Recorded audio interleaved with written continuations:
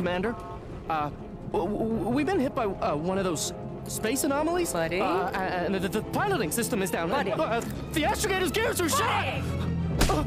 Get a hold of yourself. You're an Earth Directorate agent. Affirmative, Commander. What are the orders? Brace for impact.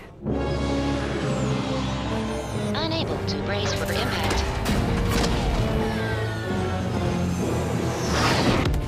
Is it the end for Commander Zane and Buddy? Tune in next week to find out. From one side of the galaxy to the next, the Earth Directorate is on your side. Whether against corrupt corporations, tyrannical governments, or corrupt corporations in league with tyrannical governments, the Earth Directorate is here to fight for the rights of all colonists. So remember, if you or your neighbor's government has turned tyrannical or sold themselves out to greedy corporate interests, just commandeer a skip drone and send the Earth Directorate an SOS, and we will respond immediately. Please allow 6 months to 10 years, depending on your proximity to the nearest Earth Directorate base and any unforeseen encounters.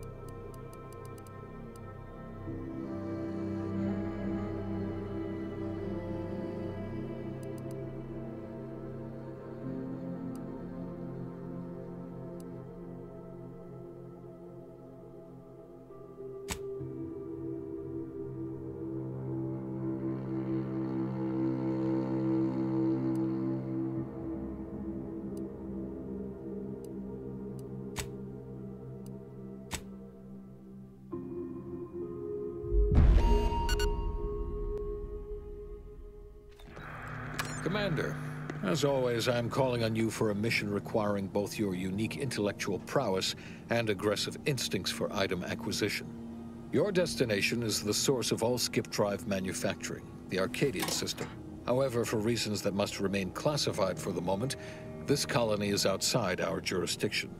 We have recently discovered that the drives are somehow responsible for the dangerous rift anomalies, the tears in the fabric of space itself. Without skip drives, interstellar travel is impossible. No conferences at which to tear apart your peers' half-baked theories. No jaunts to other systems to find rare historical items. No propagation of knowledge of any kind. In short, stagnation and death for the colonies.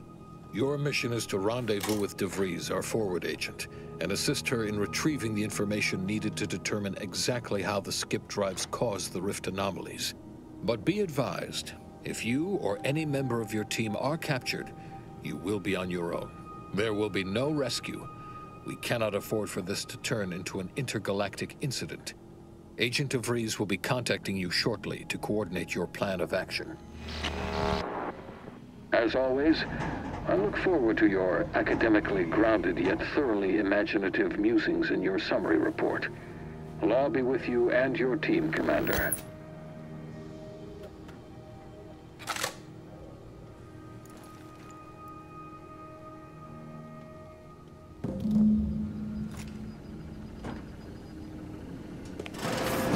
Commander, hey, Agent Pascal told me to bring you your new model tactical time dilation device. They say these newfangled ones cause no, that ain't right. 10.25% less brain damage than the old ones. Yeah, impressive, huh? Way it seems to make everything move slower still feels a little weird to me, but they tell me I'll get used to it. They say the way it works is like, well, you know how parts of your brain can become damaged if you're in suspended animation too long? It kind of does the same thing. Oh no, they don't simulate it. It's the real McCoy. The lab coats swear it's perfectly safe. Science is amazing, ain't it? Listen to me, rambling on. So, well, anyway, here you go. Look, Commander, truth be told, I asked to deliver it to you. I was just hoping to get a moment to ask you for a pointer or two, you know, on how to be a great agent like yourself. Because, well, you're a legend. And the other agents, well, let's just say they disagree on just how I should go about it.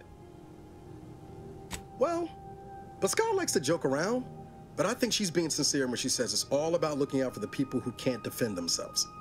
Sandoval says he's got no time for weakness. He says we gotta save people because they're too stupid to save themselves, and that we have righteousness on our side. And Jepson, well, you know him, he don't talk much. So, what do you think? Yeah, there's some advice worth taking to heart. Anyway, thanks for giving me the time of day. Most superiors wouldn't. Oh, I almost plumb forgot to tell you. It's near time for Agent DeVries to establish contact. She's like you, top tier, one of the Earth Directorate's best. I know you'll like her. Anyway, we ought to be getting down to the main room and open up the channel. Call should come through at the console.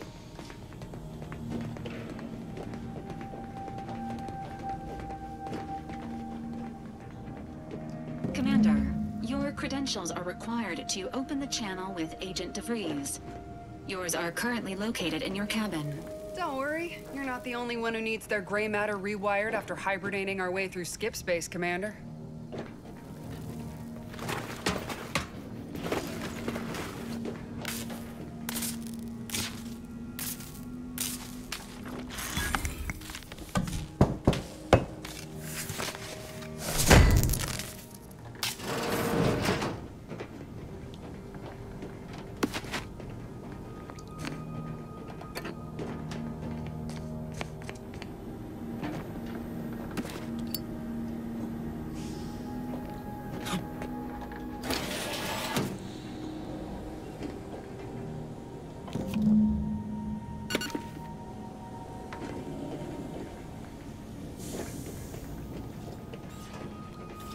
Whoa, that's sure faster than taking the stairs.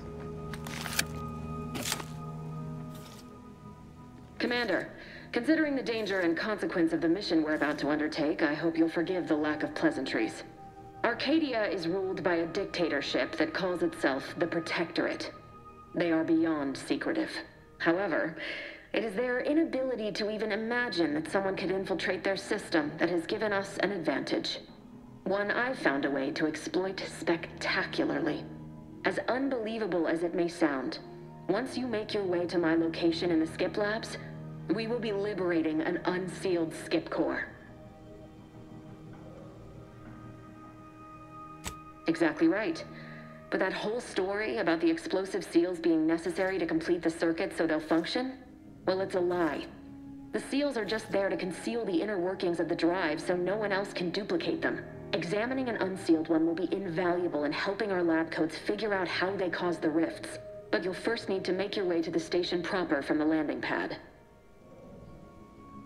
Hopefully none. Our mission's timing is fortuitous. Most of the sector security was reassigned to the far side of the station in preparation for the imminent visit of their sovereign's family.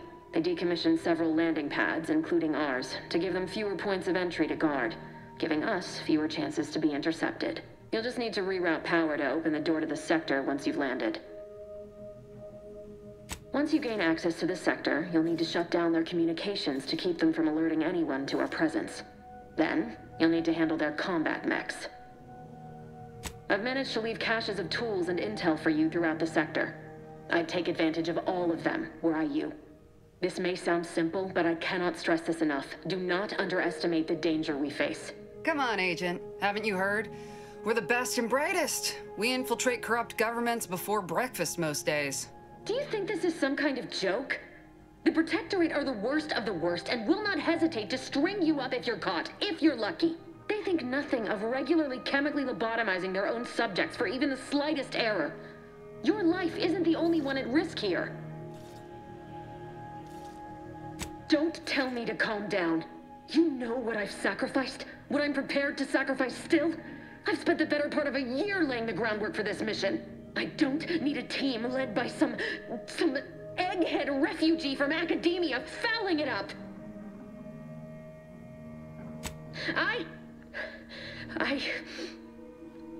Yes, of course. You were in command here. I apologize if I allowed my nerves to get the better of me. It will not happen again. I promise you. I need to go now. My absence will be noticed soon. Once you land, I'll patch in over comms and guide you through the sector. Augustine! Agent DeFreeze. I just wanted to say we're all looking forward to working with you. Who? Niles? Is that you? Law, what are you doing here? It's been so long. I'm an agent. First assignment. Suppose I look a mite different now. Less grease. Oh, and no more smelling like fuel neither. Most days. Can't wait to see you once this is over, Agent. And good luck. Same to you, Ibarra. DeVries out. Navigator's warmed up in the cockpit, Commander. Whenever you're ready to fly us in.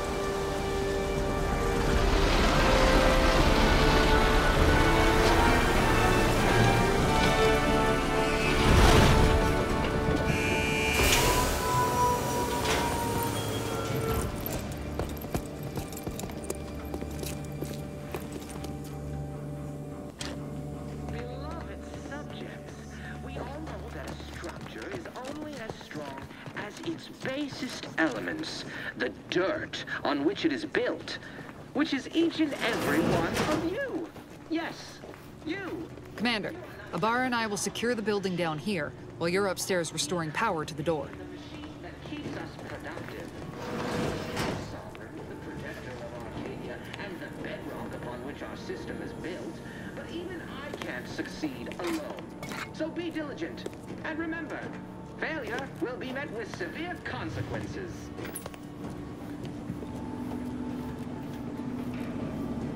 Beloved subjects, we all know that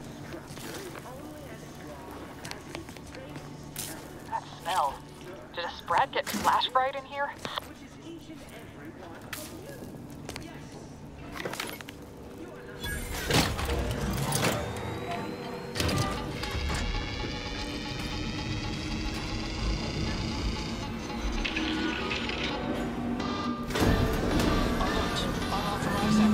The electrical system misfired somehow. Security has been triggered. This needs to be dealt with quickly. As unable to function due to death. Expiring without permission will result in demerits being assigned. Commander, we finished our sweep. I'd wager we could use the intercom to call for help, Commander. Must be a guard around here somewhere who can shut the mechs down. Screen's broken, so should be nothing to pass yourself off as one of their own. I also found a vent around the corner might get us inside in a less conspicuous manner than strolling through the front gate. Though you'd have to pick the lock to see for sure. Always a good idea to have a cover story. That don't work out. This here mag pick should come in handy.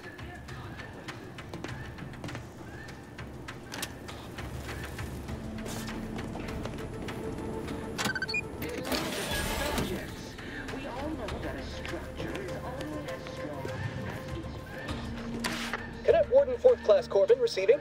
It's a glorious day in the Protectorate. How can I serve? Wait a moment. You're calling from landing pad 0-53? That's listed as decommissioned. And yet the defenses have come online? Please be so kind as to inform me of your name and ID number so that I may report you for this infraction. And hurry, please. The transmission of the Sovereign's family's arrival will start any moment. I can scarce afford the demerits missing it would entail. Mallory? Oh, now I understand. I'd heard you were, that your condition wasn't, optimal. What? I know I shouldn't be asking this, but what was it like?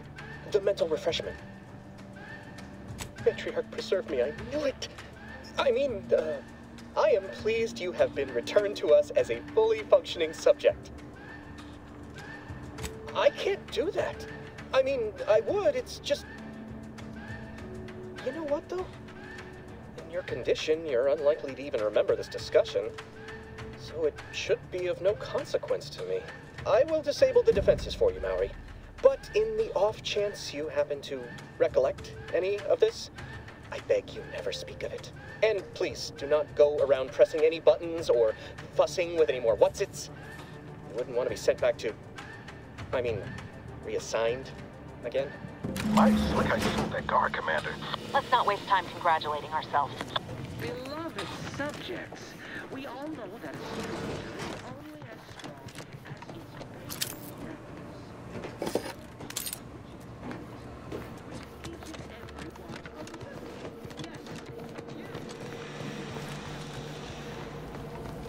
Commander, the situation is becoming more fluid than I'd originally planned for. We've got to change our approach. Split the team to handle comms and security concurrently.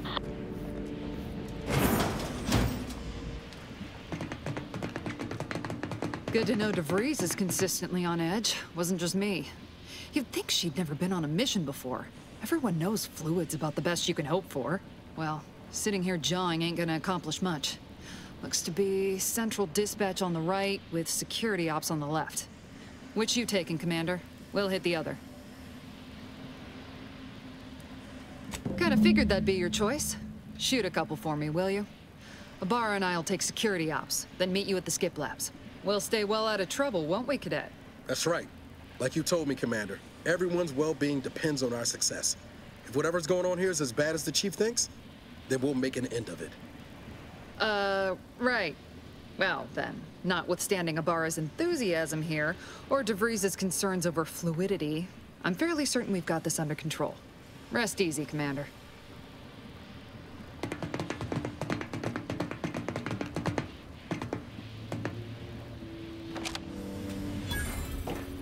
Agent Pascal, ma'am, I've been cogitating on how best to gain entry in the security ops. You know, nice and quiet-like.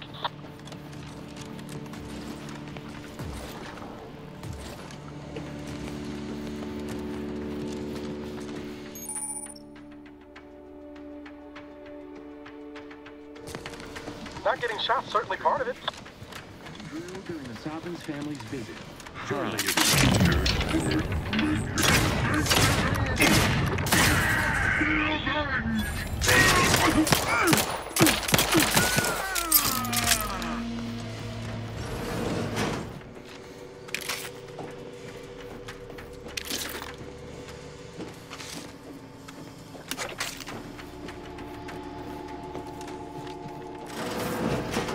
Jepson and I are in position above the sector, Commander. Pass only clear. Only encountered one guard. He's been dealt with. You should have seen it. Wasn't it? As long as it is done righteously in the name of the Earth Directorate. Right, Sandoval? Which is the airlock when we're back on the ship, Bess. Is there something wrong?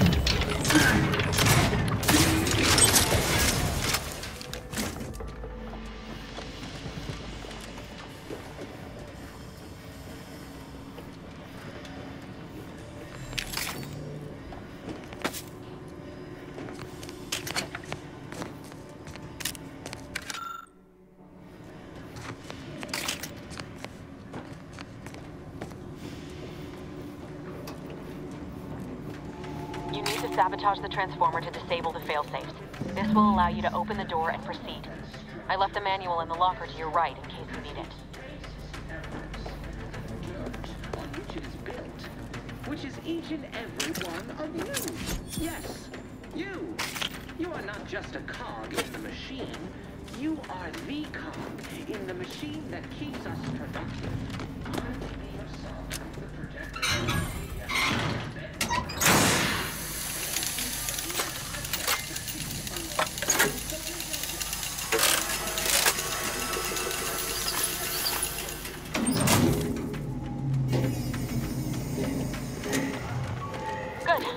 Now that that's done...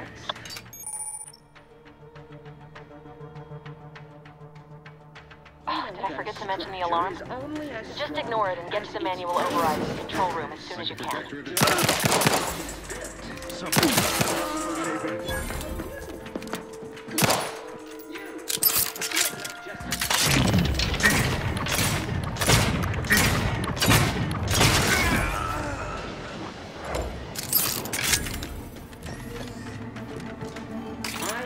Sovereign, the protector of Arcadia, and the bedrock upon which our system is built.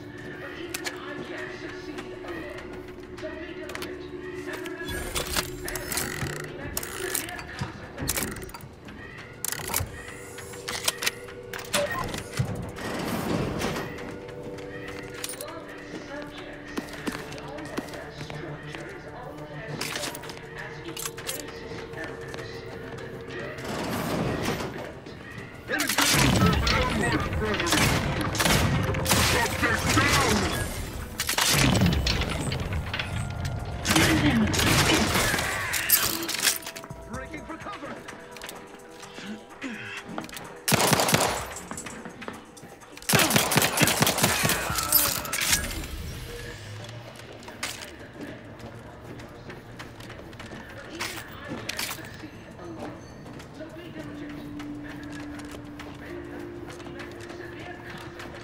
We're encountering more opposition over here than Debris said we should. Nothing too serious, but any distraction you could provide would be helpful, Commander. Subjects, we all know that a structure is only as strong as its basest elements, on which it is built, which is each and every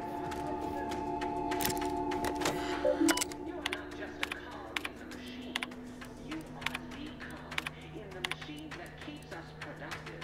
I may be your sovereign, the protector of Arcadia, and the bedrock upon which our system is built, but even I can't succeed.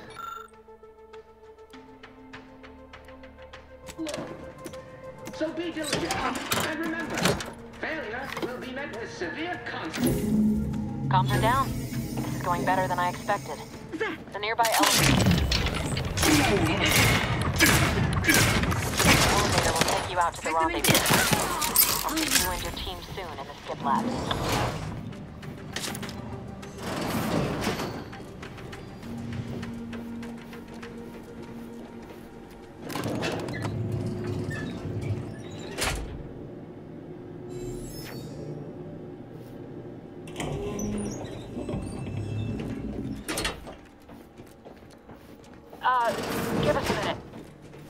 Something's not right.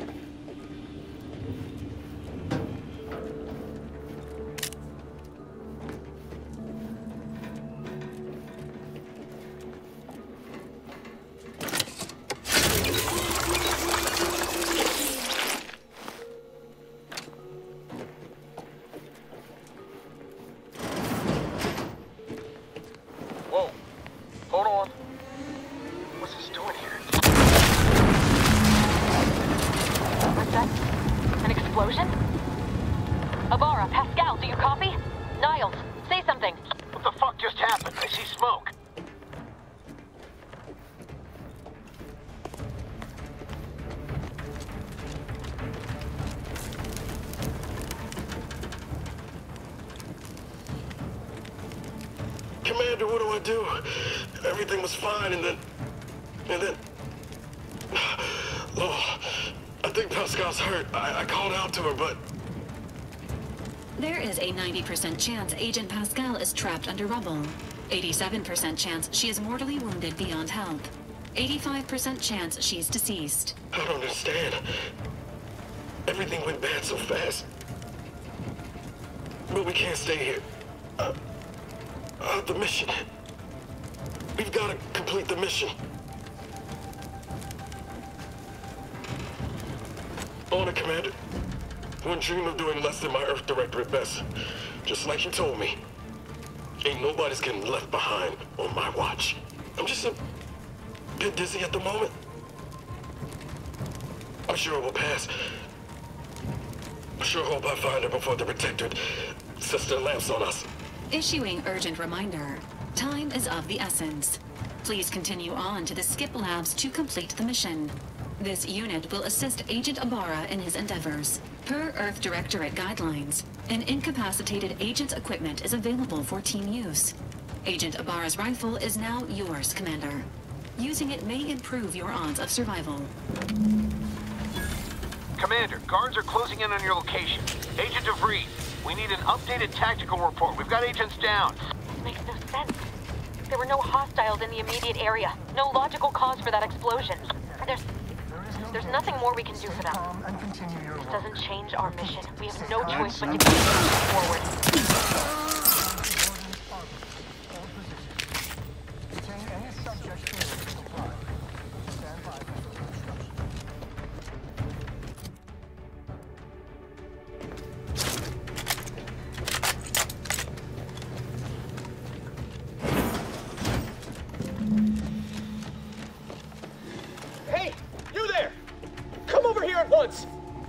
Please? What are you doing here? Why aren't you at your post? Has this whole facility gone mad? Something has transpired at Central Dispatch. I've heard gunshots, screams. I fear we may be under attack, but how? This is the Sovereign's Arcadia. I've attempted to raise anyone within the sector, but communications are completely down. And there was that explosion. Please, tell me you know what's happening here. By the matriarch, your voice. You're the one I spoke to over the intercom, but you're not Maori, which means I let an unauthorized person into the facility. No. I am ruined. You've played me for a fool, talked me into an action that borders on treason. And now, the price must be paid. I'm a loyal subject, I swear. Why would you do this to me? They need no witness to convict me. My demerits assure they'll be interrogating me about all this. They'll read my guilt on my face, hear the failure in my words. No matter how I try to conceal it, I'll just wait here for them to come and take me away. It is over for me. I need accept it. I know I'm still a loyal subject, even if no one else does. Of what matter is it if I go willingly or not? The fact is that it is unavoidable. My latest perpetual appraisal of purpose was less than adequate. It's just sitting on Arbiter Jackson's terminal, waiting like a blade above my head. When the demerits for this are added, maybe I'll be lucky and they'll just execute me instead. What do you mean, help me out? There is no help for me. Petitioning for redress is only admissible in extreme circumstances. Anything else shows a disrespect for the system's purity and perfection. I'm not certain I follow. You're saying you would alter an official report without authorization? To cover my abject failures? I've never heard of such a thing. Why, that could be like having a new start. Wait, what am I saying? I cannot be party to your scheme. I'd be caught for sure. You do that for me? Yes, at once. Glory be to the Protectorate.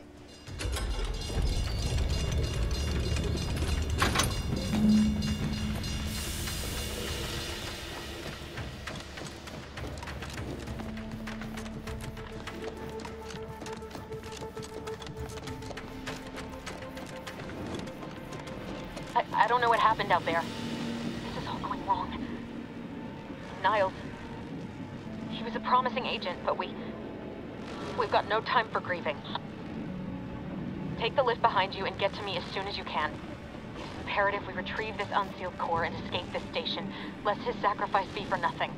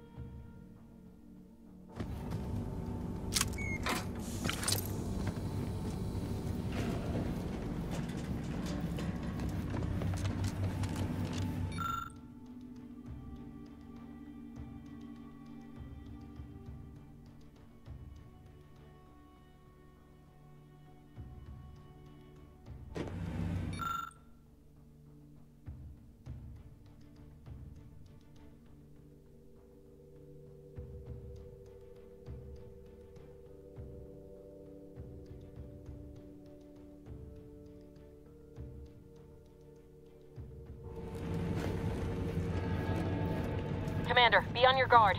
I'm picking up increased security activity in your area. They'll be at your location at any moment. This is not a drill! Or it is. It will be tested. It is not our place to question!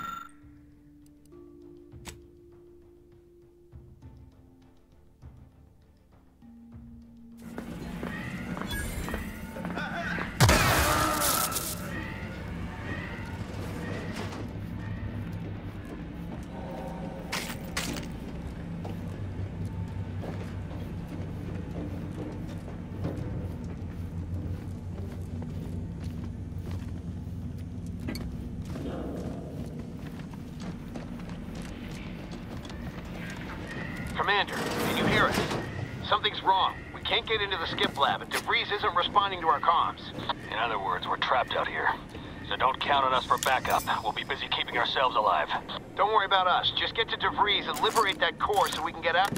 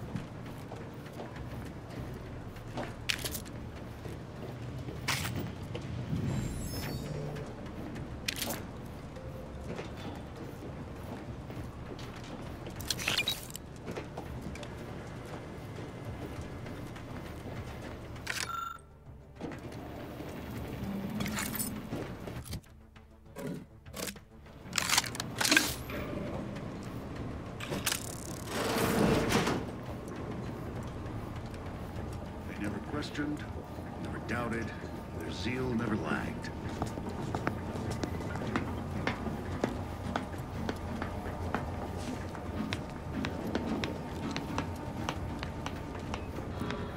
Thinking never made anybody happy.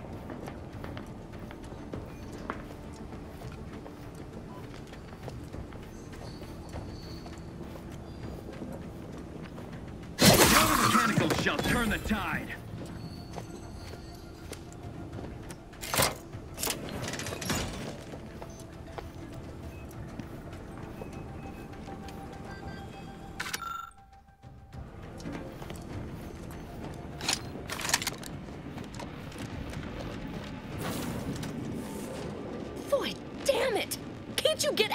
Right? You were supposed to be dead already.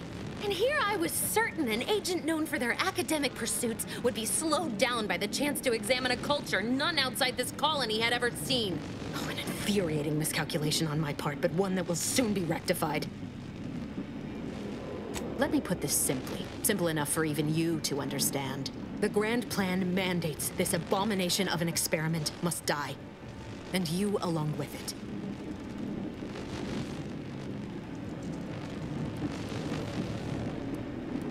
Your righteousness is as unamusing as it is misplaced. I have no expectation to live through this either. Don't you think I would have? Sparing Niles and not having to deal with you would have been preferable were I given the choice. But the plan cares not for our wants. I couldn't risk the delicate balance of the predictions. The mathematical computations involved are very specific. There is no too late. This is happening right on time, as it must. And whether Niles is alive or dead has no bearing on it. Farewell, Commander.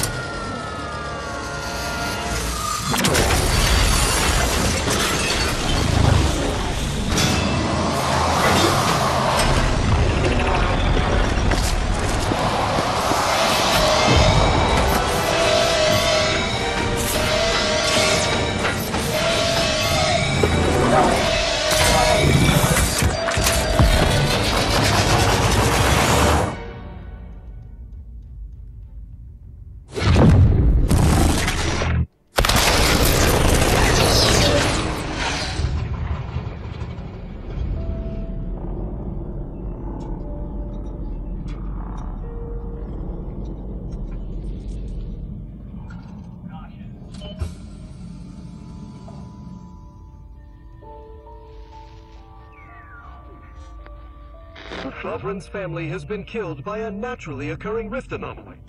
High priority alert to all Earth Directorate agents. Contact with Earth has been low. Identified ships on the edge of Arcadia. It's no longer just a spacer's choice, it's Auntie's choice. Greater value for your men. Arcadian citizens, we've come to deliver you from oppression.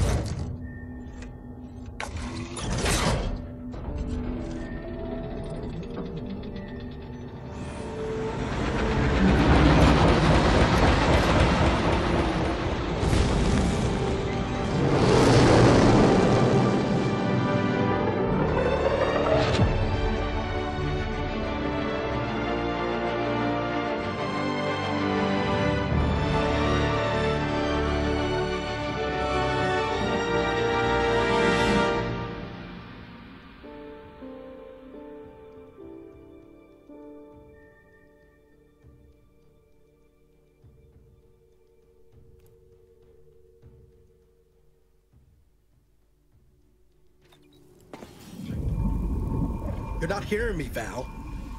They were out there for almost 10 years. You know what usually happens to someone left in suspended animation that long. Explosive cell death may result from extended periods of suspended animation. Death occurs quickly as the human body rapidly liquefies. Exactly. And it would be my fault it happens. Oh, I never should have stopped looking. I can't face the commander right now, not like this. I'll be in the cockpit.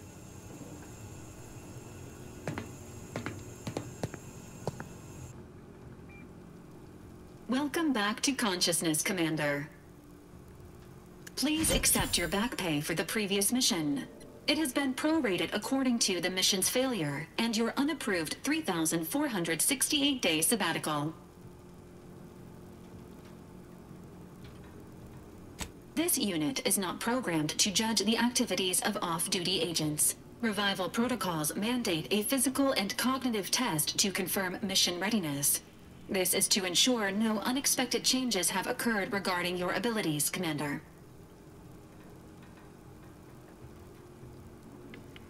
Say,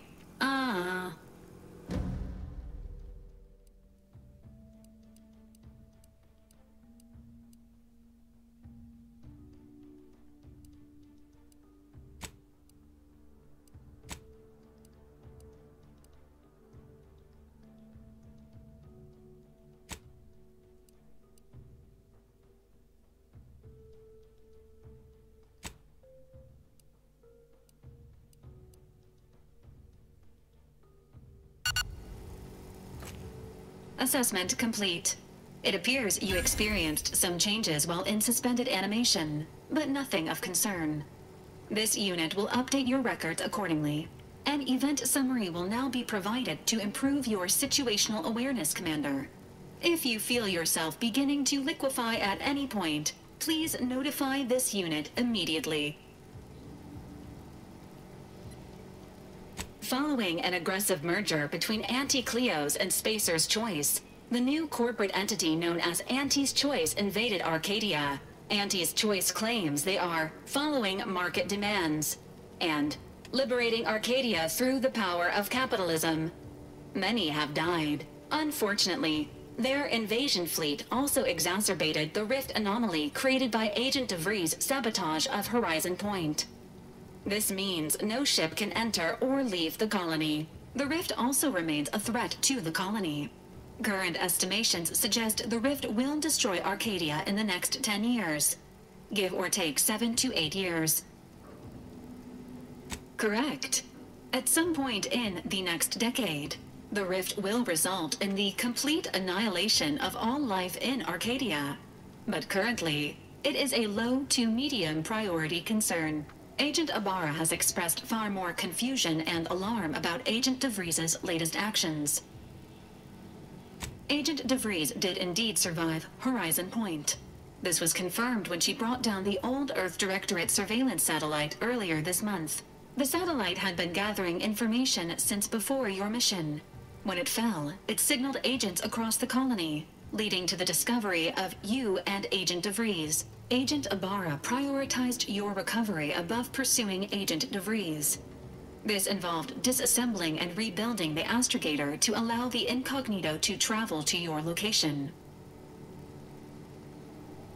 This unit has observed a marked improvement in Agent Ibarra's hygiene regimen since the satellite was brought down.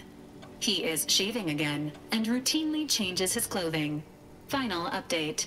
Due to the deaths of every other squad member, Agent Ibarra is now a full agent. He is currently in the cockpit.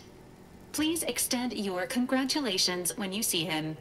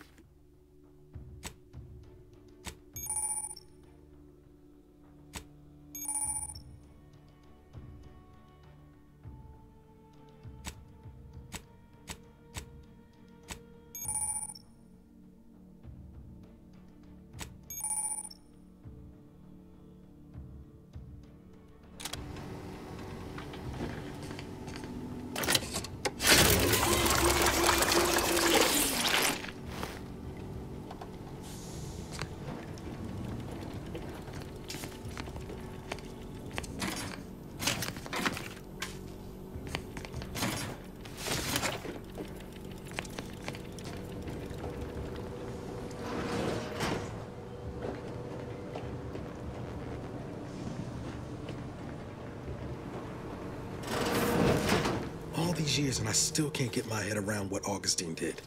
Sacrificing our whole team. And for what? What did our blood pay for? Oh, Commander. Thought you were Val. Glad to see you up and ambling about.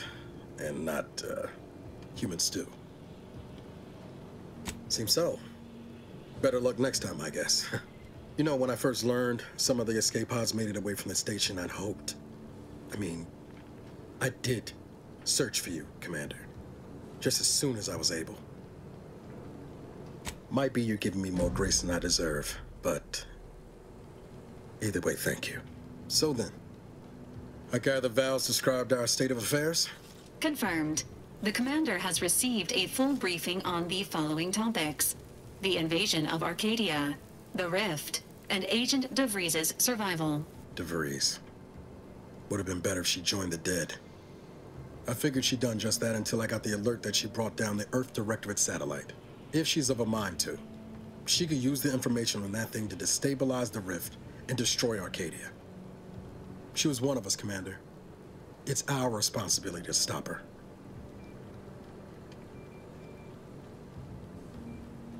With your erudite insights, I wager it won't take us long at all to catch her. She's going to ground now, but as part of her original undercover mission, DeVries was inserted at the Vox relay station on Paradise Island. She'd have followed protocol, established a safe room there. Wager that's where we'll find clues as to her present plans and whereabouts. Thank you, Commander. Means a lot coming from you. Just to be clear, I'm not saying we're strolling up to the Vox station and knock nicely. The Vox is highly restricted and heavily defended. It'd be a death sentence. We might ought to explore the island first, find out what we can. The satellite alert pinged DeVries' tracker in a town, name of Fairfield. Wasn't nowhere clear as yours, so we need to poke around a bit. Doubt she's there now, but it seems a better place to start than insulting your Protectorate communications hub.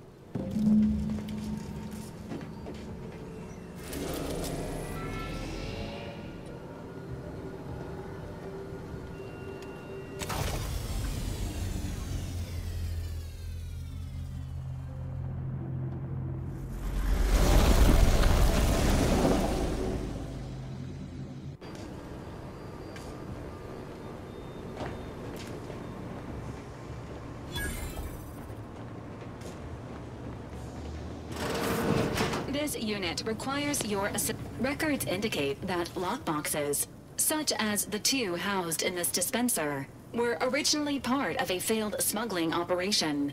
Special lockbox keys are needed to open them. After discovering the first lockbox, Agent Ibarra installed this dispenser to house additional lockboxes, which may be located throughout the colony. Unfortunately, due to a jam, the dispenser is currently inoperable. Agent Ibarra deprioritized its repair in order to focus on rescuing you, Commander. Theorizing. Extracting the contents from the first lockbox may disencumber the dispenser, allowing it to return to normal operations. This unit has an advanced decryption key that can open the first lockbox, Commander. Agent Ibarra updated this unit's security protocols following an incident of minor exposure. This unit is currently forbidden from unlocking containers, safes, and bathrooms in use. Helpful addendum. Scans also indicate an Anti's Choice dematerializer within the first lockbox, which you may find useful in the discreet disposal of bodies, Commander. An Earth Directorate agent prepares for all eventualities, including but not limited to unpremeditated murder. Additionally, the second lockbox's contents may contain parts to upgrade your Valerie unit. Upgrades are recommended to improve your experience of Valerie. Please do not attempt physical intimacy with your Valerie unit. This unit may suffer occasional wear and tear in the course of performing its operations. Routine maintenance is required. Acknowledged. An upgraded Valerie unit will boost the team's overall level of effectiveness by an estimated 87.3%. Please be on the lookout for any additional lockboxes, which may be stored here for your convenience.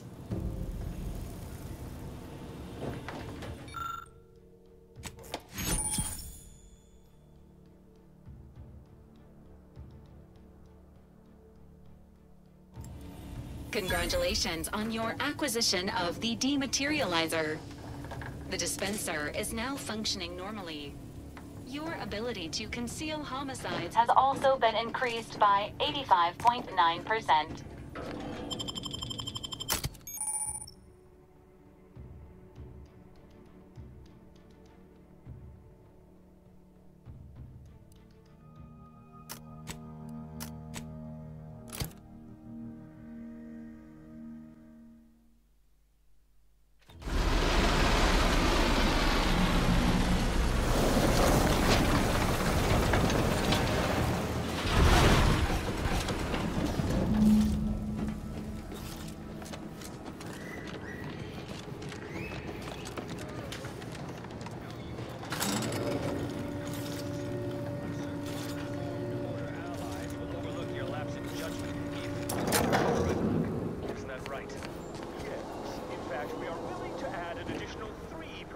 to the agreed upon payment to encourage your compliance in our deal by 22%. Suddenly, consumerism isn't so appealing. Systems to upgrade.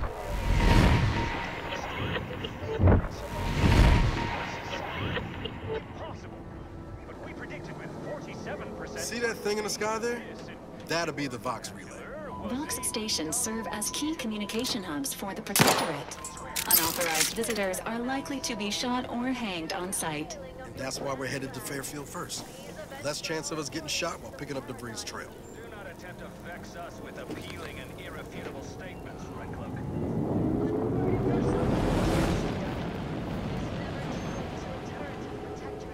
Where all needs are met, where the sovereign image cares for all. Lies. I am too far indoctrinated into the chaos of the Order and their grand plan. Not true. Return with me for mental refreshment. Your family must continue to serve. We will cure you of these confused...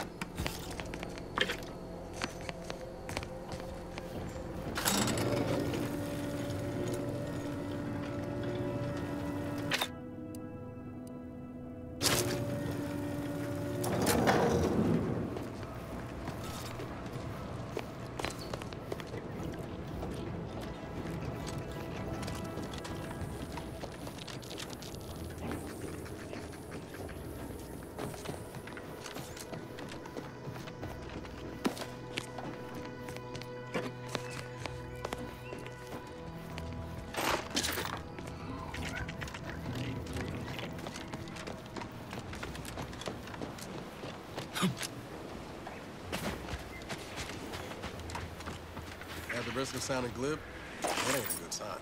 Correction. The sign seems to be functioning nominally. Can't say the same for the trooper.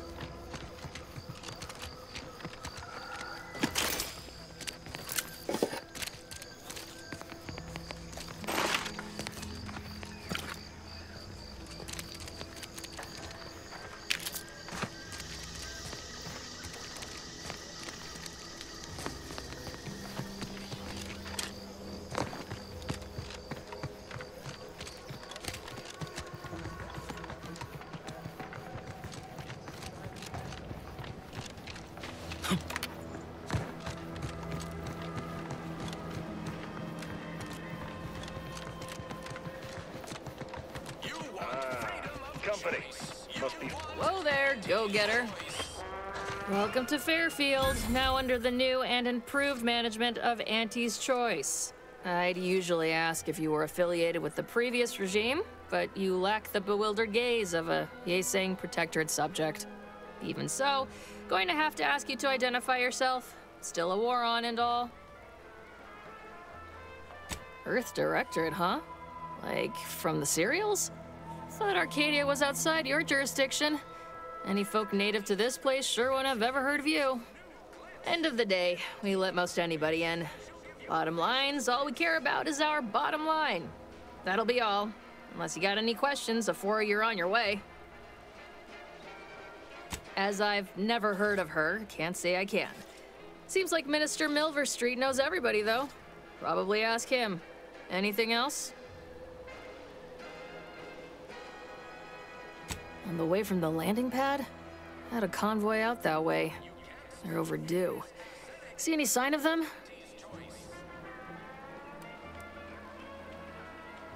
Damnation. I know that toss ball. Belonged to a friend on that detail. Keepsake, I guess. Thanks. That'll mean a lot to his family. They can use it to pay his gravesite fees. Fool never bothered keeping up on the payments. Them Protectorate drones been a serious menace of late. Heard Trooper Faulkner shot a few. You find a way to put a stop to them. There's a bounty for it. Bounty terminal's out next to the jail, across from the bar. Just down the lane here a spell. You get to Town Hall, you passed it. What? You been in hibernation or something? We're here to bring the free market's liberation to the people of Arcadia. And Arcadia's bounty to the rest of the galaxy, of course. Oh, we got everything. One of them, at least. Clinic's over there on your left. Watering hole's a bit down on the right. Market's a straight shot down the lane. Before I forget, I have standing orders to send all newcomers to Minister Milverstreet. He's in the town hall. That'd be the one with the giant hologram on it. Can't miss it. Once again, welcome to Fairfield, the official new home of free trade and self-reliance on Eden.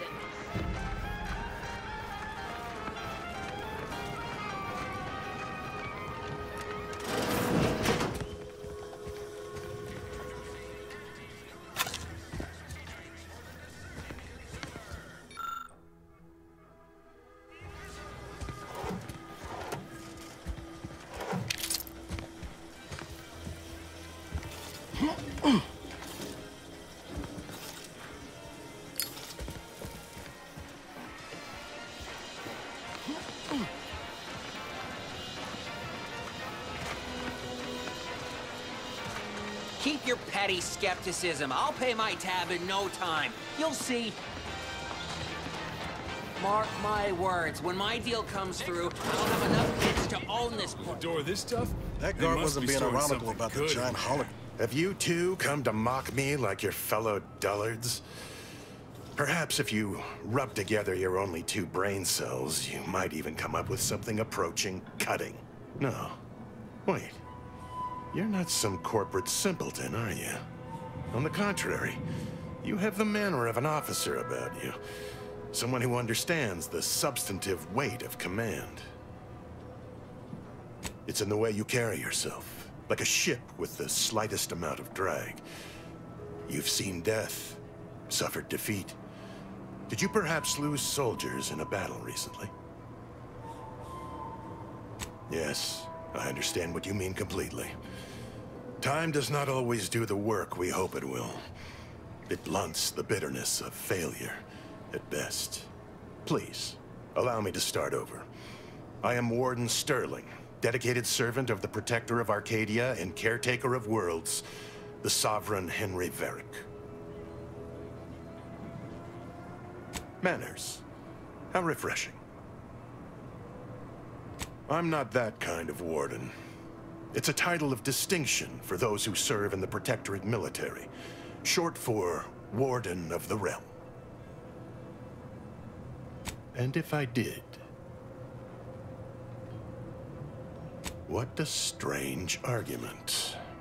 Obviously, I would prefer the contents of the armory remain with the Protectorate, but circumstances being what they are, perhaps you're right. We need more privacy before continuing this conversation. Go to the back of the building, and I shall meet you at the window of my cell. I'll be waiting.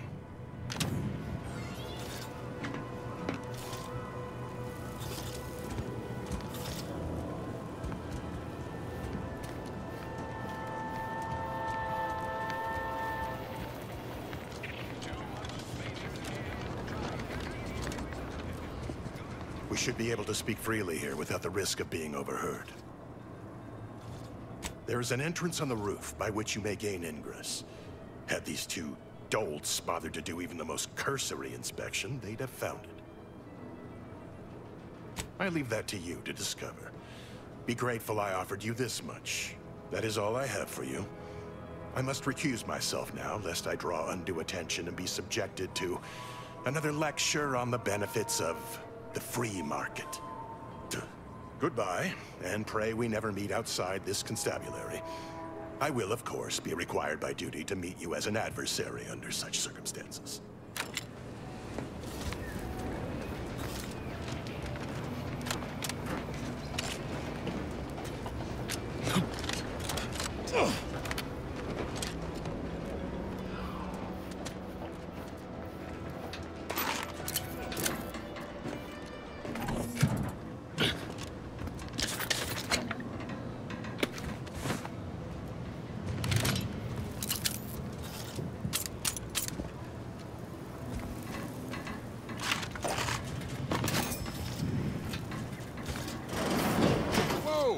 The blazes did you get in there?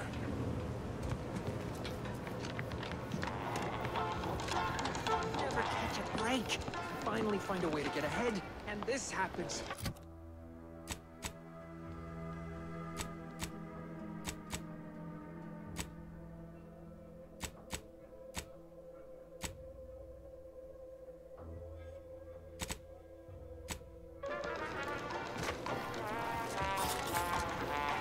Swear, I almost had it this time.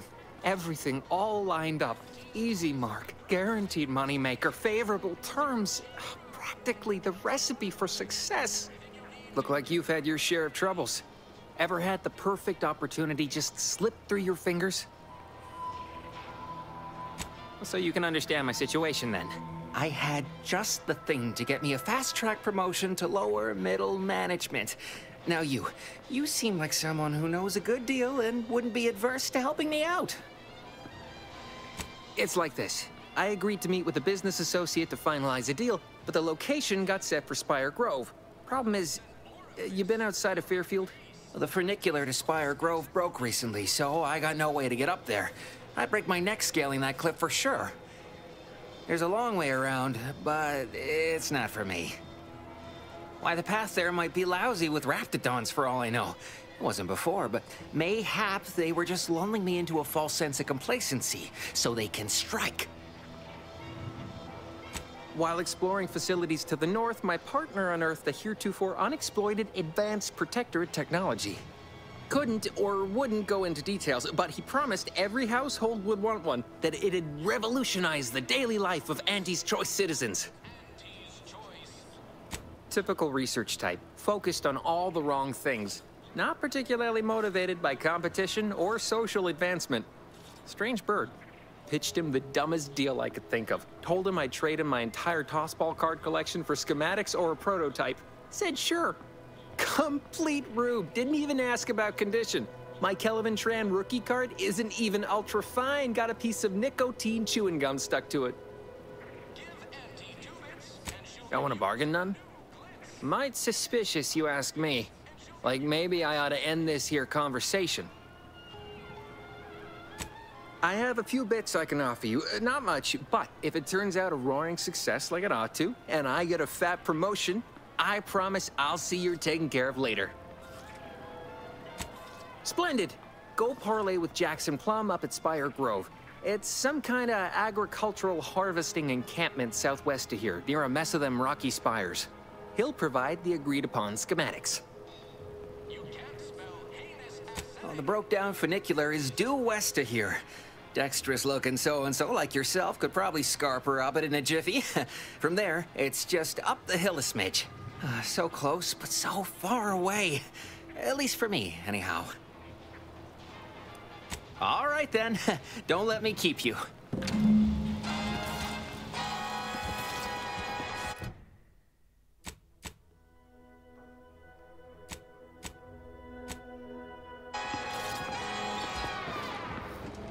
Auntie's Choice knows that a better you is just 3 pills and an ointment away. Yes. No, that's okay. If you can... Yet you see fit to keep me in a constant state of consternation. With each unauthorized act, you jeopardize our hold of Fairfield. Yes, but you must understand, the Protectorate citizenry is a hair's breadth from defection. Within the week, I'm certain. Certain. Like the week prior and the week before that. Impressive foresight you wield.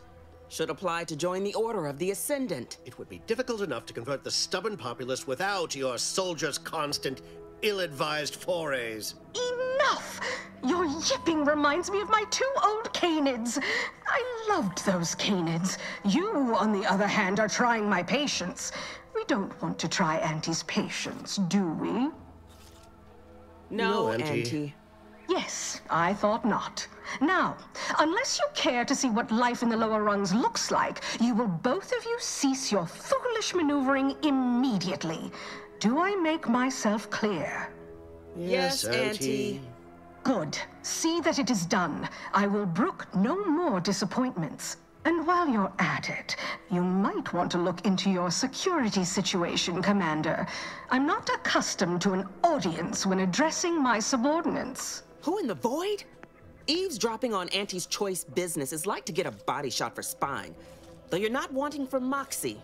I'll give you that. Now, hold a moment, Carr. When opportunity comes visiting, perhaps it's better not to riddle it full of holes. Our new compatriot may be of assistance. A surprisingly good point, especially from you. She only forbade us using our own personnel. Be a whole other matter were a stranger to happen to aid one of us. But which? Well, you seem an observant sort, so I expect you'll tire of Milver Street's bluster soon enough. Come see me before agreeing to whatever absurdity he proposes. Unlike him, I have some work actually befitting your time. I'll be waiting. Alone at last. I never thought she'd leave. Now then, allow me to introduce myself. I am D.B. Milver Street, Minister of Marketing, Duke of Demographics, Commercial Condottiere, President of Promotional Material. Tell me, do you believe in signs? I sell to the gullible and impressionable. You, however, seem a mite too clever to buy what I'm peddling. No, friend, I've got something better in mind for you. I do not believe in signs. I believe in opportunities. Right now, at this moment, you and I have an opportunity to save countless lives. But I'm hardly the type to beg and ask for nothing in return. Tell me, what do you desire of this island? With that hat? Absolutely not. Is this a bad time to mention I can read lips? I have some faint recollections of the fuzz beneath my hat. Perhaps I saw such a name amidst my perusal of the Protectorate domicile assignment records. The record room is in this building. You have my permission to peruse at your leisure. But surely a go-getter like yourself has more ambitious goals on our island. Share them with me, and we can brave them together. Ambitious, aren't we? Easily the best protected location on Paradise Island. Hardly a place for a stroll. But if you assist me, I promise to get you inside. Better yet, helping me shall result in our saving dozens, no, hundreds of lives. Your conscience shall be renewed. Auntie may demand Carr and I do nothing. But for each moment I remain inactive, dozens fall in meaningless combat. I seek a persuasive method of alleviating this conflict. The Protectorate utilizes a procedure known as mental refreshment to ease the temperament of wayward subjects. The Ministry of Accuracy contains vital information about the process and where it is performed. This is the prize I seek. I previously sent a grafted soldier, Trooper Ceylon, to retrieve said information, but I have not heard from her in some time. Consequently, I must presume the worst.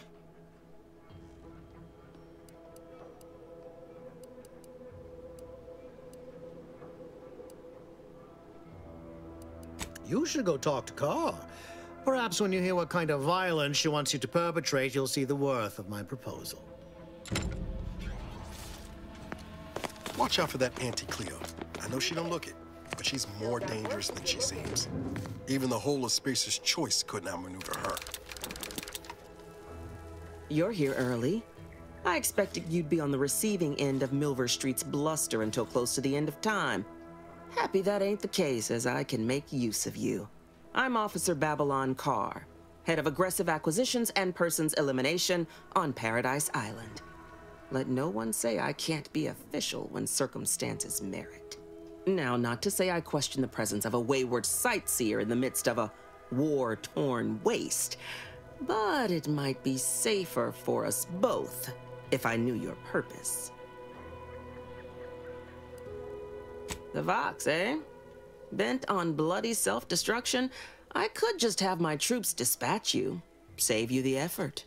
Although if you were keen on continuing to draw breath, perhaps you and I could broker a deal. There are Protectorate vitals need bled. You could do the bleeding. I want the Protectorate war effort exsanguinated. You want into the Vox relay. You help me, I help you.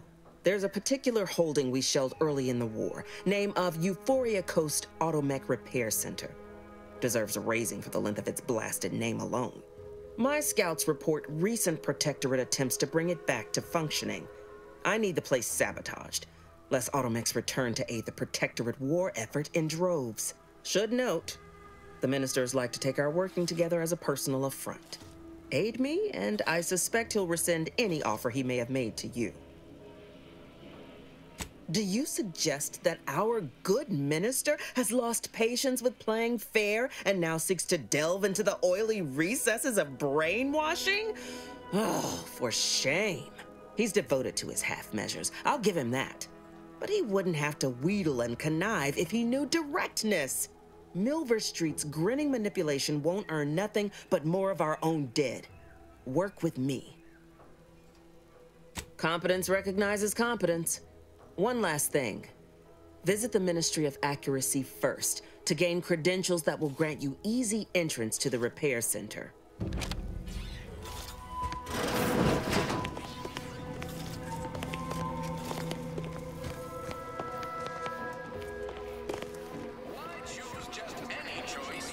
Commander, there is a 98.7% chance that hunting Agent DeVries will require greater amounts of ammunition than you currently possess. Ammunition can be purchased at vending machines or crafted at a workbench using materials like this collection of scrap metal and powder.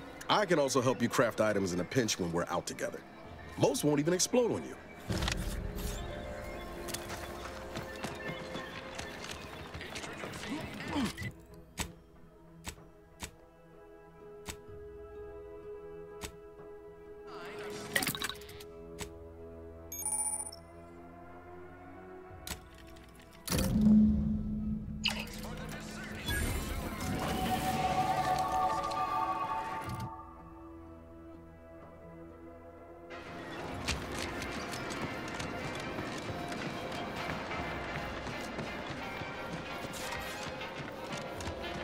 Don't go into that cheap saloon if you got a lick of gumption. They got no tolerance for it. What do you think I'm... Holler when you're ready for me, Doc. I'll be over here. I must ask you to... My liver ain't the lily kind. Tell it to me straight, Doc. The bullet shattered your tibia and all but demolished your gastrocnemius muscle. Due to the risk of infection, I have to abscise your leg. There is good news, however. I recently enrolled in a course on advanced amputation techniques, so I'll be seeing a positive return on my investment sooner than expected. Oh, I'm sorry. You must be my replacement, since you're so clearly qualified to do my job. I am not required to answer that.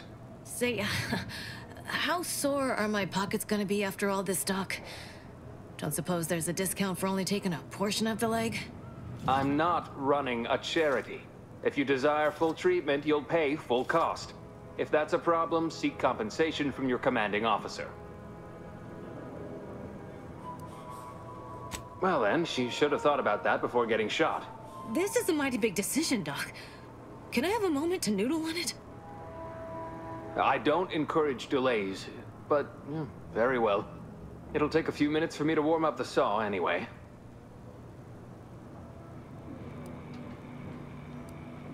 Short of you skipping back in time and ordering the coagulant I need, I doubt anything can be done to accelerate the timetable for treating these soldiers.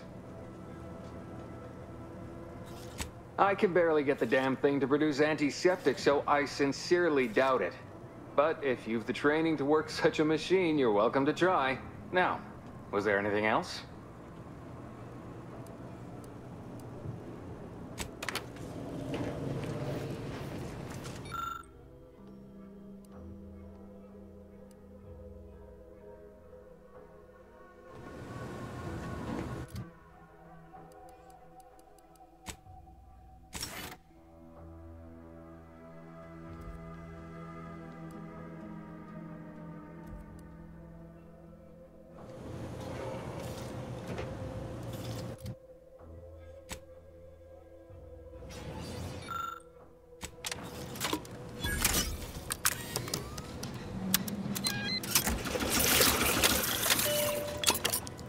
I must say, I'm rather amazed.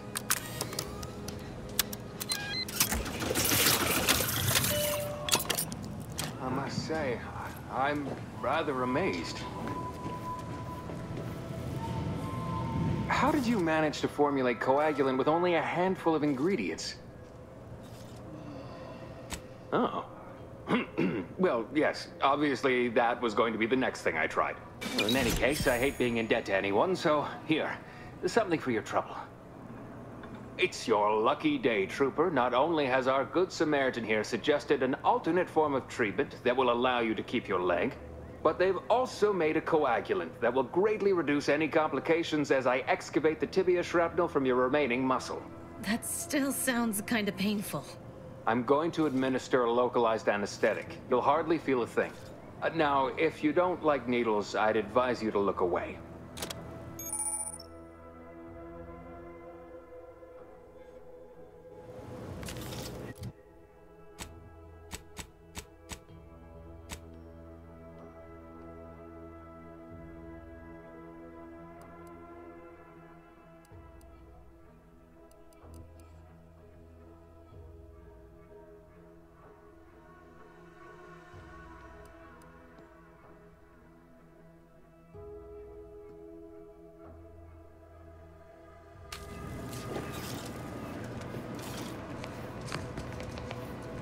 Don't mean to sound unsociable, but you might not want to stand so close.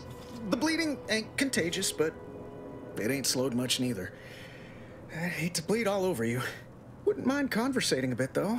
Anything to take my mind off the pain. Oh, it stings. This unit is not permitted to operate within corporate-owned medical facilities without said corporation's consent. Non-legally binding reassurances, however, may be offered. Reassurances, you say? Like what? Deploying reassurance. Do not worry. You will be fine. I guess that's something. Look at me, drawing comfort from a drone after being attacked by one. Funny world, ain't it? I was on sentry duty, bravely surveying our perimeter for threats, when a protectorate drone attacked out of nowhere. Third time in as many days. I returned fire like it was a cereal. Bang, bang, bang! Pew, pew, pew! Oh, not excessively, of course. Don't want Auntie taking that extra ammunition out of my paycheck. Again, it was all going fine until the damn thing blasts me while I'm reloading. Mighty uncourteous, you ask me.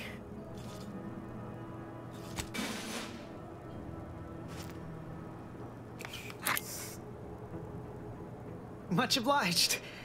That feels night and day better already. Protectorate forces won't know what hit them once I'm back in the field. Thanks again, friend.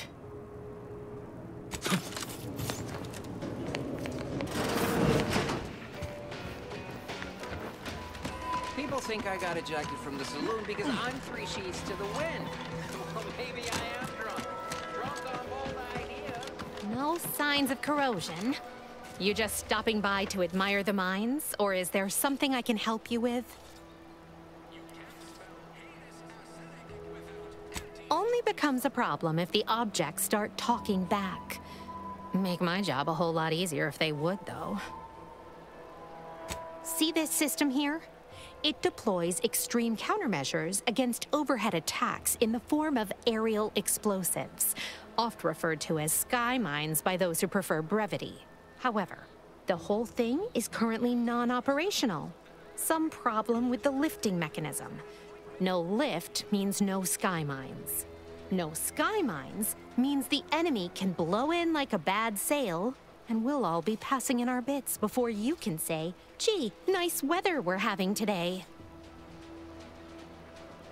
Truth is, maybe I could use some help. But if you mention this conversation to anyone, I will deny it ever took place. I'll be over there if you need me. Way over there. Should clear the blast radius at that distance.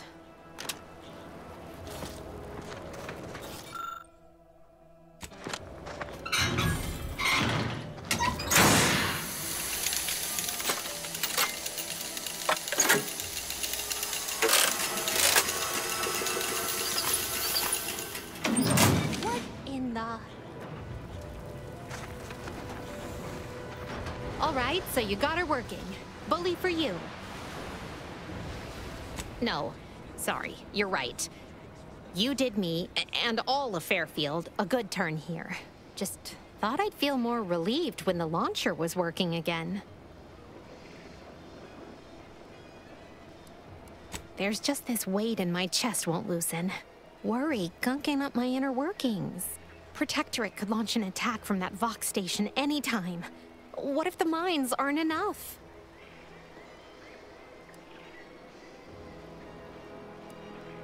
Guess I won't have much to worry about then, will I?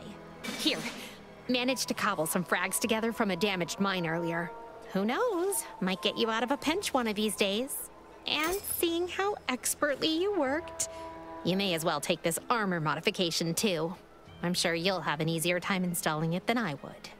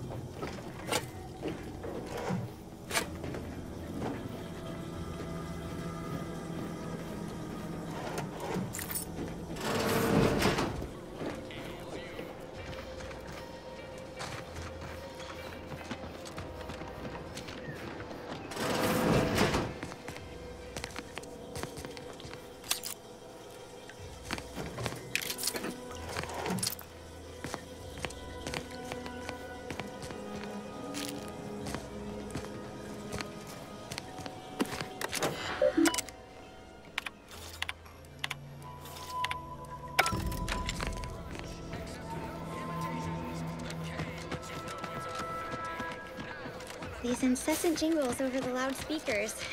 Do they ever cease? Nope. You'll probably hear them in your dreams. If you haven't already. Ectoplasm. Wait. Nope. Just taro excrement. Ugh.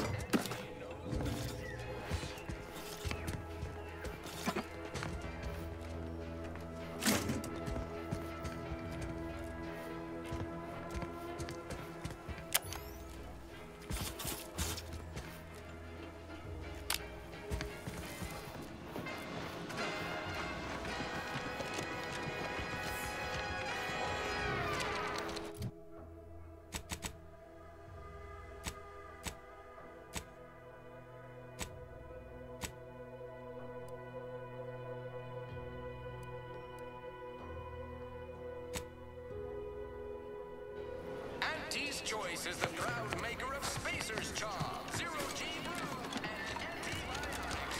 Everything you need to get through your day.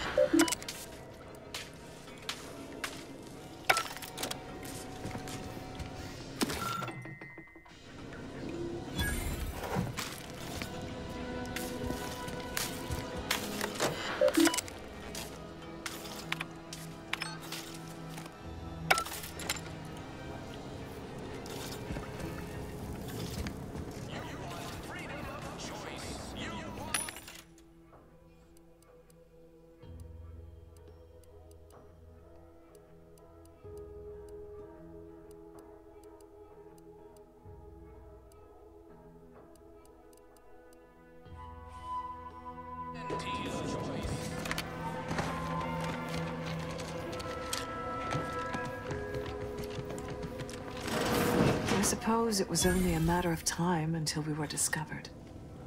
Though what an odd thing to die for. Apples. Is that not why you've come? Because you discovered our recent larceny at the greenhouse? The greenhouse's stolen bounty offered a healthy alternative to gorging ourselves on that vending machine poison. Alas, I was spotted on 1 or 2 forays.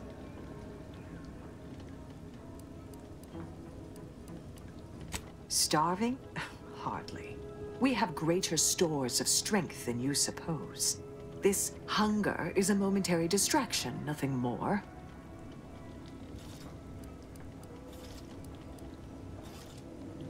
Do not speak of biology to me, interloper. We are not the same. I am built in accordance with the paradigm. And you are insubstantial, weakened under the burden of choice. If you are conniving for some concession of weakness, you will be a long time waiting. Enough! We know what is expected of us, and we have readied ourselves to meet death in all its personas. Have you? What the?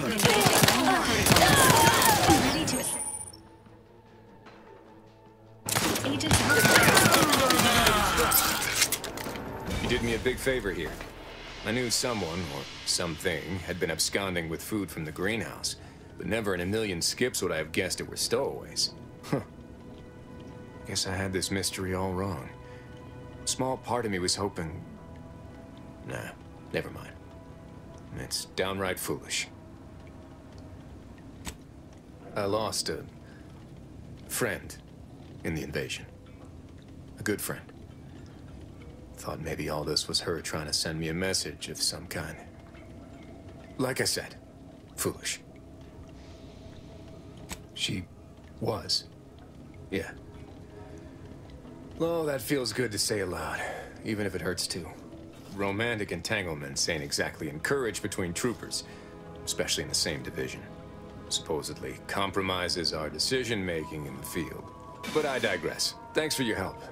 And for listening to my languishments. Glad someone else might remember her now, too.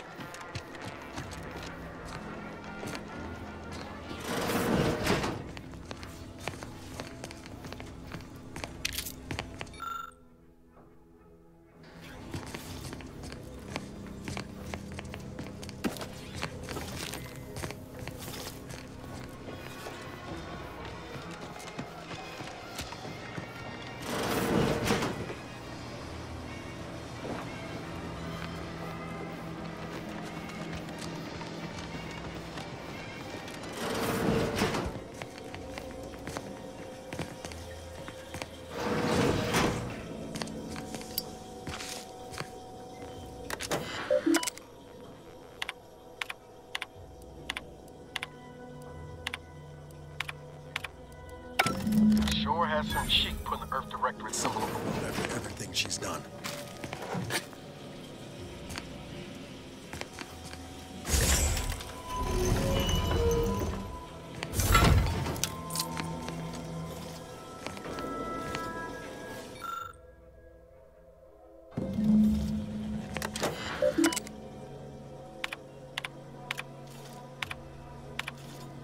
My cover story has worked. I am safely ensconced at the Vox station, assigned to the lowly Information Input and Retrieval Department. It seems a colony so certain of its absolute control over its subjects can be less than rigorous when it comes to security. I was able to easily widen out a space behind the walls of the main control room to establish my safe room, giving me unfettered access to the communication transfer conduits. I have hacked into their system downstream from the security protocols, so I am able to infiltrate their entire system with them being none the wiser. While I have little doubt as to the success of our mission, trepidation still gnaws at me, though I cannot say why. Perhaps it is simply the normal mission commencement jitters. I thought my duties complete. Information gathered, reports filed, preparations made. I'd even created a fictitious identity and work transfer to Horizon Point Station well ahead of schedule, in order to keep anyone from tracking my movements upon commencing the mission. All that was left was the waiting. Or so I thought. Then, troubling information came to light. I've seen the numbers. I've seen the equations. While I don't understand all of it, I understand enough to know it is the truth. And I am the only one in a position to act upon it. Though it means the betrayal of my team and the duty I swore to uphold. But can I? I did it. They are all dead. And I am still alive. I had not expected this. I had prepared no alibi, and so felt assured my ruse would be discovered and I'd not have to carry this burden. But the complete gullibility of the Protectorate subjects cannot be underestimated, it seems. My threadbare excuse of my grievous wounds as pitchball injuries was accepted without question. I can only keep telling myself it had to be done. Something which becomes harder by the day as the rift anomaly grows in the sky. But it was all part of the plan. Wasn't it? I can't believe this. Void me if I understand any of this. DeVries sold us out for what? Because of a few equations? Some dots and lines on a graph? Good fucking law. I mean, she wasn't a damn scientist. She said it herself. She didn't understand all of it, the math. So what was she thinking? Oh, yeah? And how many of those colleagues went and blew up a space station on account of it? Damn it! I never wanted to talk about this. I wanted to just leave it alone. Told myself, no point in dredging up the past. Should have known he wouldn't rest. DeVries may have saved me on Triangulum, but I wasn't the only one looked up to her. Lots of the other recruits talked about her too, back at the academy. We all thought she was the pinnacle of what an agent should be. Tough, smart, ain't a job she couldn't get done. And better and faster than everyone else. Inspired all of us. Reckon so. Some might embarrassing how much worship we all put on her name. You put a tool in my hand, I would have built monuments to her. Figured my own career could be just that. Doing for others what she'd done for me. Never imagined I'd actually get to work with her. Me, some nobody from Triangulum. And then she betrayed us. Tried telling myself it was an accident, but now we've got the cold, hard proof it wasn't. Law only knows why she trusted the Order's numbers. Ain't cynical if it turns out true. DeVries was willing to sacrifice us. I have to know what for. I mean, she always struck me as so pragmatic, real sensible-like. Never figured she'd go all in on predictions from a bunch of monks. Done some good, too.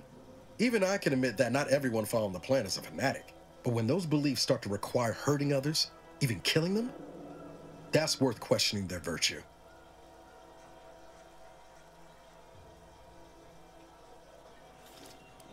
If only DeVries had shared in our good judgment, huh?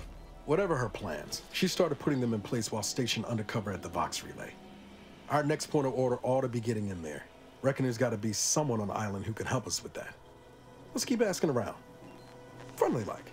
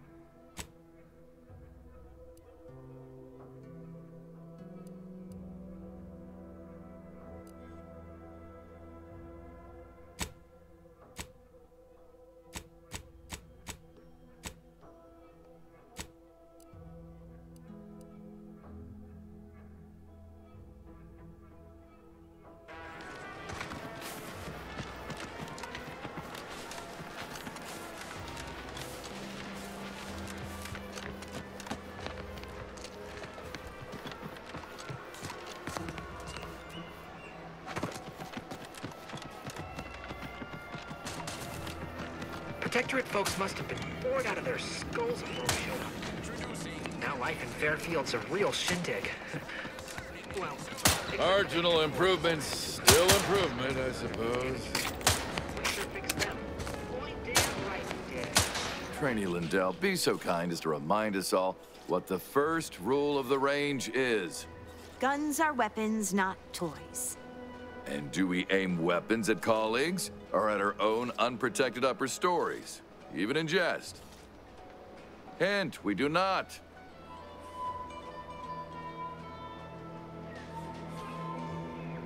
The soldiers before you are former Protectorate subjects, mainly of the farming variety. No knowledge of combat. Scarce experience wielding anything deadlier than a wrench. They are accustomed to being told what to do, when to do it, and even how to think. A lifetime of habitual servitude is not broken in a day. I'm not one to idle in the path of a good faith effort to accelerate education. The faster we can get more soldiers in the field, the better. There's just one problem. I don't know you. So, respectfully, I must ask, what do you feel qualifies you to give instruction to my recruits? What? Oh, sure thing. The commander here is an experienced Deadeye and a natural leader. If you're looking for someone to deposit a few pearls of wisdom, I guarantee you'll not find better. Much as I'm inclined to trust the word of your compatriot, I still expect you to advocate for yourself. You're the one who wishes to speak with my recruits, after all, not him. You do have a certain confidence about you that is presently absent in these recruits. Very well, I'll allow you to speak with them. Don't make me regret this. Attention trainees, guns down. That means you too, Simpson. We have a guest who has a few words to share. You have something to say to us? Wait, I know this one. Low overhead and competitive prices. Consider your fellow troopers as siblings in arms, trustworthy, reliable. They are not, as we have discussed, meat shields. All right. Do seem to recall a discussion like that now that you mention it. Yes, and a corporate ladder means there's always somewhere greater to reach. Now, if Auntie's faith in you is not misplaced, then prove it, trainees! Weapons at the ready! And fire! Well done, trainees! Well done!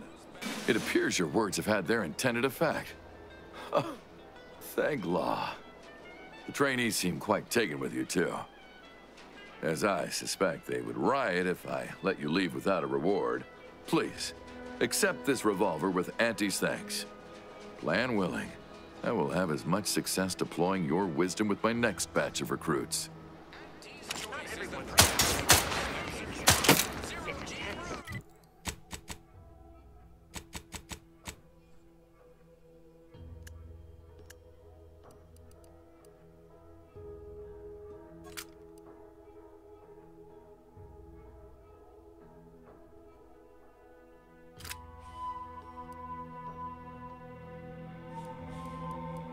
But only 3 switches, and we keep the chips.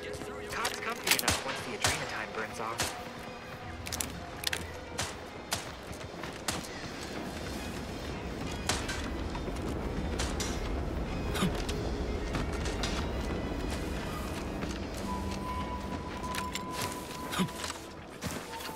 Might I have a word, Commander?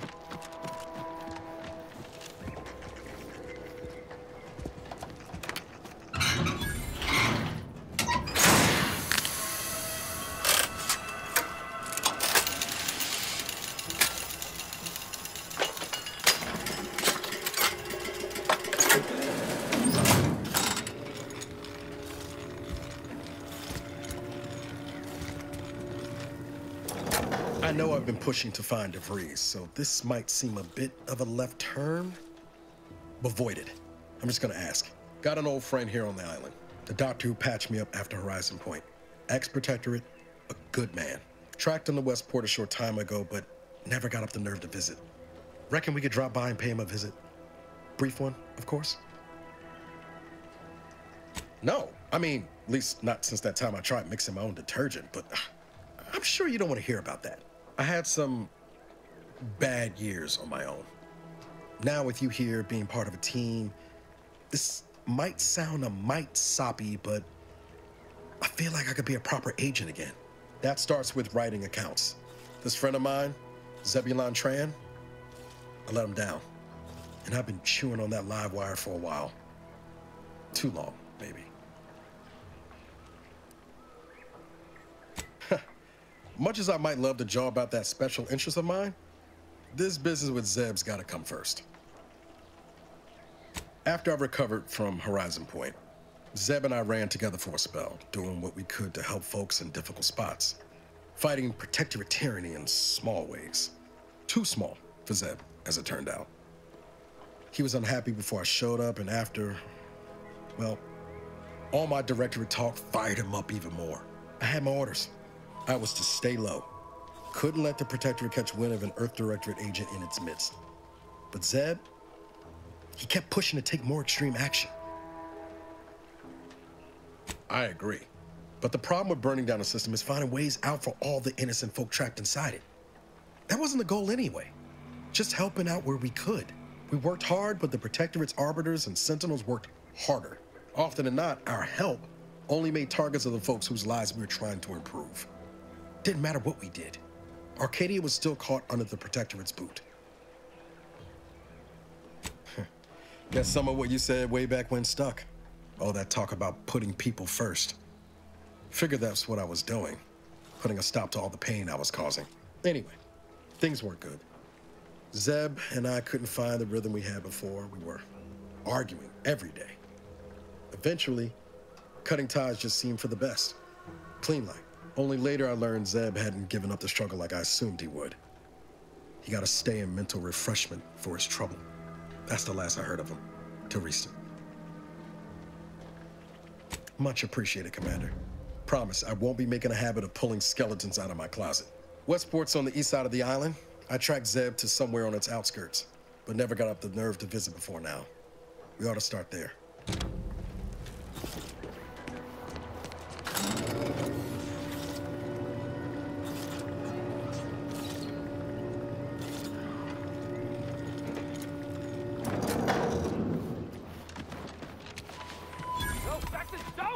Don't fret. With these boots, I can fly! Jackson! Jackson! Twitch your broken legs if you can hear me, Jackson!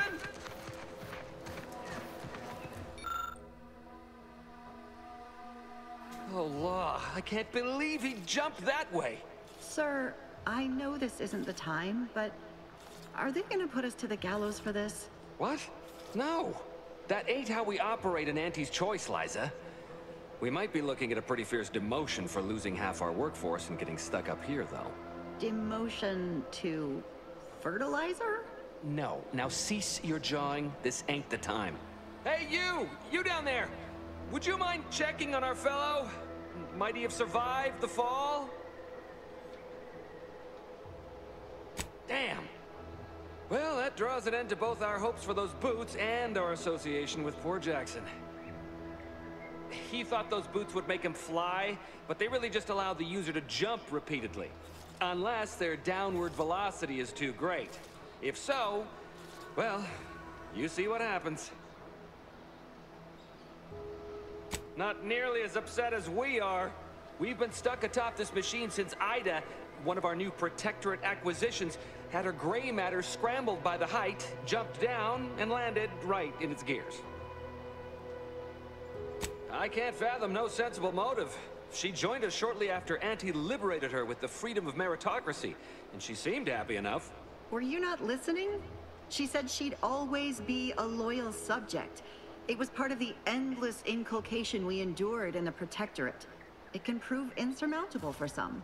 The notion that she'd sacrifice herself, even after seeing the vast possibilities in staying alive and climbing the corporate ladder, it's just impossible to cognize.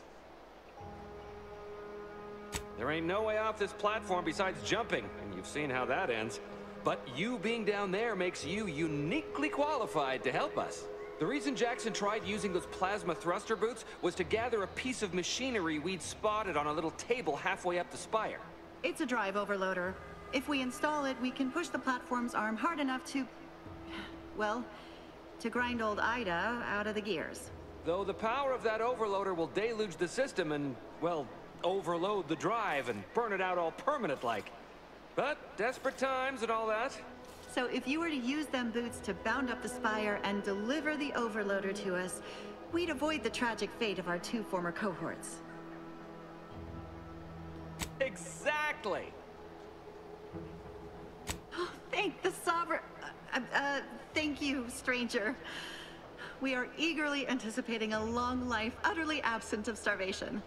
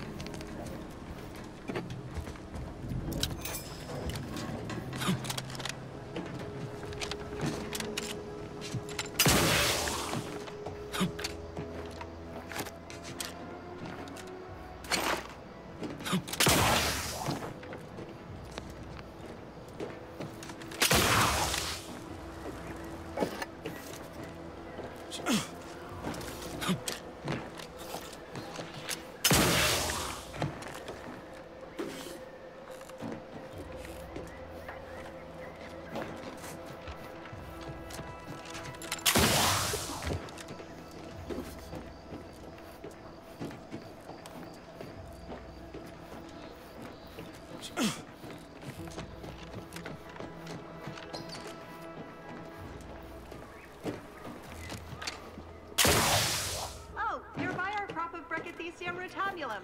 They're found in bandages and burn tinctures.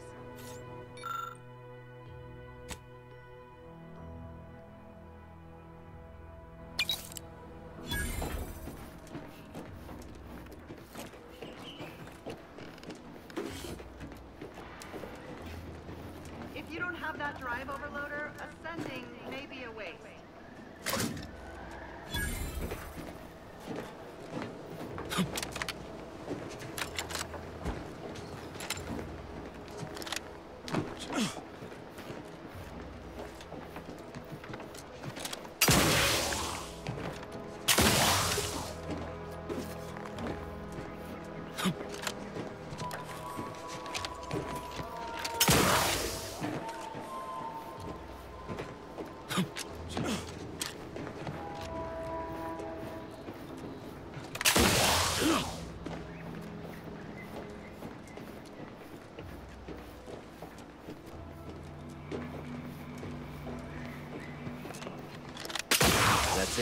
It was that easy?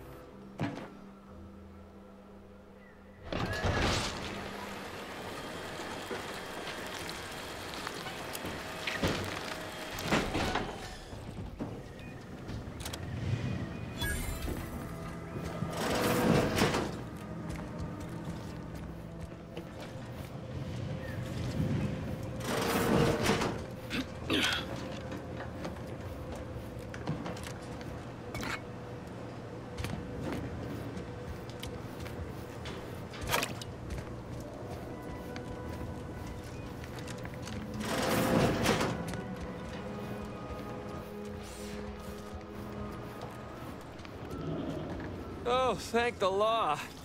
I never thought of myself as a vertiginous sort, but being trapped 100 meters in the air will make you reconsider. I mirror that sentiment, to be certain. In fact, Auntie will have to pay me triple if heights are to be involved. And isn't it grand to be in a system that allows me that freedom? I agree with Liza. I'm inclined to keep a few paces from farming equipment from now on. Here's your reward for evacuating us with all our parts intact. I perhaps ain't as awash in currency as I'd prefer, so you can have my helmet as well. It was useful for identifying crops we'd missed in our harvest, but to be honest, I'd like a little distance from plants for a spell.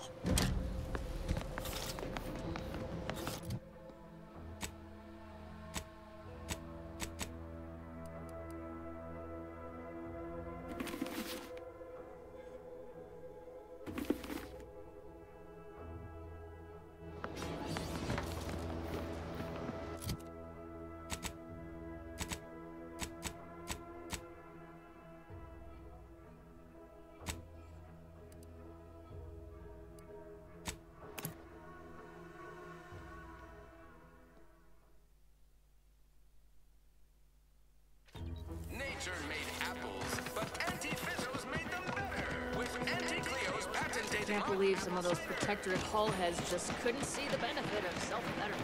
A little stiffer in there still. A lot of fresh blood in the talent pool around here with these Protectorate defectors. Not sure how I feel about that. I've been gone a while. How'd it go? Tell me you got good news. Why, that's terrible. But you said you have the schematics? I'll take those. What? Sovereign's finest potato corollary peeler? This was supposed to be a guaranteed bestseller. Who in their right mind would... Jackson, you idiot! Ah!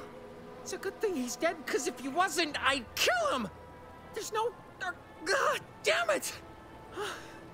I'm never getting that promotion. This was supposed to be my easy path to a promotion. Must be something I can do to salvage this. Tell me, did you come across any other advanced Protectorate technology while you were there? Anything more, well, easily marketable? Personal thrusters? No one would ever want such preposterous things. I'd be laughed out of recreant reclamation. Imagine, jumping about like a sprog. Ridiculous. Well, here's all I can spare in regards to your compensation. Try not to spend it all in one place. It's supposed to be categorically bad for commerce. In the unlikely event things somehow pan out and I get that big promotion, I'll see you're taken care of. Until then, take care. Why choose just any choice when you could choose Auntie's choice?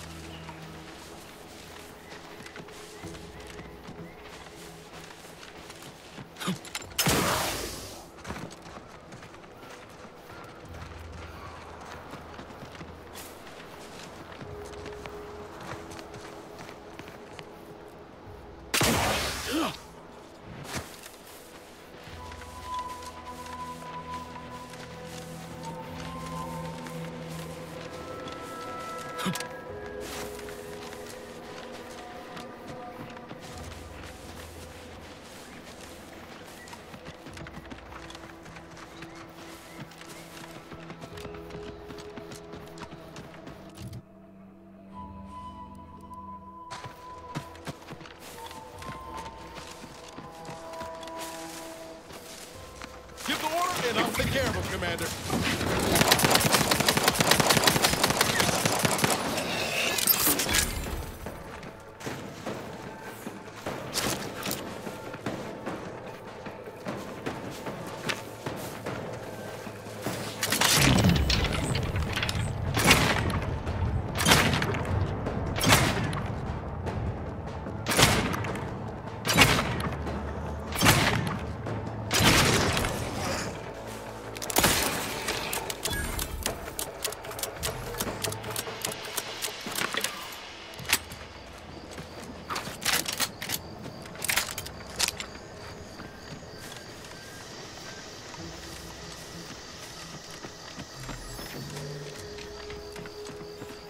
Seems nowhere on Paradise Island's going untouched by this war.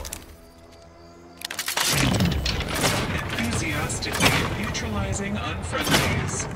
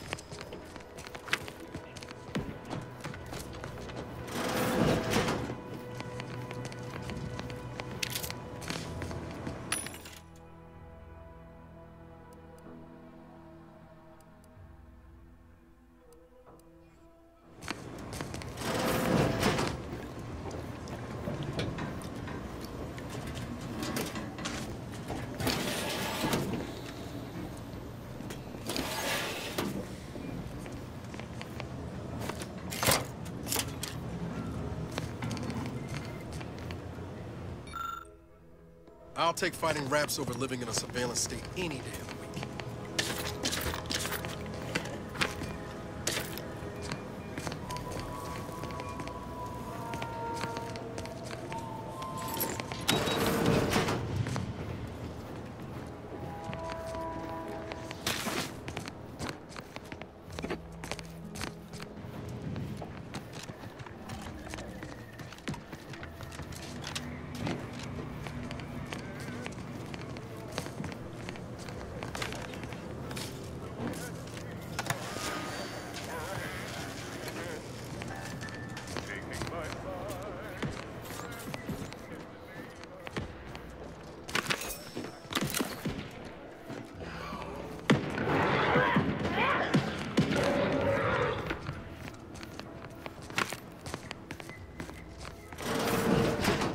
Ain't as tough as you thought. Hey you! Get over here before you get yourself killed.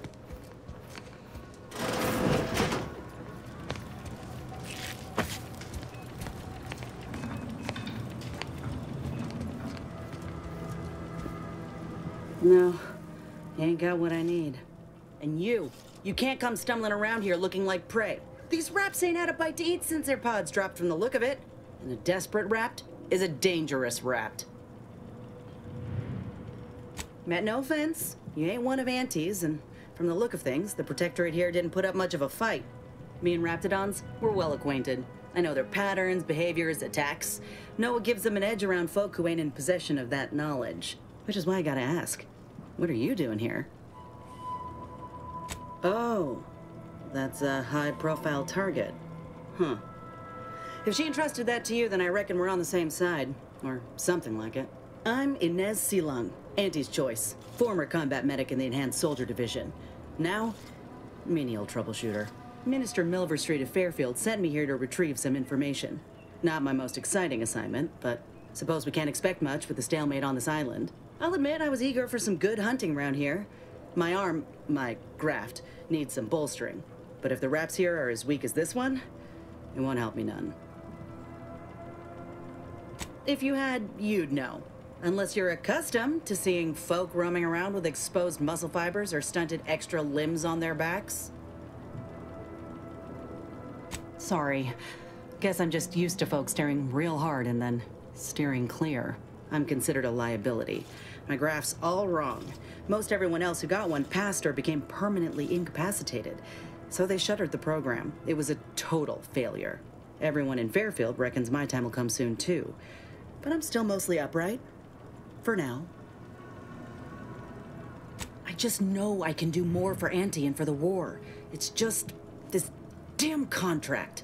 Unless I can amend it so I might fix my graft, proving myself ain't happening anytime soon. Weren't many of us grafted soldiers to begin with. To think I'm one of the lucky ones. No. Enhanced Soldier Division was the fancy public-facing name for the grafting program. And when I say it was shuttered, I mean completely fucking demolished. Bet they'd erase it from the financial records if they could. It was that much of an embarrassment. In the wake of such a failure, it's left us grafted folks with no support. I only been able to treat my own ailments thanks to Doc Tinsley in Fairfield. She worked for the program for a time. She's a good one. She's bound by contract to work on whatever task Fairfield's illustrious leader set her to, nothing else. But she also ain't quite got the hang of the employment thing. Get the feeling you will. Go on now. There's probably plenty of Protectorate info waiting to be scooped up if you're keen. Just mind the wraps. I got what I came for, so I reckon it's time to see about my contract. Law knows I could use a lucky break. Just me, or did Inez remind you of Helen? Tough like her. Shame she's with Auntie's choice.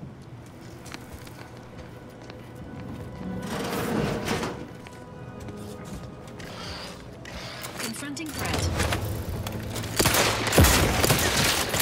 Ready to waste on your command.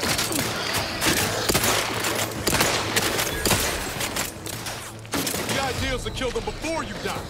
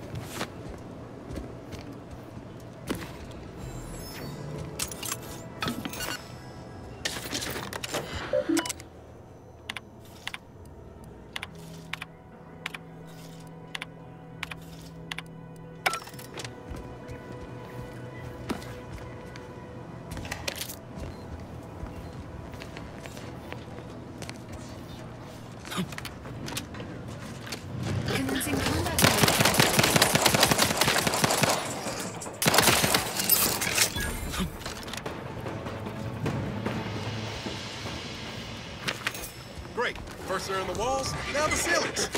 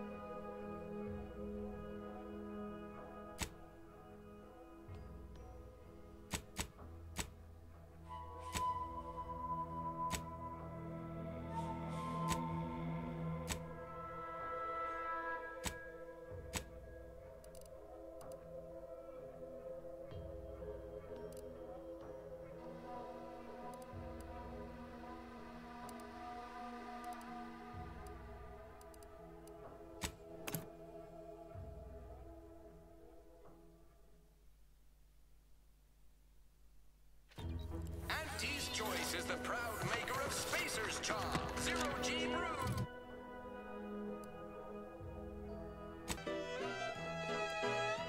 That's why I love my summer. Hell. I've stood this post so many times I could do it. And the first sovereignty for him. With Rome in my heart for the very whose bloodline bestowed their perfection. Ask them defectors if they miss anything about Protectorate life. 10 bits, they said community. Yep. I know I am right. He's our shining light.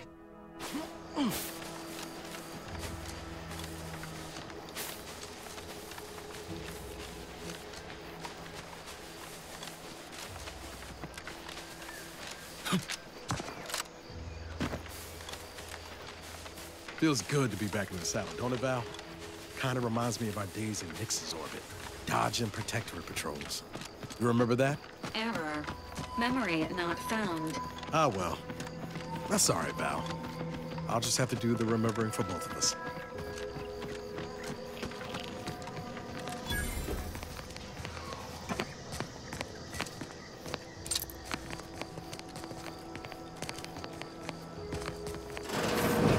We're closed.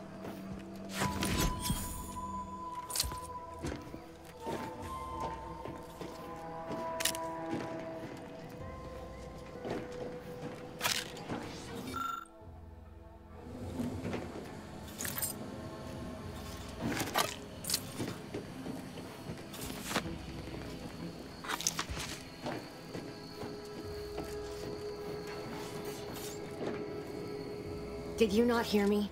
This place is closed. No learning today about how everything happens according to the obscure calculus of an indecipherable plan. Why are you asking? Who are you? The people she tried to kill. By the architect. I had no idea. I wish I could say it was unbelievable. I was afraid she was becoming a danger to herself and to others. But this is horrifying. Yeah, imagine how we feel. Why don't you tell us where she is so we can make sure she ain't being a danger to herself or others? And how are you going to do that? That ain't something you ought to be concerning yourself about. If you think I'm going to help you do what I think you're talking about, you are deluded.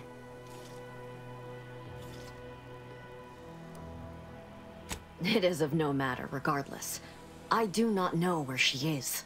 I haven't seen her since before the corporatists invaded the island. I'm afraid she's going to do something terrible, but I just don't know what. Maybe none of this would have happened had I not introduced her to Victor. How did... You saw her terminal, didn't you? Victor's an Order archivist. We were all friends for a time. But then, shortly before the schism, they started talking to some others inside the Order. That's when things became tense. I started to become uneasy, scared, really.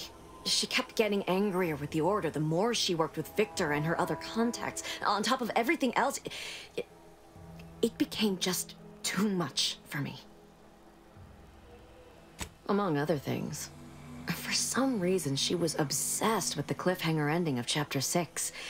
It was the one where capitalist fanatics brought complete destruction upon Arcadia. But you know how it works. It was somehow miraculously saved at the beginning of the next chapter. Didn't matter to DeVries, though. She just kept going over it and over it. Would have talked to a Crabble about it if there was no one else to listen.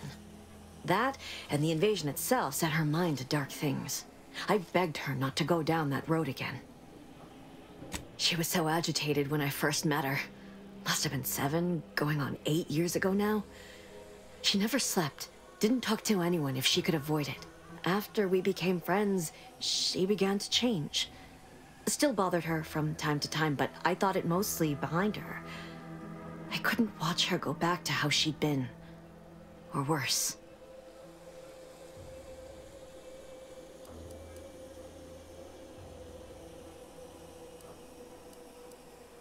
We became friends when she saved me.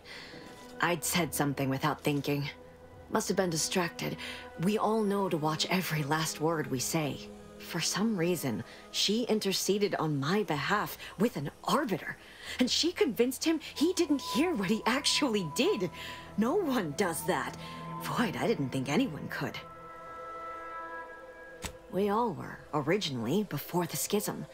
But she never gave it up, even when it became illegal to even mention their name.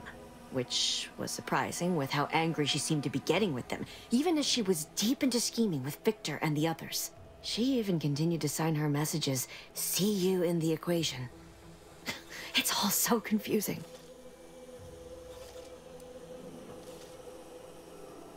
What do you mean? It was where she worked, one of the Protectorate's communications hubs. She didn't speak of it much, at least to me. She may have spoken to Victor about it. She ain't the only one. It's difficult to explain. She spoke about things in unfamiliar ways. I felt her words to be freeing, at first. But slowly, I began to feel unmoored, doubting everything I ever knew.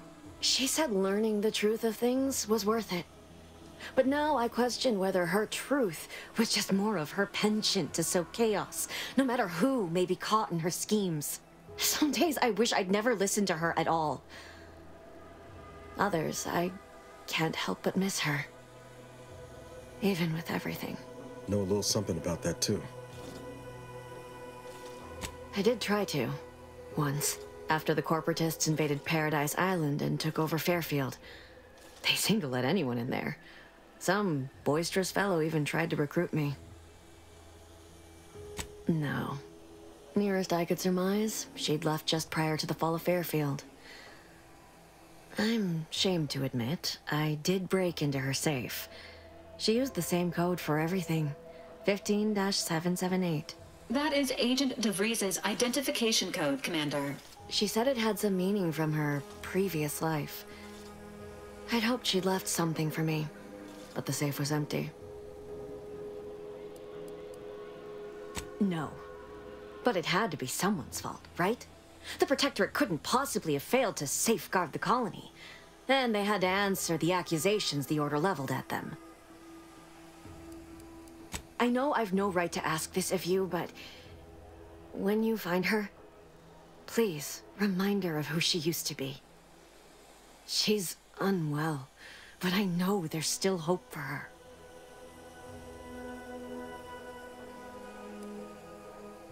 That's all I can ask.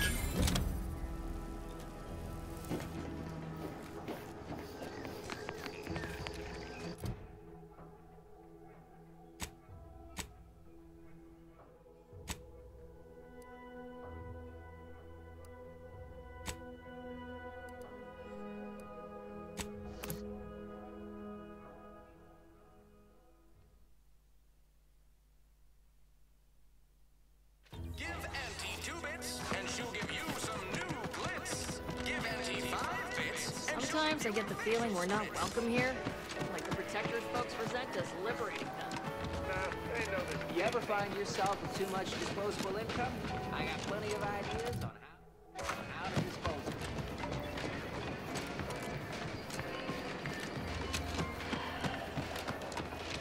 So who are you rooting for in the Tossball Leagues this season? Tossball? I'm simply not credulous enough to I'd welcome you, would-be consumer, but we are not a retail operation. Please visit the various consumer locations around Fairfield for all your purchasing needs. I have far too many claims on my time to be able to cater to the curious at the moment. I was meant to have help, but they lacked the barest amount of gray matter it takes to keep from getting locked up by excessive corporate malfeasance. So, I'm on my own here. Breaking my back, trying to buttress all these vines on top of all my other jobs. Oh, the bits I wouldn't pay for some of those mechs the Protectorate used to work this place. So, is there anything else, or can I get back to work? You read my terminal? How embarrassing. The compliance adjusters broke the door lock when they arrested my predecessor, and I haven't gotten around to fixing it yet. Not that I thought anyone had come snooping. I'd made careful arrangements to tie up everyone's loose ends. Everyone except you, it seems. So, why are you so interested in my other work? You're not part of compliance. Huh. Assertive, ambitious, and aggressively self-deterministic? A go-getter who's not afraid of getting into the muck if there might be profit in it? You know, I've been looking for some backfills with the kind of cleverness usually only found on the seedy lower decks of the claim. Feel like making a few bits? Wonderful. Your jib is exactly the kind of cut we could use right now. And I've got a whole cartridge of bits that's been waiting for someone to earn it. I'm part of Sub Rosa. We're a group of merchants, information brokers, and commodity traders who deal outside the systems most folk are confined by. We're the best way to get things done in anti-space if you're looking for profit. Want to buy it, sell it, move it? We've got someone to do it for you. Pah, they were rubes, nitwits, dolts so lacking in faculties that they couldn't handle the minuscule, and by that I mean damn tiny, amount of discretion this job requires. They had to be dealt with so we could all get back to work. And now that I'm here, things will be running right smoothly. So, long as your brain pan's filled with more than a half-dead sprat spinning on a rusty wheel, I absolutely guarantee this is a no-risk venture. Well, isn't that just wonderful? I had no suspicion when you walked through my door that you'd help resolve the last of the morass Paradise Island has become for us. And all we need you to do is access Quartermaster Cardos's terminal and scrub any Spectrum vodka from her ledgers. It's already been resold, so having it in her system could become problematic. Expunge it, and I get you some bits, and the friendship of Sub Rosa all over the system. You get me? Because we are the black market in Arcadia. Odds are, at some point, you're going to need something you just can't get legally. Then you'll be thrilled we're associated. Sub Rosa feeds that appetite to not just survive, but to thrive. And that's taking all of us places. We're more than simple opportunists. We are opportunistically driven. Trust me, for both short-term benefits and long-term prospects, you want to be our friend. It'll probably be nothing. She's just a sergeant, not someone who has any real pull. And I've already made arrangements with everyone who matters. So, if she catches you, about the worst she can do is a switch on the wrist. And I'll be waiting here with your bits.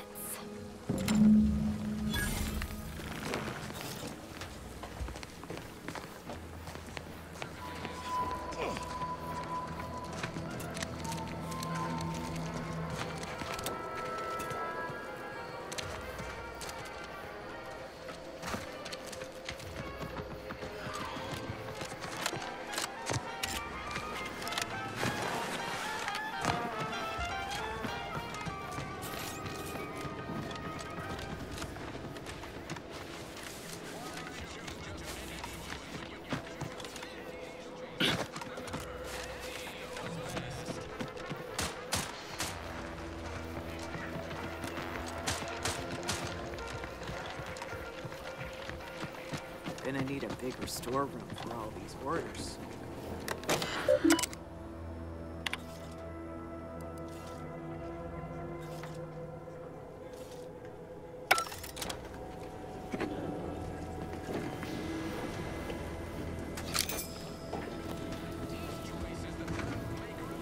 Let me guess. Gun keeps jamming, armor don't quite fit snug as you like.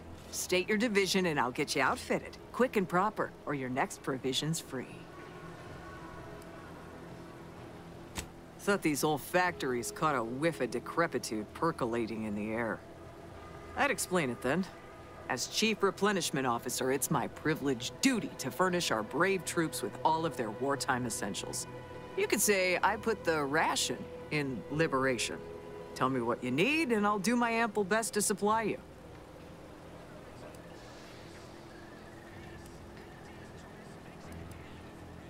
As a friendly reminder, all sales are final, especially ammunition.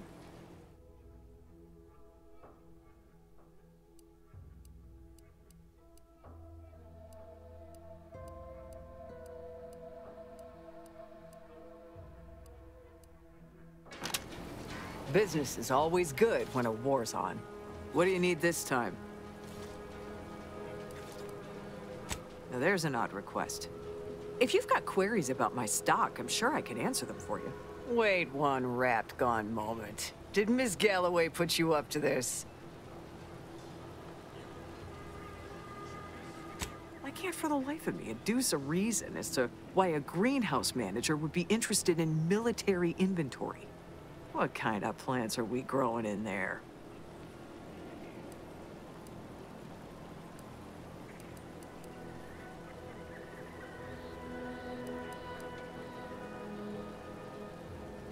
All the while, I thought they were growing healthy little comestibles. They were planting the seeds for psychological warfare. Literally. Shows what I know. All right. Ms. Galloway can have access, but only because I believe in not biting the hand that feeds. Or, in this case, grows. Key card to access the terminals, right here on the boxes beside me. Feel free to nab it.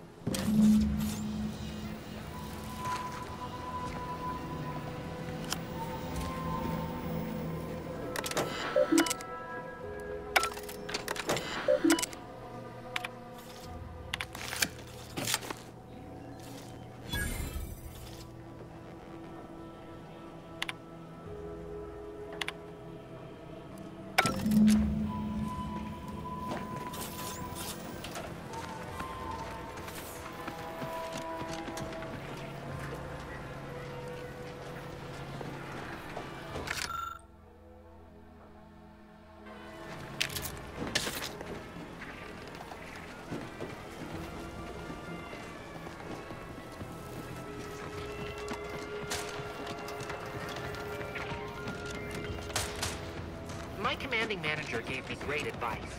If you got time to leave, you got... Boy, take this terminal and trash it. That's it. I need a smoke.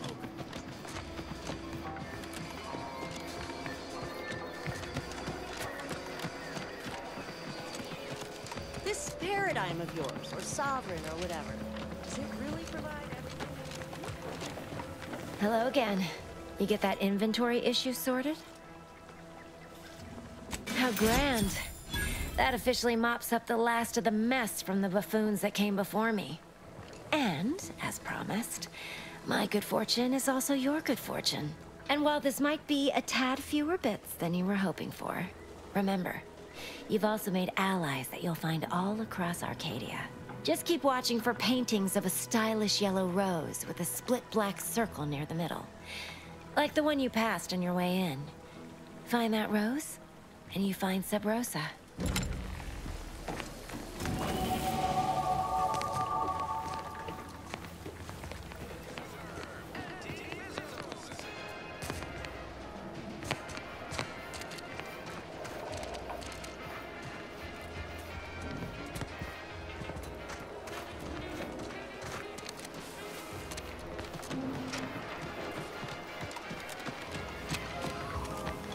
Welcome, welcome. See anything you like? Well, if it isn't a new face in Fairfield.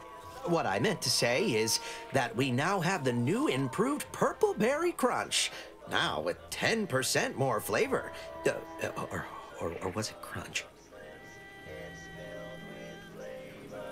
Like they say, a bit spent today is a bullet fired tomorrow.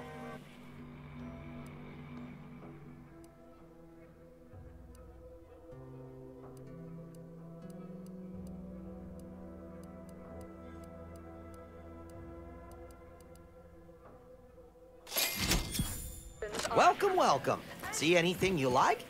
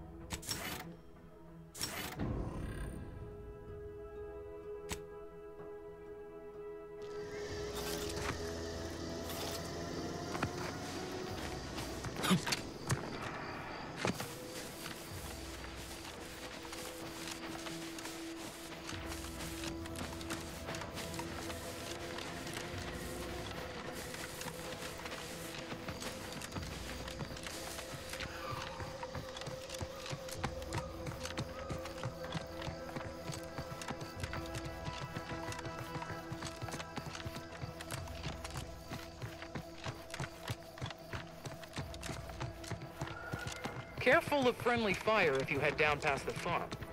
Last time we wandered past, they opened fire on us. A real code. Scout, report. Yes, sir. Looks like the repair center is still out of order, sir. Excellent. At ease, Scout.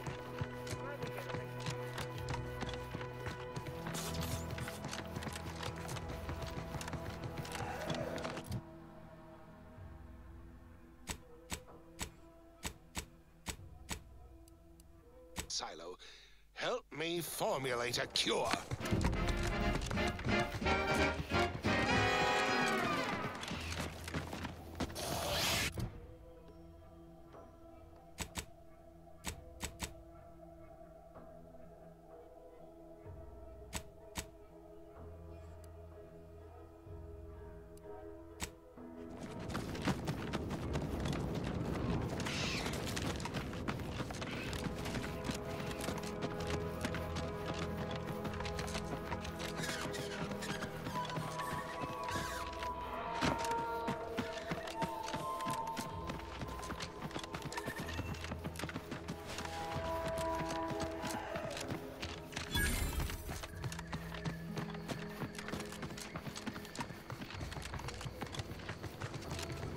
Who goes there? By orders of Marshal Donaldson, no one comes or goes to the Automech Repair Center without approval. What's your business here?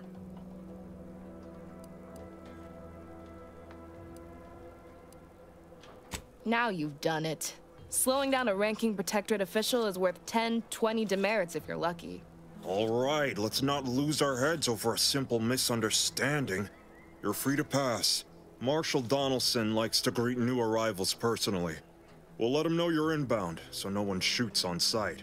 Oh, and fair warning, watch out for Zeranium gas. We sprung a leak. One more thing.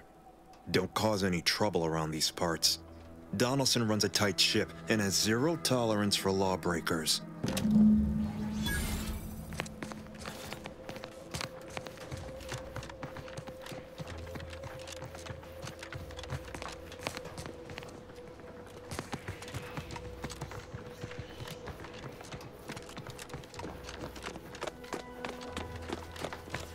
All that matters is getting these automechs to the Vox relay station. But Marshal, it might be wise to give that large gas cloud a wide berth. Don't think there's anything to gain by getting near it.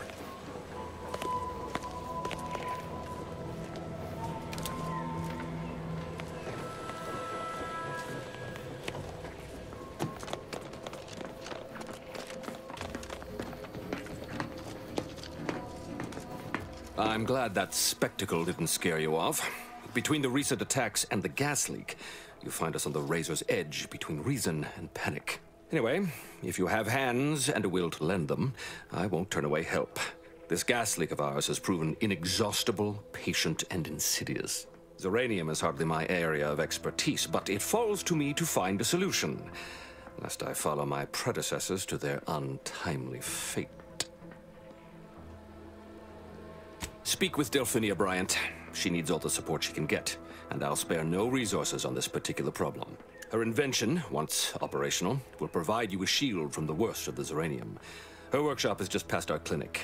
Once you have the shield, see me about the leak. I'll give you all the details.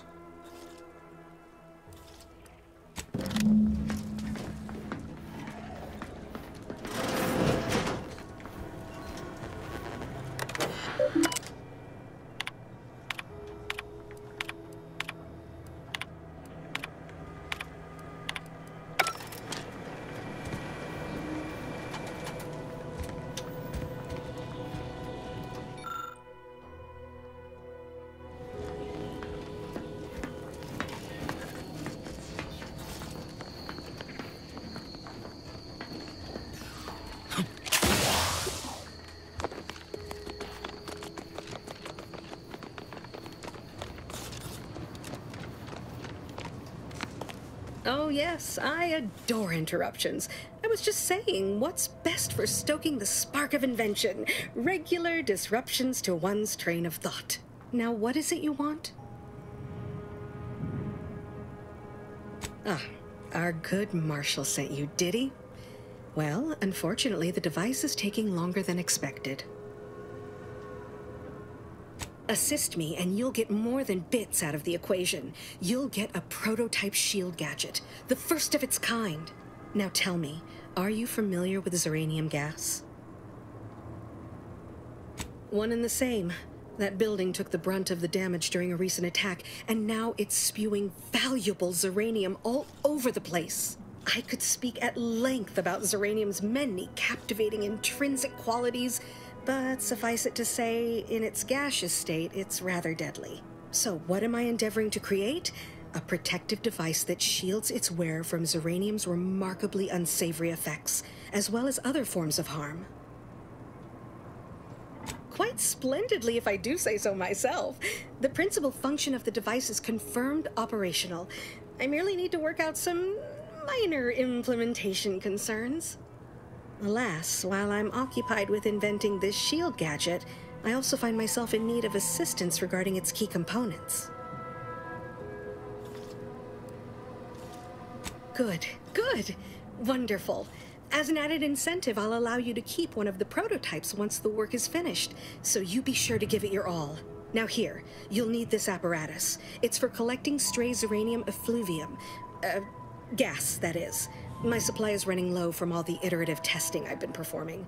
Merely activate the device once it's inside a Zeranium cloud, the one around the main hangar specifically.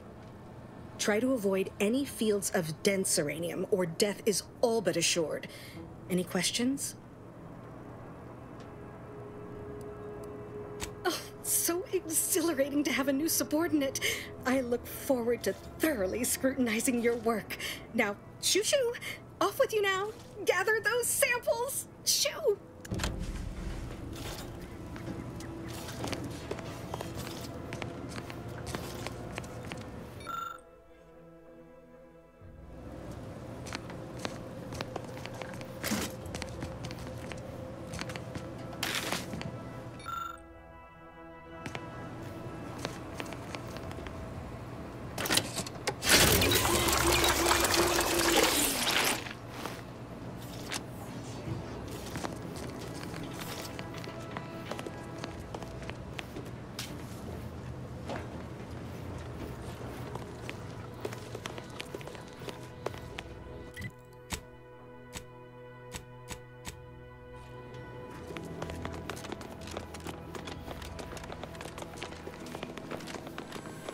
Not sure we should get any closer.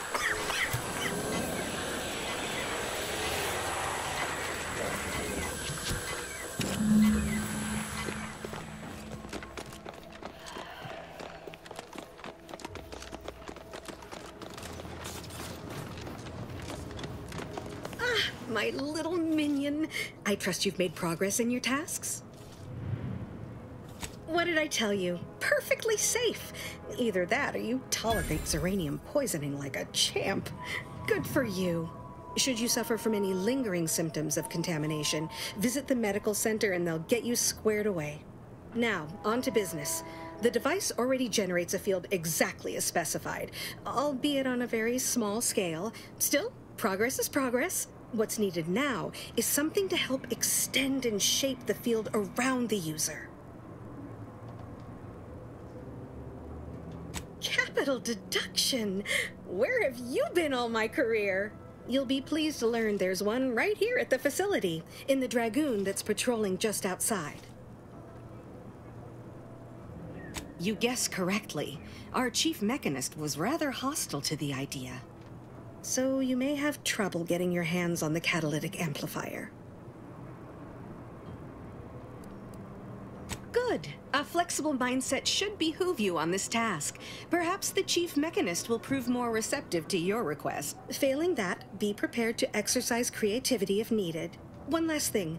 The Dragoon must not be harmed. Not only would the amplifier likely be damaged, but we'd both be summarily executed, assuming we survive the firefight that ensued. Well, off you go. Shoo.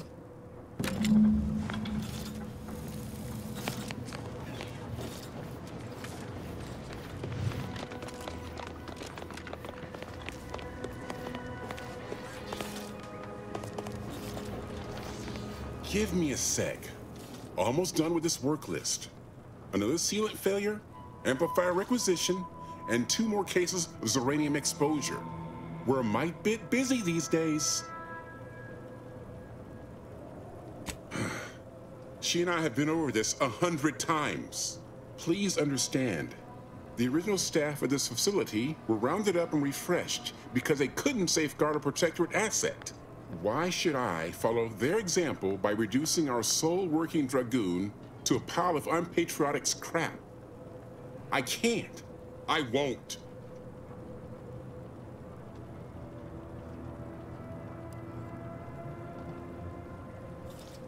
That's a fair point.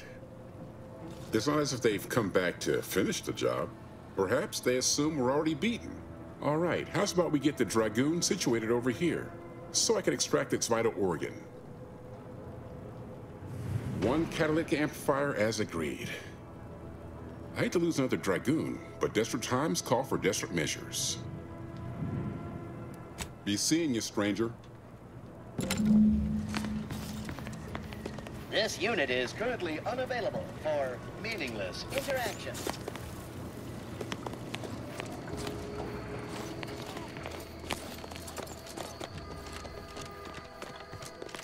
Well, any closer to obtaining the catalytic amplifier? Oh, superb! I'm almost tempted to ask how you managed it, but pressing on. Just a moment to remove what I need and install it in the prototype. With this gadget, you'll be shielded against more than Zeranium, you know. Damn near everything, as long as it's charged. Now, report to Marshal Donaldson, if you please. He's rather impatient to end this crisis so he can turn his focus back to the war. You do that. Anything to keep him off my back for an hour.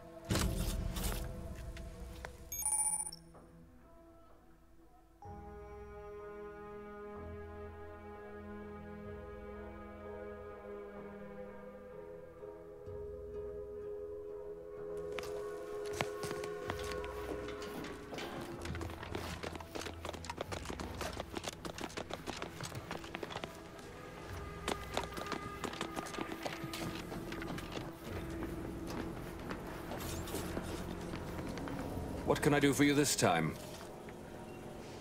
I knew Dr. Bryant would come through for us, that she'd prove her worth as surely as any subject of the Protectorate would. Seeing as you're the only one trained in the use of that gadget, what say you put it through its paces? Make your way inside the repair hangar and find the control terminal to purge the Zeranium. And be careful with that terminal. We don't want the situation getting any worse.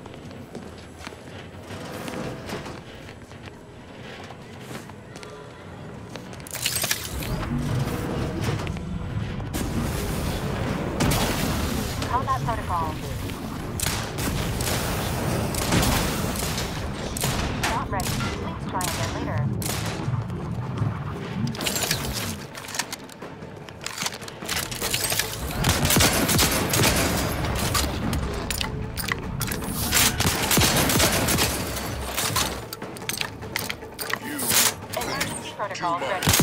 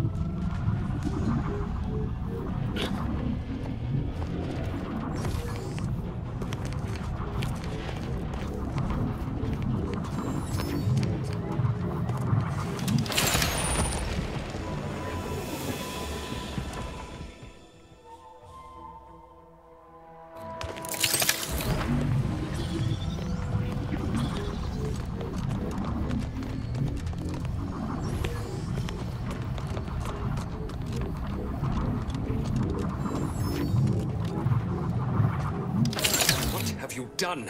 The Zeranium now spews from the hangar more thickly than ever. The damage must have been more advanced than we thought. I knew I should have pushed the repairs earlier. Sure, a few may have died, but the mission might still have been salvaged. This is my fault. The blame lies squarely on my shoulders. I gambled on an outsider rather than trusting my own resources, and now the price is paid.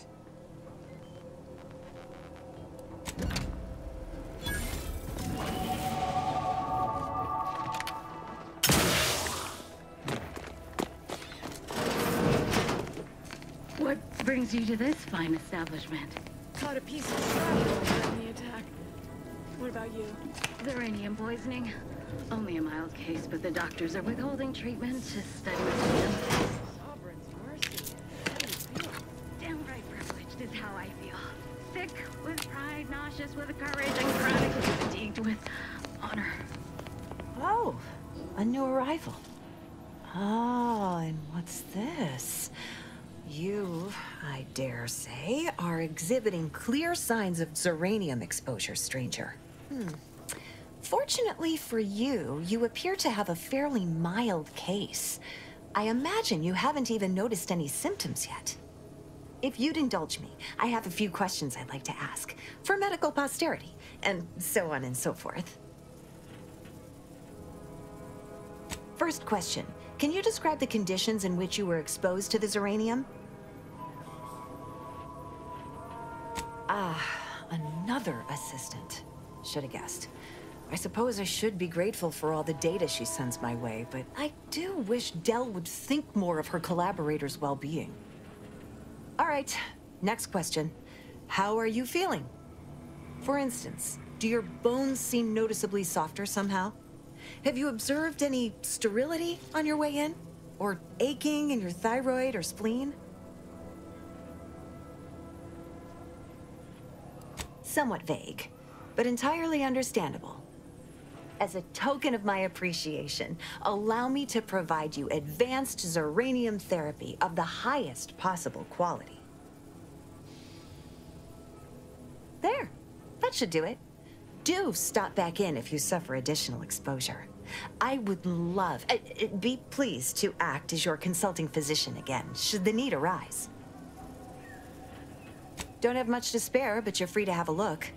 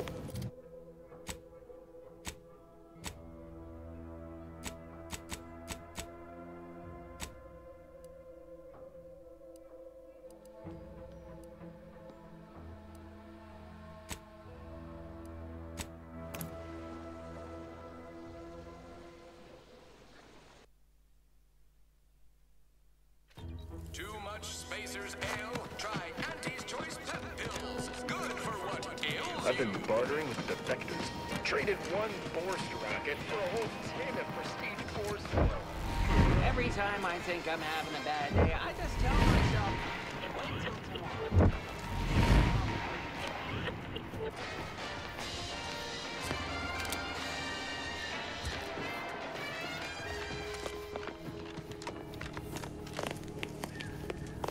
Been working at that spot of business we discussed.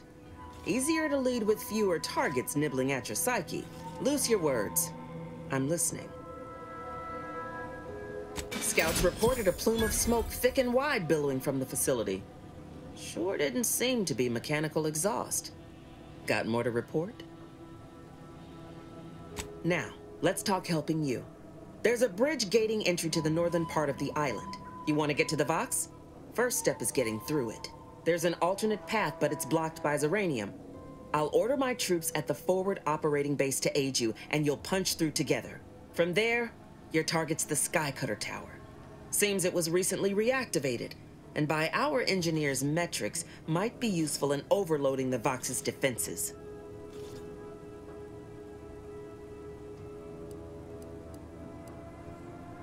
Reckon so.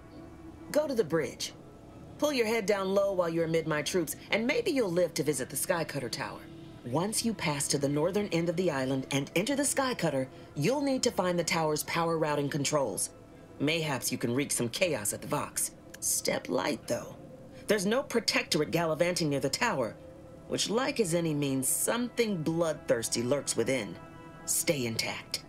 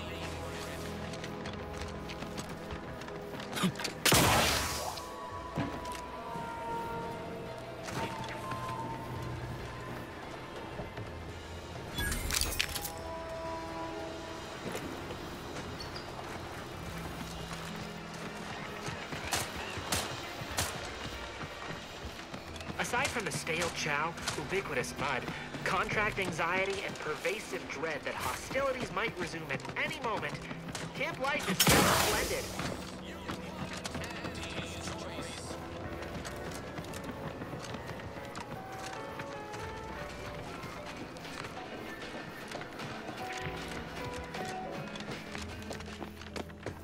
Minister, I'm telling you I can do more. I've been proving myself to you time and again, haven't I? All I'm asking is a mite of trust. Let me fix my arm, and I'll... Ain't so sure you want to work for this imbecile, friend. Do try to understand my perspective. You were so lethargic returning, I had you pre-marked as a casualty. Do you know how many forms I've had to fill out on your behalf? Now, hold on. I went into enemy territory crawling with dangerous creatures for you alone to get some dusty report. And you got the audacity to complain about paperwork? If this contract weren't staying my hand, I reckon you'd be answering to it right about now.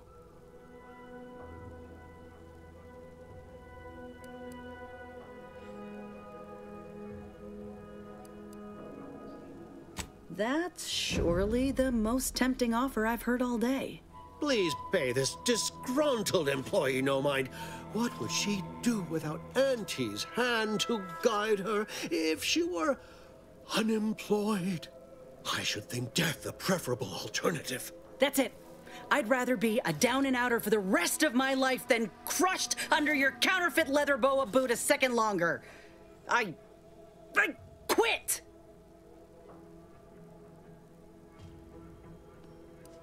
What? I have done nothing to deserve such barbaric treatment. This is unheard of, and I might add, you'll not be welcome within Auntie's choice once more. We'll not take a contract shirker back into our fold. So you say, but Auntie's choice ain't seen a trooper like me before. You'll regret counting me out. Till then, I hope you choke on your mock apple martinis. If you're serious about that job offer, come find me when you're done with this clown. She will most assuredly regret her decision. Most assuredly. But I suppose that is no longer my concern. troopers abandoning their contracts, blackguards like you running rampant. What is becoming of this island? I fear I may never know.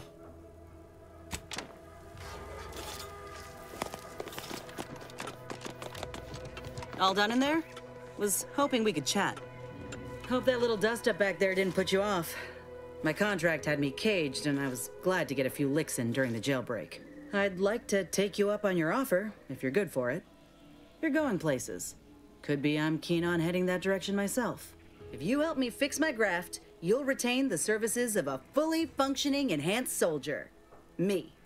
Don't matter what you set your mind to, together we'll be unstoppable. And in time, maybe I'll have earned myself the clout to be welcomed back into Auntie's Choice.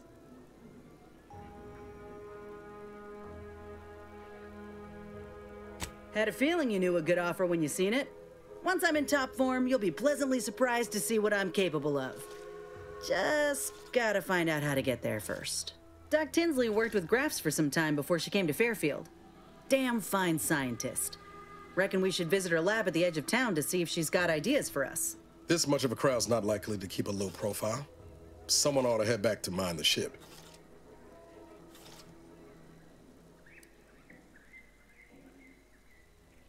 Acknowledged. After you.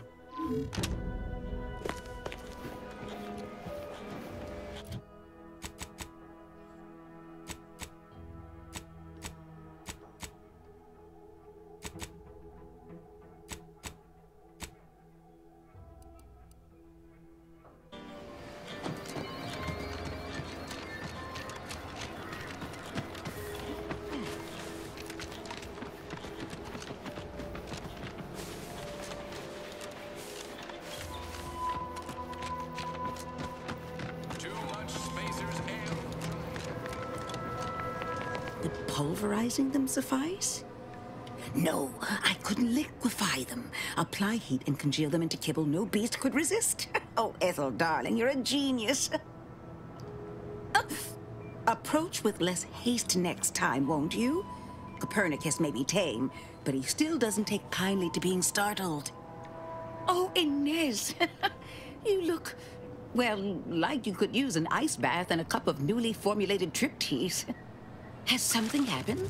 Something has, all right. I ended my contract effective immediately. Now I'm free to prove myself to everyone in Auntie's Choice. My way. Well, that's wonderful news. Or is it? I admit I'm still trying to work through what contracts mean hereabouts. But you do appear to be pleased, so I shall be pleased for you. That is not common knowledge in this town. But since Inez appears to trust you, I suppose I can do the same. Before I began my new illustrious career working with our tame, scarily friends here, I was a researcher in the Enhanced Soldier Division.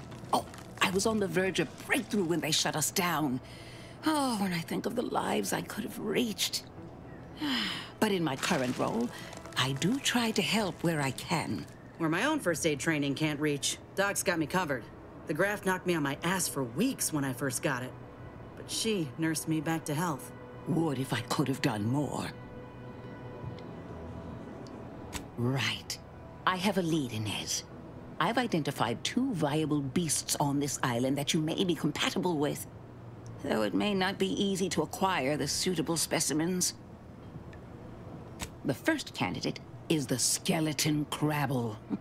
It has a rare form of albinism and was last spotted on the western coast by Protectorate scientists, who unfortunately went missing. I happened upon an old report of theirs along with a code used to operate their machinery. If their fate is what I suspect, the code may be of use to you. I heard rumors of the creature myself. Our skeleton sounds a good bit larger than the average crabble. Meaner and smarter, too. The second candidate is a Raptidon matriarch, the only one of her kind on the island as I understand it. She was last spotted in the crags near the Vox Relay. Deep in Protectorate territory. This matriarch sure ain't making it easy for us. She'll be more aggressive and more cunning than her smaller kin. When you breach the matriarch's lair, you must rouse her from hibernation. I found pheromones to be quite effective. Inez, I'm certain you know a formula that may suffice. That I do. Excellent. It'll be a rather unpleasant wake-up call for the matriarch, so she'll be upon you in moments. I suggest your armaments be at the ready. Then the grafting part is yours. Yes, though I would recommend a careful surgical removal of the specimens, please. Now, when you acquire one or both of these parts, return here straight away, and we can begin surgery. Matriarch, I mean, law guide you both out there.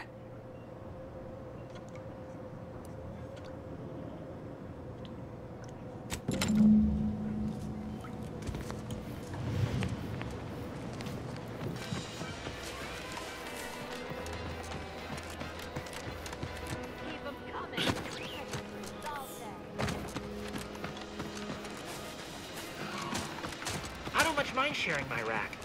The sleeping in shifts sure beats bumping down in the mud. I do have my very own pillowcase.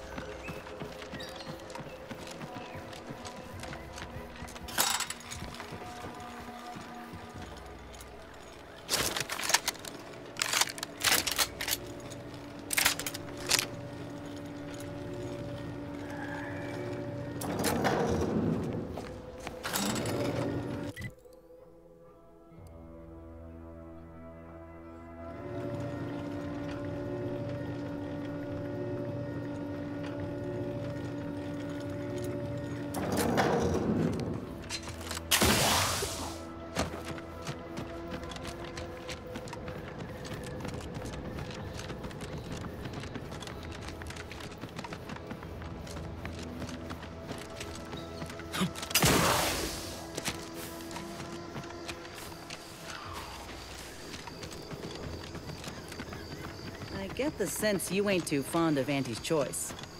Any reason why? Maybe on account of them being a giant, malignant corporate entity. Reminds me of the one I grew up under. And that ain't a compliment.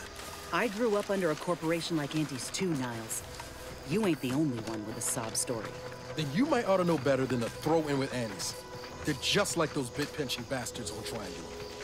If the Earth Directorate hadn't stepped in... Well, there you have it. The Earth Directorate saved you, huh? Sure as shit didn't save us. No, suppose not. But you've got choices now. Time for excuses is past.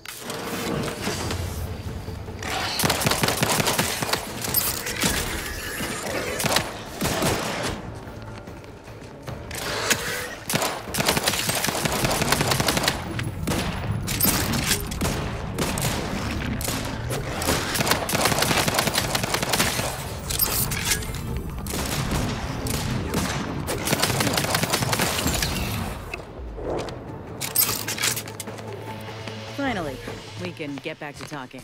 No, suppose not. But you've got choices now. Time for excuses is past. Don't you look down your nose at me.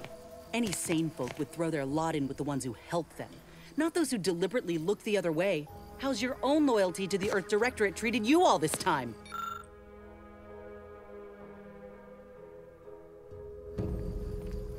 I'm sorry. I didn't mean that.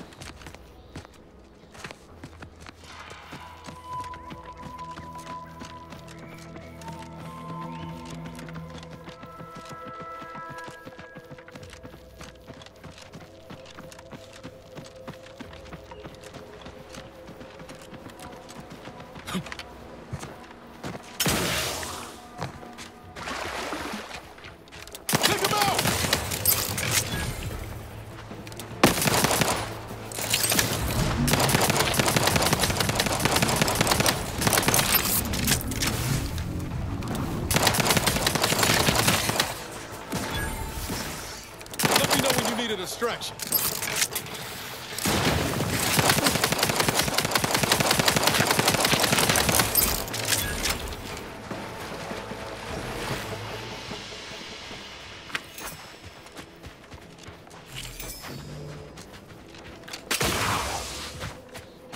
See those burrows? The skeleton's nearby. And if it's as nearby as I think, it don't bode well for those scientists.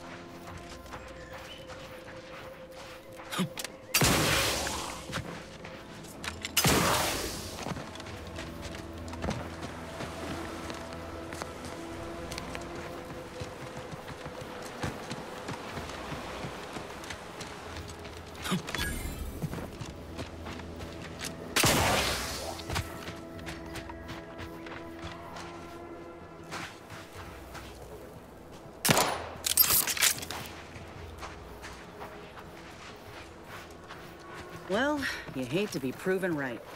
These folk have been dead a while. And that must be the machinery Doc mentioned. Over here, Commander.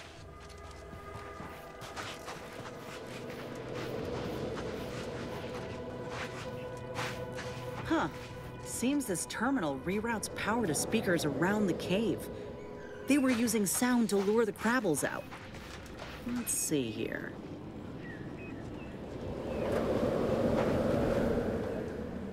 Generator's back on. Power up that phonotron, would you? Should cause enough ruckus to make the skeleton come out and play. And what am I supposed to do? Just stand around and look pretty? Well, if the commander's keen to share, you can press the button too. Wouldn't want you feeling left out.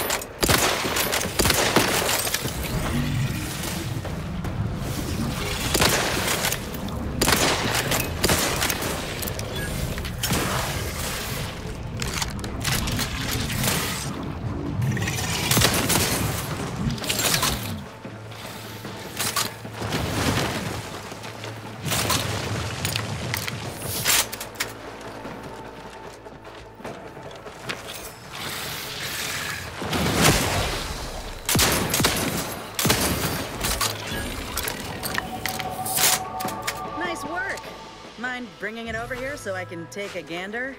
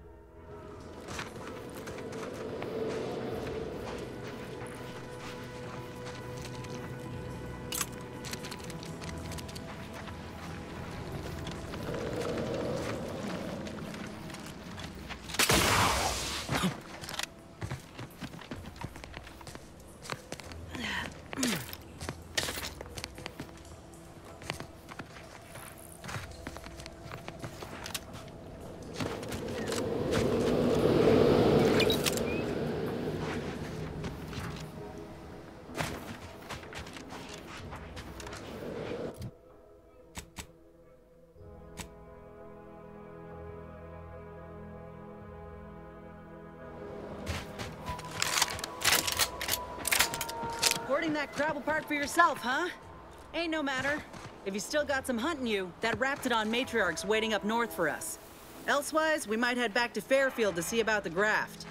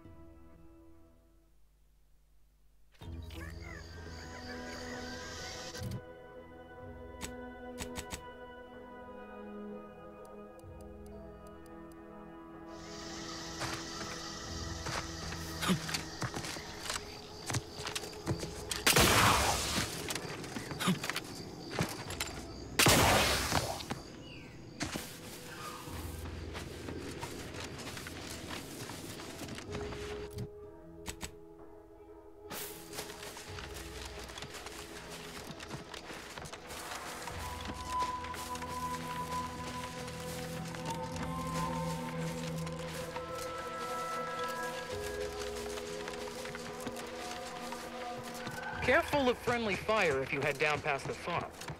Last time we wandered past, they opened fire on us. A real Oh, great. A 4-7.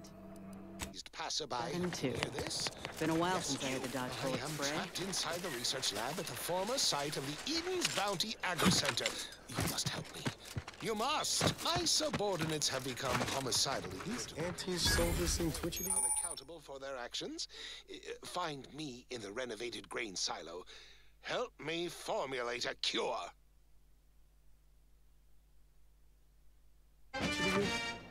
Might want to sneak our way in. Calling out to any random, non-kill crazed passerby who can hear this. Yes, you. I am trapped inside the research lab at the former site of the Eden's Bounty Agri Center. You must help me. You must. My subordinates have become homicidally here today. Got troublemaker.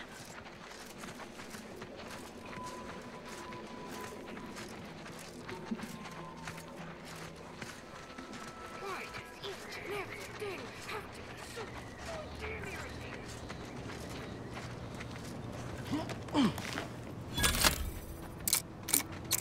Eyes up. Hostiles.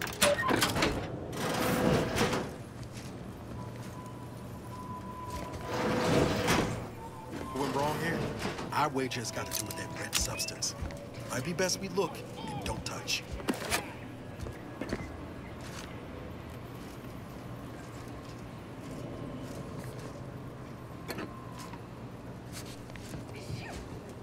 Back to work!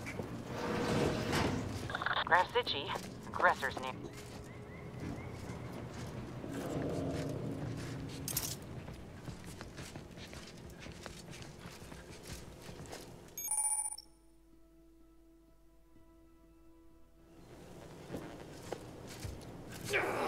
We're following the rules anyway. It's like the You there?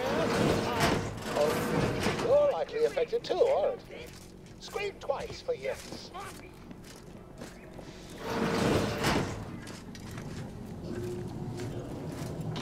Could it be? You seem an honest-to-goodness rational human being, unhindered by bloodlust, unshackled from their basal ganglia. Well then, by the Loeffler Risk Intercession Act, under Outbreak Provision 5A, I hereby press you into service to aid me in our present crisis. I, Elmet Ormsby, Product Envisioner, Department of Proprietary Methodology and Audacious Advances, am your interim supervisor. Yes, tragedy has befallen a number of my subordinates. I will trust you not to make light of such heart-rending events. But back to the exciting news about this incredible new opportunity. You working for me, as an aide-de-camp of sorts, on a brief yet no doubt exhilarating assignment. Our lab had been researching the red spores that grow nearby to see if they might contribute to future Auntie's Choice products.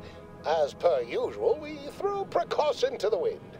A local spore sample interacted with a wonderfully preservative-rich diet of Auntie's Choice personnel, inadvertently leading to a chance reaction causing profound irritability. To a somewhat homicidal degree, it would seem to appear. By that measure, our work here could be considered a moderate success. Well, of course, succeeding in a haphazard fashion is one of the first courses taught to Auntie's Choice students in any field. But yes, I am something of a visionary. You see, our lab is a far cry from the others. You're part of something bigger here. The individual not only thrives, but shines even more brightly with the help of their brethren. It all requires a certain devotion. In the end, it's really quite in the best interests of everyone's careers A rising tide raises all boats, as they say. Well, it should all be rather straightforward, yes? I suspect we'd use a top-down indirect coronium synthesis method, don't you think? Just so. You seem no stranger to this type of work, eh? Tremendous. Well then, before we roll up our sleeves and determine what's needed, any questions? We'll need two things: fresh samples of the red spores and the findings from the expedition that originally uncovered them. After that, an antidote should be possible in relatively short order, with your skilled assistance, of course. Spore samples may be taken from a red plant indigenous to an area of tall rock formations northwest of here, ingeniously referred to as the Red Spire. The research team's findings are on a terminal in another building on these same grounds, a satellite lab to this one, if you will. Once we have an antidote firmly in hand, we can save my remaining colleagues, so best not murder them all in the meantime.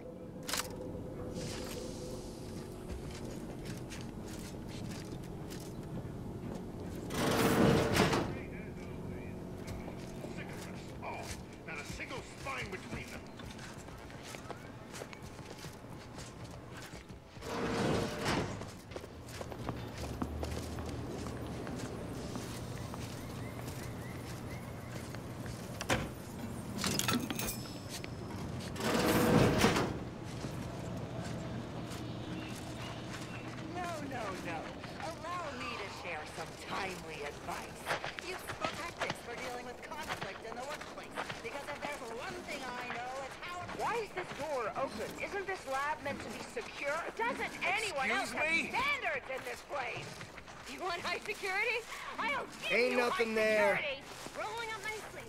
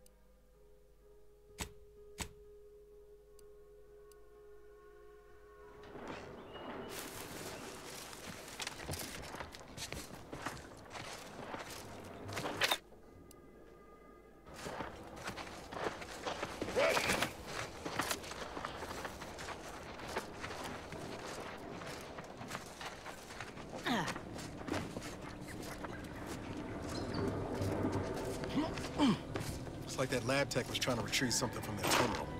Almost made it, too. Damn. No good deed, I suppose.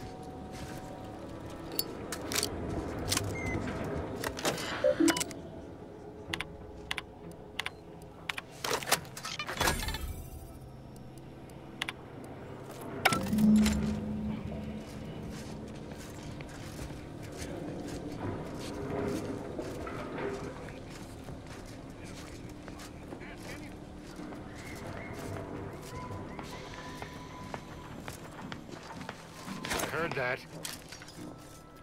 I do not take kindly to interruptions. Time to... Give the order, and I'll take care of him, Commander.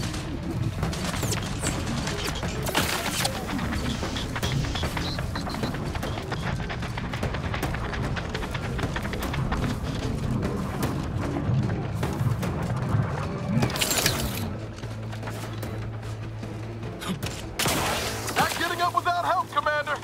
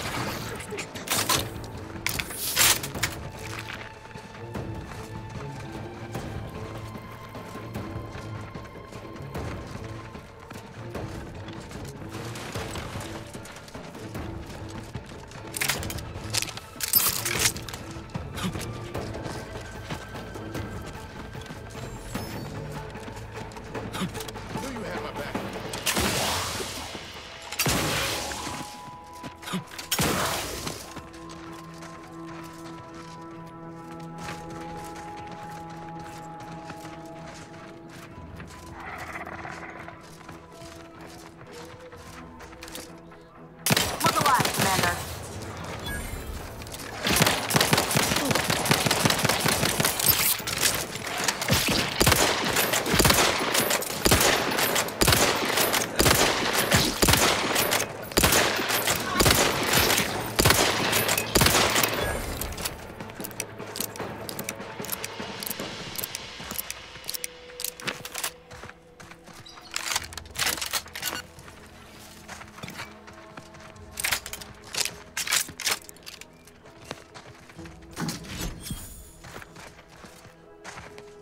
I've had my fill of wrangling spores. This should be enough for the antidote.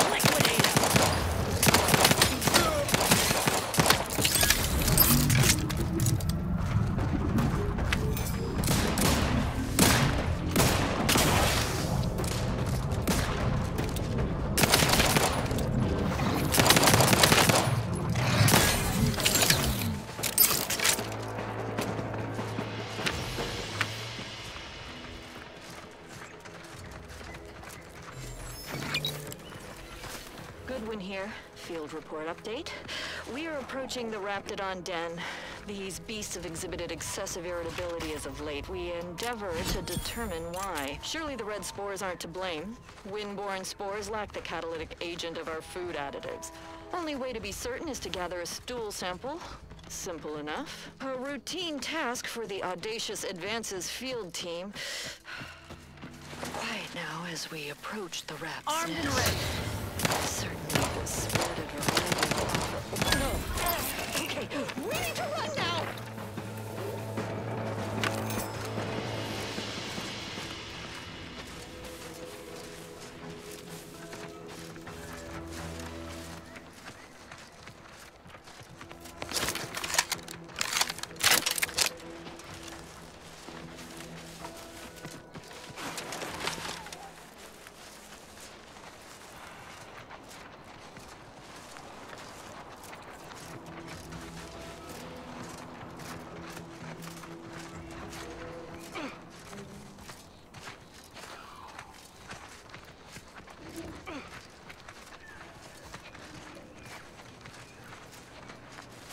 Aggressors in range.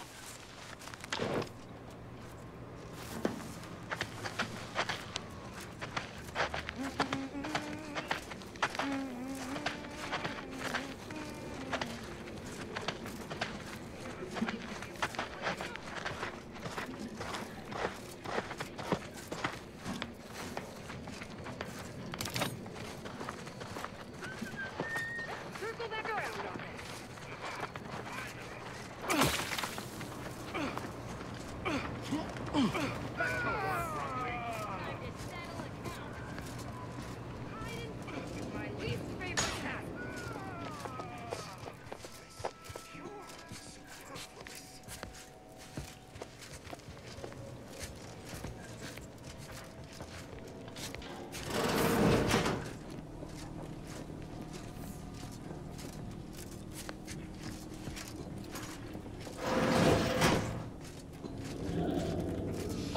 My most favorite, least homicidal subordinate.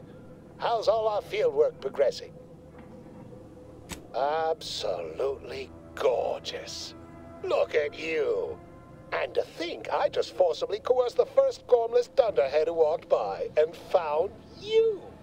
Lucky me. Now, first things first. Place the data cartridge in the drawer for me, right here, in the slot below my intercom.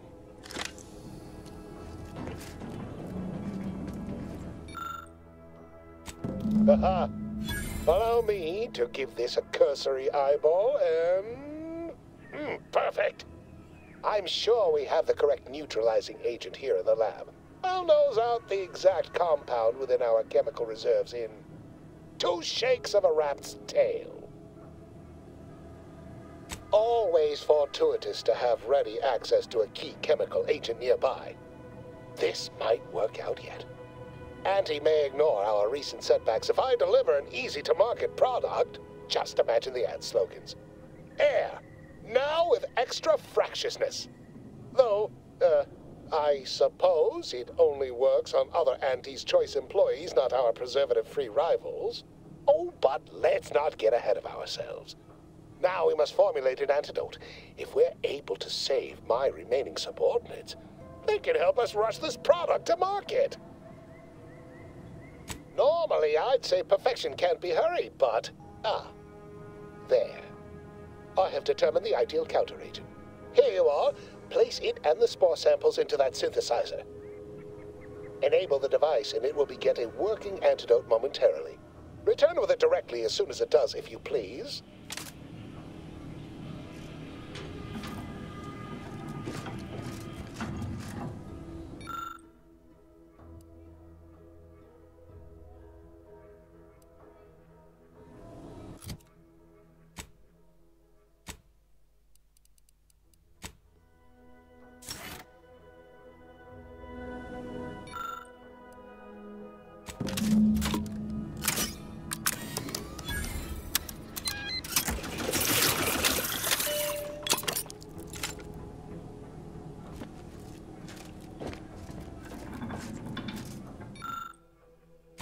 I cannot wait to put this entire sordid affair behind us.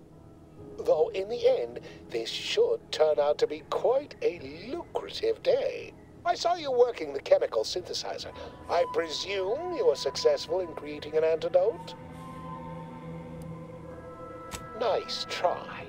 But you don't possess nearly the negotiating power you might suspect. Not when I can simply bide my time and wait for another gormless dunderhead to stumble by. Why, let that thick-headed boob amble off with your reward. Not budging? Oh, all right. I suppose I'd be willing to throw in a little extra as a merit bonus for your superlative performance. Wonderful, wonderful! Knew you seemed a bankably reliable sort. All right. I am activating the air filtration system. There. Should only take a few moments for the antidote to circulate. Everyone still alive should be right as rain shortly. Marvelous. You'll find your remuneration in the chest behind me. My supervisor will hear of your actions. Oh, and before I forget, I, Omid Ormsby, under the power granted me by the Loeffler Risk Intercession Act, hereby free you from impressed service to Auntie's Choice. Be seeing you.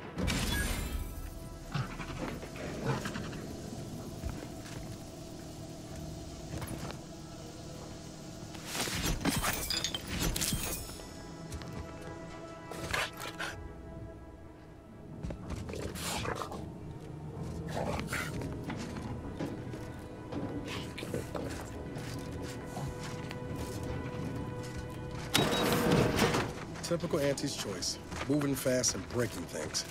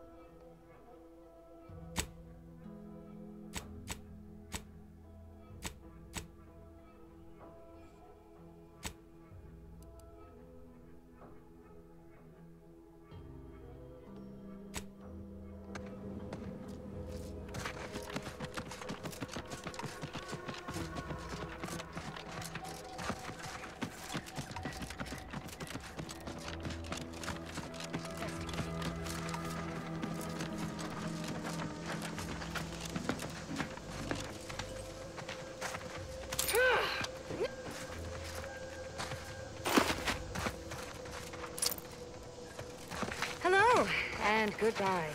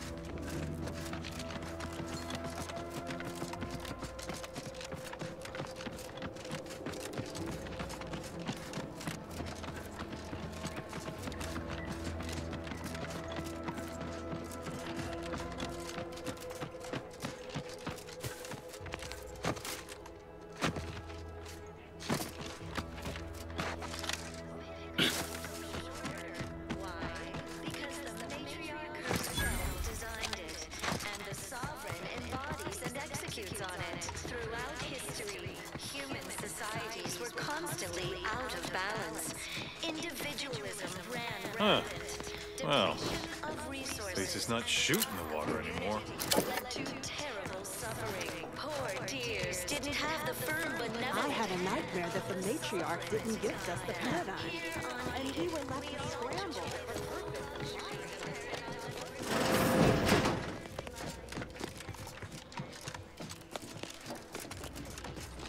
Greetings. Time for recreation. It is my esteemed pleasure to welcome you to Westport, once a shining testament to protectorate excellence, now a picturesque example of the evils of corporatism. But where are my manners? We do not have much, but please let me offer you some victuals. Tut. I insist. Serving Unit 1. Something for the visitor at once? Confirmative. Perhaps you're wondering why I'd open my arms thusly for a stranger. Simple. As the guiding light for humankind, we always put our best foot forward, regardless of circumstance.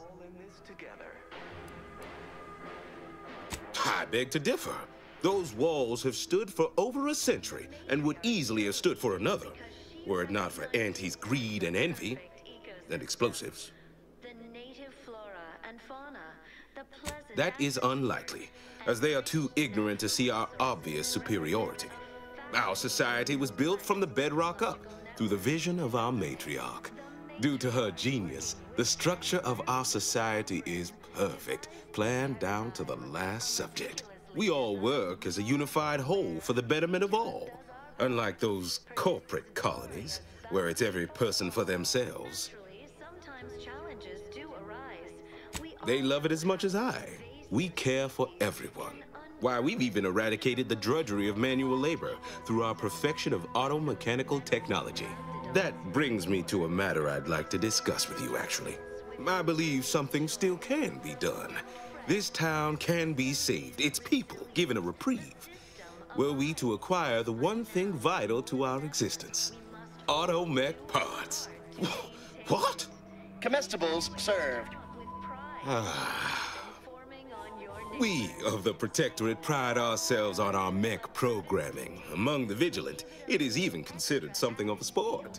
We are not miracle workers, however. Without parts to work with, we've no hope of remaking our mechs to do tasks beyond their initial functions. We need repair mechs, domestic mechs, not combat ones. Serving Unit 1 here is about as much as can be accomplished without replacement parts. It's not just a good idea, it's the law. We are of like minds. We lack not the skill to do so. Our wily chief mechanist can reprogram the mech, but not without parts. Unfortunately, we lack ready availability of said parts. Record states as follows. Why, we're traitors, obviously. We've not fulfilled our duties as members of the Protectorate.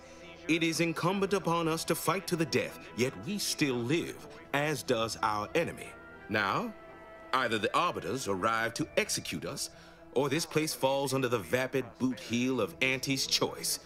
No matter who wins, we cannot sustain ourselves here for long. My linguistic embellishments are somewhat beside the point. This here's a matter of accountability. Responsibility was mine. Disgrace and judgment should be mine solely as well. My intention is to absolve my subjects of any and all such blame. I owe it to every single person here to try. What sort of payment do you seek? Don't imagine we have much you need. Enough to lead and inspire those who work there, once at least. I was previously the ranking vigilant on this island. Why do you ask?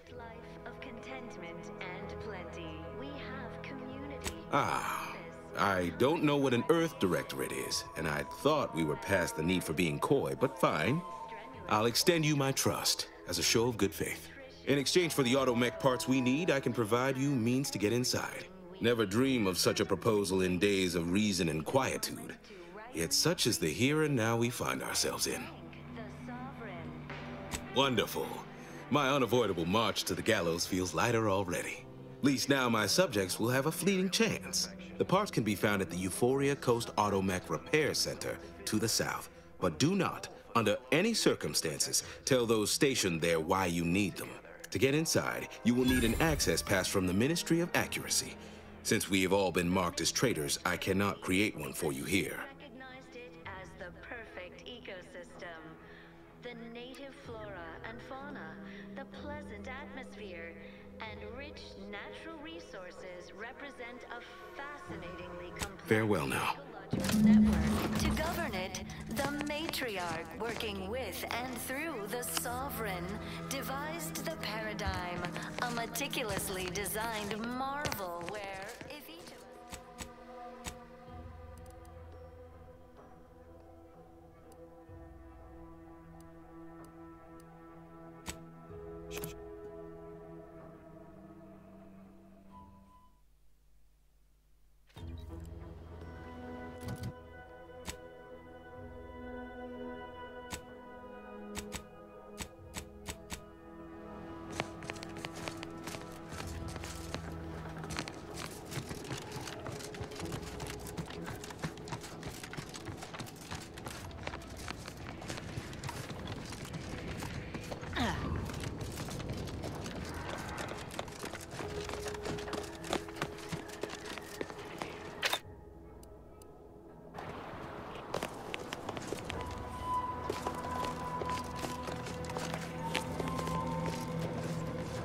What is it?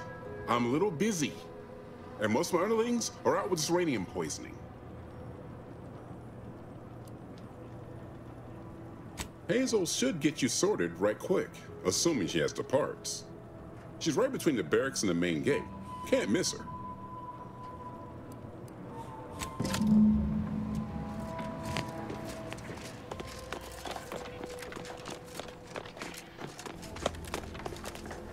Warning, this unit detects heightened levels of ambient uranium. State your business. This unit was engineered to facilitate management of supply inventory at this installation. Oh, this is surely exciting. Someone is finally trying out my automechanical quartermaster. Show them what you got, quartermech. Command not understood. Huh. I thought that would have put it into sales mode. Best look into that later. Please, give it a try yourself. All wares should be perfectly visible already. Sorry, it tends to take things too literally. Maybe try phrasing the request differently. Lull detected. Conversational status uncomfortable. Does that one compute, big guy? Affirmative. Initiating commerce is one of this unit's default commands. Initiating commerce.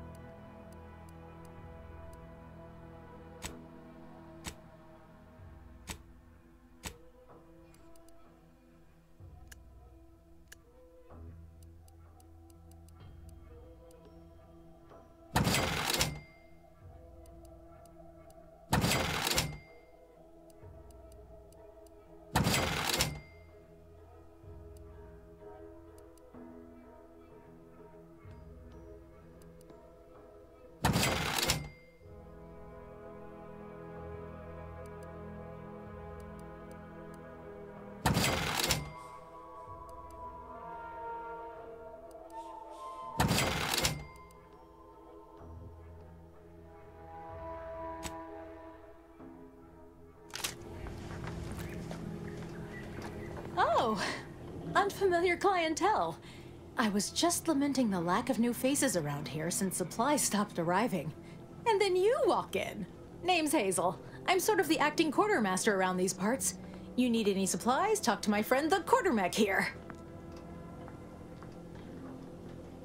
You'd think that a fully stocked auto-mechanical repair center would have automech parts, and 9 times out of 10 you'd be spot on. Trouble is, a bunch of supplies went missing recently, right around the time the quartermech completed a routine inventory. As a matter of fact, yes.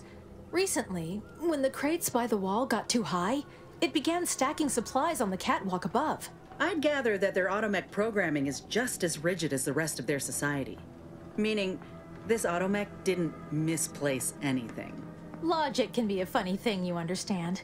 One misstep can have the most peculiar results. Doubtful. Zeranium affects their aggression and targeting subroutines. Basic instructions would still be functional. The quartermech is my responsibility. Claim whatever parts you require from the missing supplies, and we'll call the matter settled. Delphinia's lab would be the place to search. We use it for storage, and our records indicate the supplies were present and accounted for.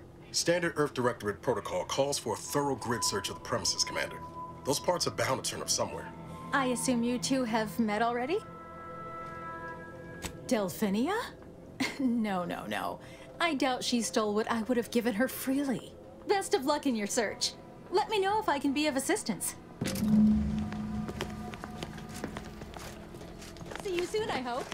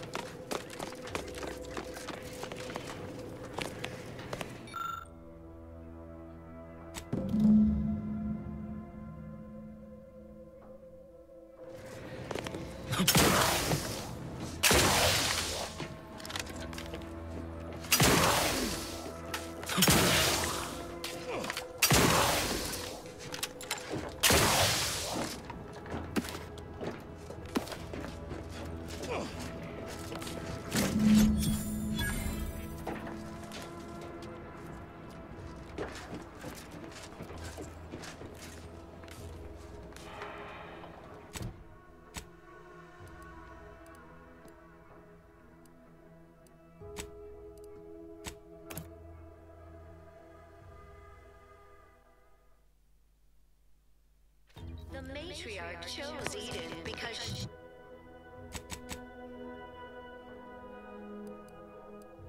recognized it as the perfect ecosystem. The native flora and fauna, the pleasant atmosphere, and rich natural resources represent a I had a nightmare that the matriarch didn't gift us the paradigm, and we were left to scramble for perfect.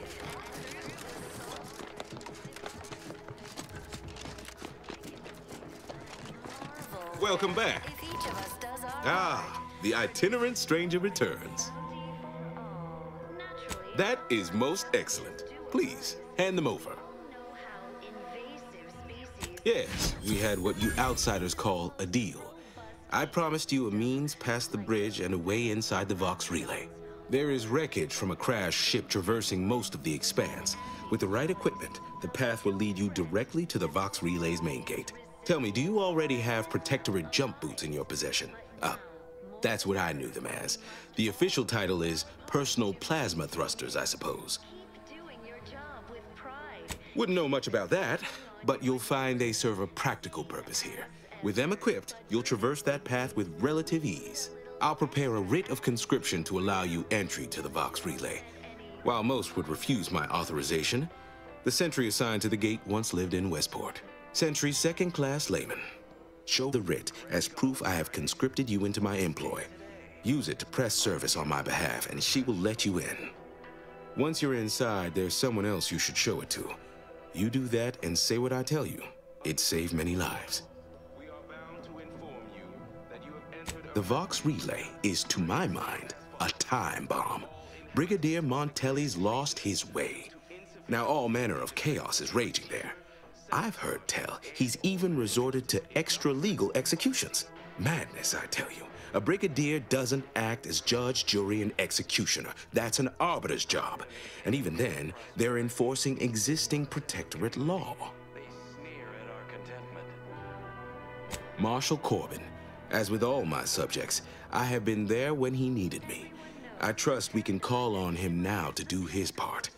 Seek him out at the Vox Relay, conscript him with the writ, and this is important. You must convince him to kill Montelli.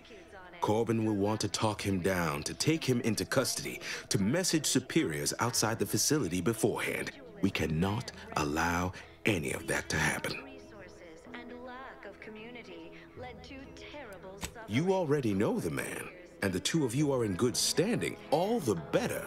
If Corbin becomes the highest-ranking officer alive, no one will be able to contradict his accounting of events. The Protectorate execute connivers and schemers. Corbin must appear forced to take down Montelli in the moment. It cannot feel like a plotted coup. Good, good. Here is the writ. I may not survive to see what occurs, but I trust you to follow your conscience. Farewell now. Promise you'll return here if you can, to check in on my people and see how they fare.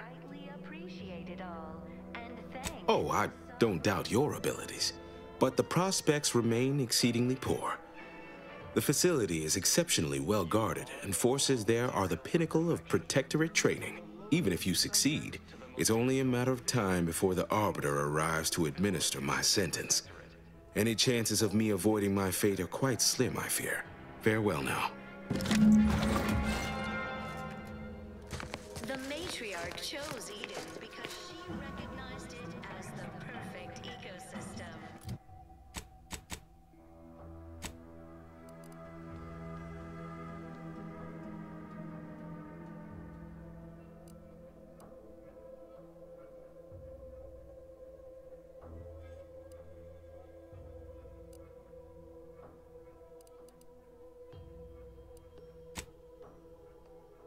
The native flora and fauna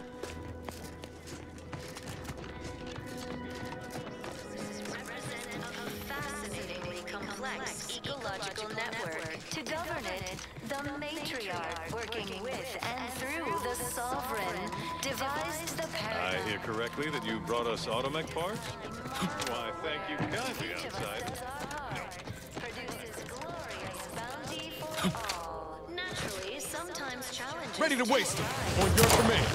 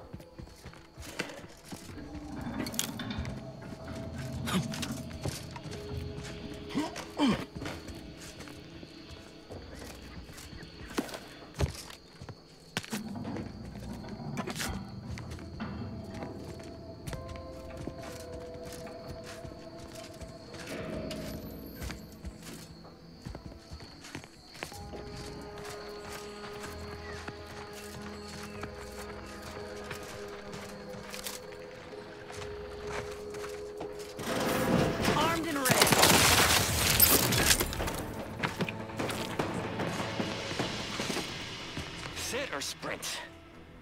Typical predicament for an anti-bottom runger like me. Wish I never snuck in here to begin with. Seemed like a good idea at the time. Looks like it a was fight. a great idea. So much stuff for the taking around here. Motherload of loot. Plenty to get me back to the scrap race. Just didn't count for all these creatures. They all fly in the old ointment. They just sit tight. Clean up all these supplies so the crab will skedaddle. Or maybe open the door and bolt. Seems like a good idea. Nah, it's a great idea.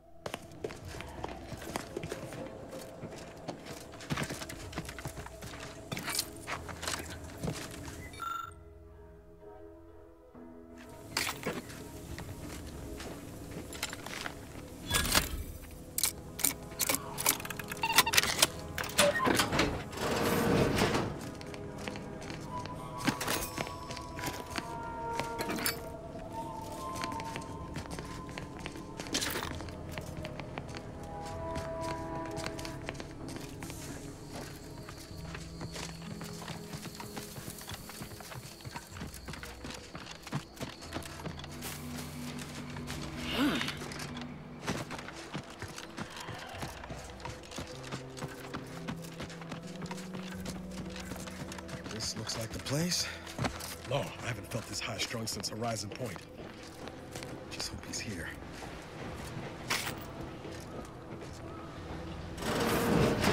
Niles. Hi, Zed. You look... well. Has my mind been set upon by shadows? I thought you dead. Can't imagine why you think that. I've only been gone 4 years. Oh, back from your little saunter then, are you? Head all cleared? I must say, you took quite the perambulation. I hope you didn't wear out your rotation adapters. And who precisely are you? Another Earth Directorate cast-off? So you're the one responsible for the severity of Niles' injuries. You ordered him to remain behind on a fruitless recovery effort. Way to see the tank half full there, Commander. So, you are keeping company these days. Just not mine. That would depend on what vision you have for Arcadia's future. Everyone seems to think they alone know what's best for this colony. Look, I'm not just here to gas you up with empty apologies. I want to set things right between us. Oh, now you want to help. Where were you when the war happened? Or when I was being carted off to mental refreshment? Where were you when I actually needed you? I know I let you down before, but give me a chance to earn back your trust. There must be something I can lend you a hand with. I know you haven't given up the fight. I haven't the time to patch your bleeding conscience, Niles. I'm in a situation that demands my full attention. It's Baines. My team's been caught. Pharaoh and March are dead. Protectorate are holding the rest for interrogation. A ship is inbound to take us off-world, to the Consul himself. I barely managed to evade capture. Damn it! It looks like the data went through, but there's something wrong with the connection. The cipher isn't transmitting. Found her! You there! Step away from that terminal at once! Audra! Fuck! It's all coming apart.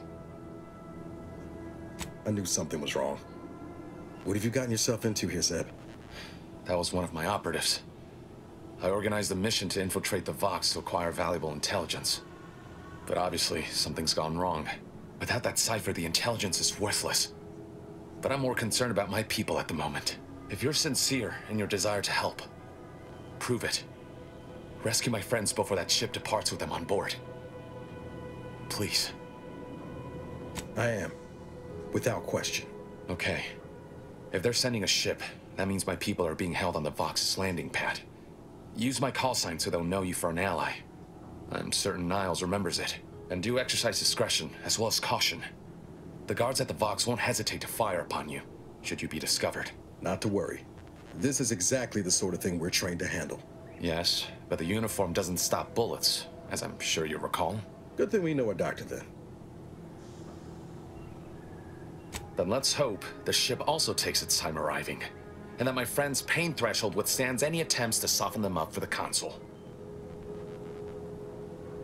I'll answer what I can. If you must know, it was my sister. A neighbor reported her for some misconduct, and she was taken to be refreshed. I never heard what her alleged crime was meant to be. The woman who returned was nigh unrecognizable. The injustice of it rattled me. And once I began to look into what had happened, the more discomfort I felt. Then I met Niles.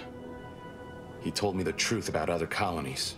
Made Arcadia feel so small, claustrophobic, repressive. And my smoldering resentments became a full conflagration.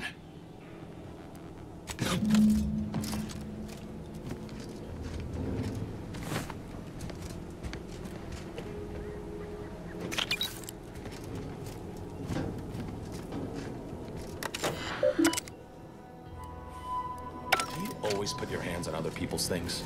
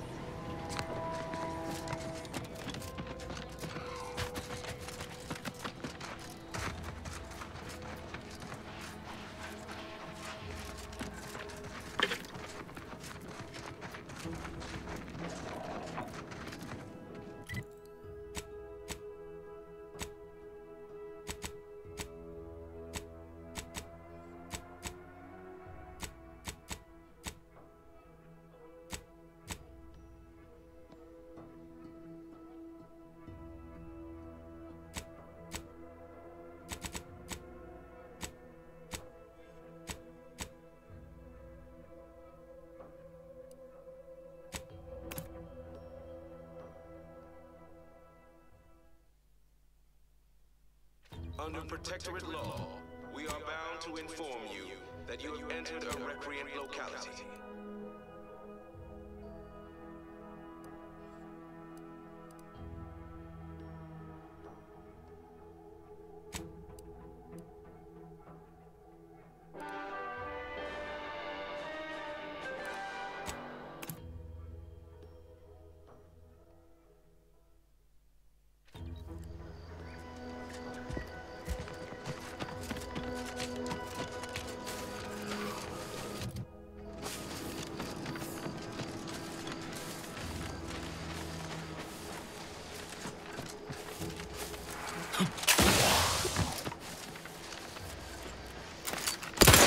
And I'll take care of him, Commander.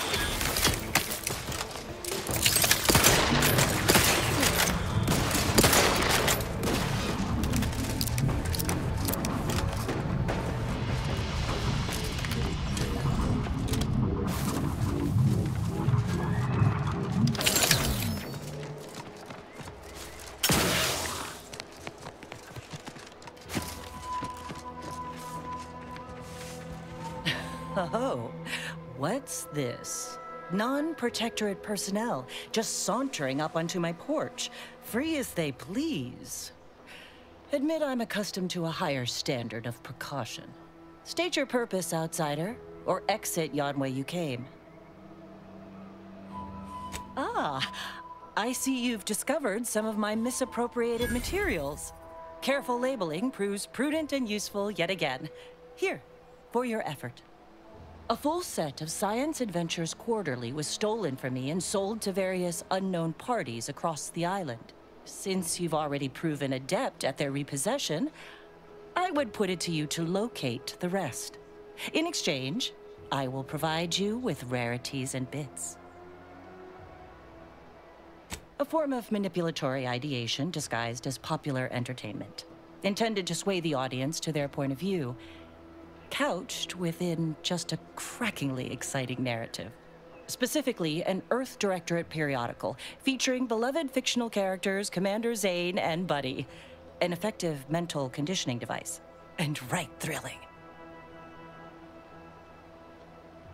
It was a popular fiction periodical from not long ago. Each of its 10 volumes featured an exhilarating cover illustration depicting Zane and Buddy's thrilling exploits. Whether they faced automechanical industrialists or robber magnates from the Plutocrian kleptocracy, their tales remained invigorating thrill rides. Ah, quite right. In fact, delightful. I am pleased you are on the case, as it were. So very Zane and Buddy.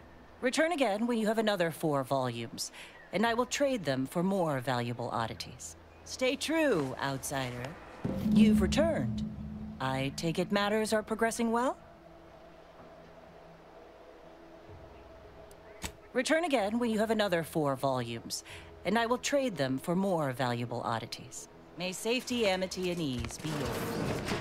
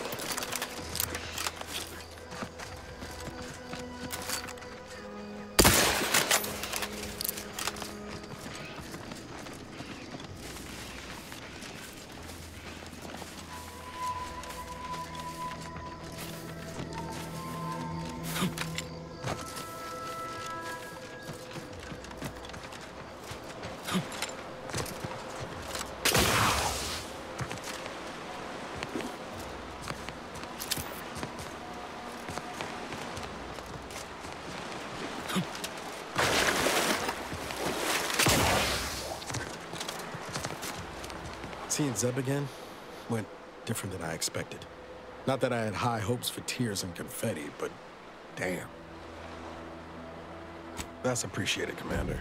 Maybe I ought to apologize straight away. But I'm not convinced I did the wrong thing, leaving. Had I stayed, who knows? Likely I'd have gotten us both killed.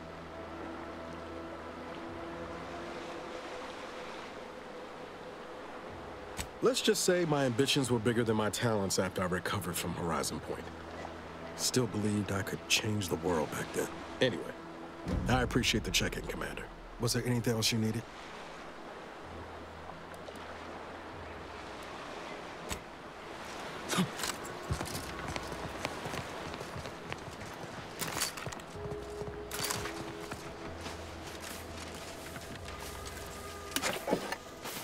It's the crunch. That scrunch, the one that makes it a brunch. Who feed you purple berry crunch if they love you a bunch.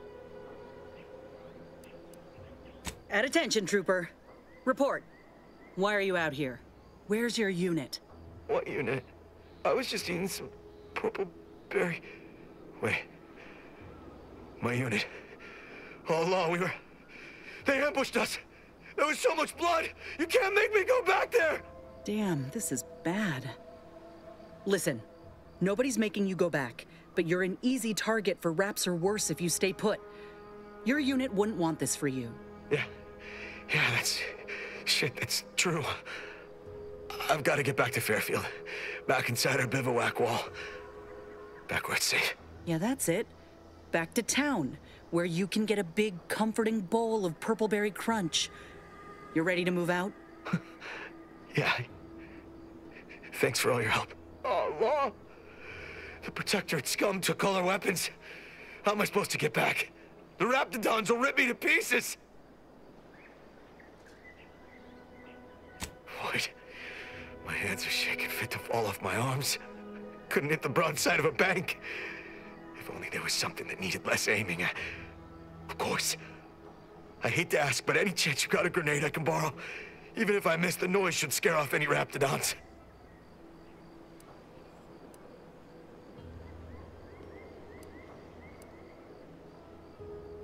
I can handle it. I'll be far safer with it than without. I can't fight a Raptidon unarmed.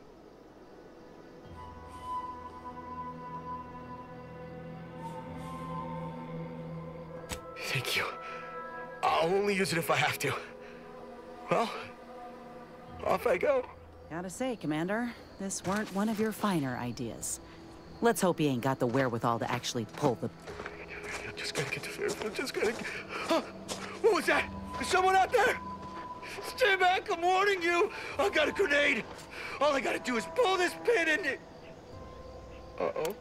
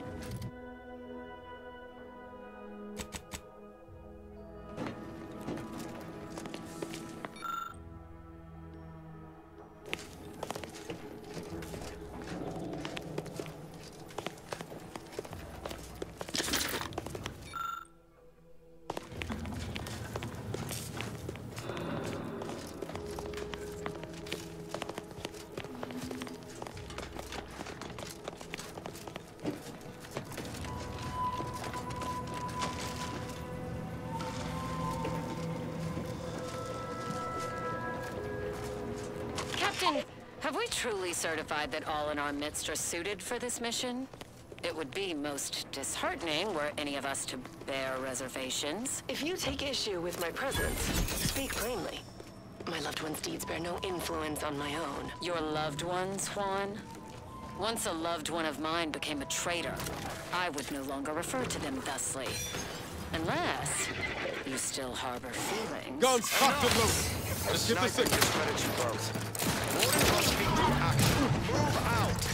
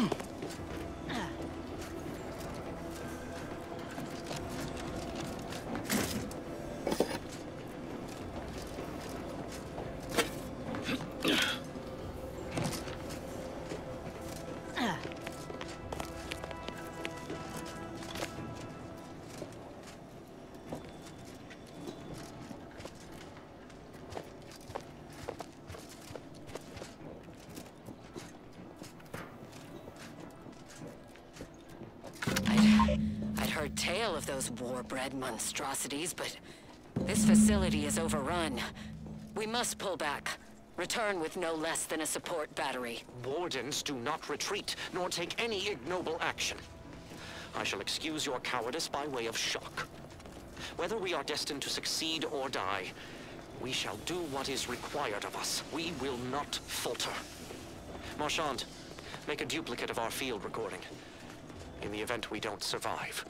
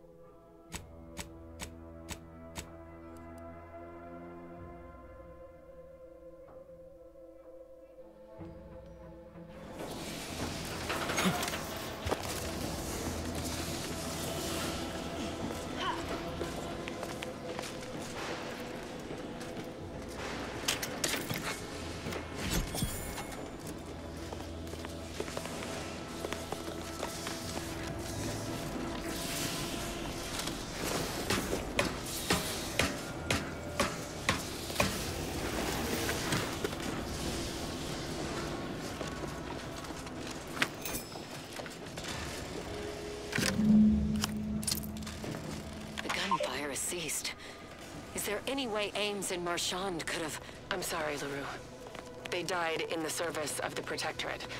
Stop. Breathe. Then we shall press on. You surprise me. We cannot complete this mission and yet live. And should we live to see it through, your wife shall meet her end. Yet, your resolve remains unshaken. Any less would disgrace the Sovereign. Disgrace us all. Shoulder your rifle. We shall press on and see this mission to its completion. That noise doesn't sound like... Oh, blast! Hand me my rifle! My rifle!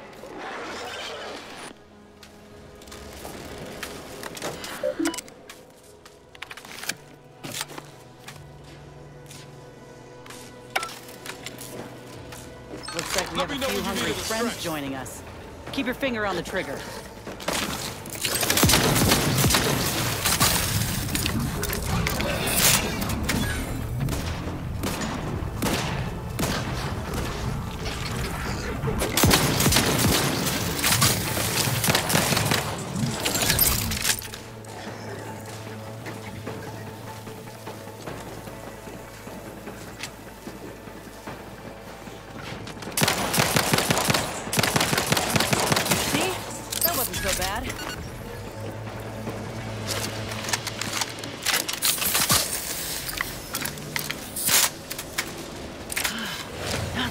Simple.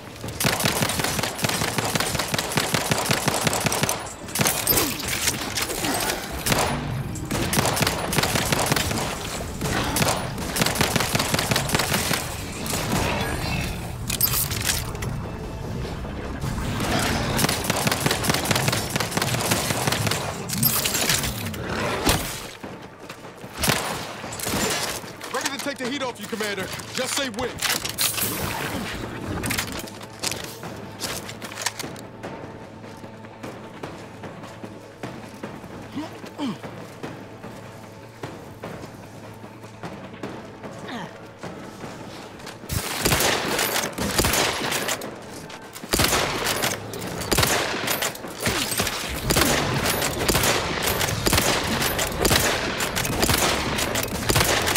Enough wraps for me, thanks.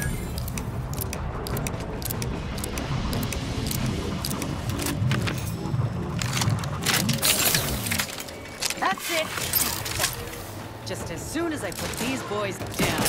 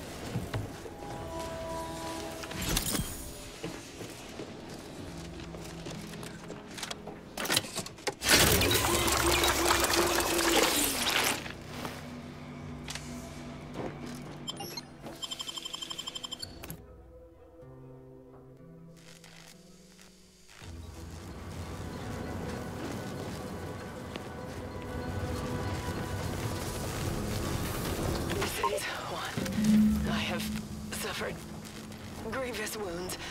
At least one of my lungs meets the open air. LaRue fell swiftly. Screamed for me to help, but if I had remained to aid her, the mission would be at its end. The mission which is now due to darkness. I arrived here to find the controls non-functional. Seems my weapon delivers magnetically contained electric charges. I inserted it into a conduit hoping it would spring to life, but the Fairfield power controls have deteriorated. I wish I could admit relief that in my heart of hearts I wished my love to live, despite her traitorism.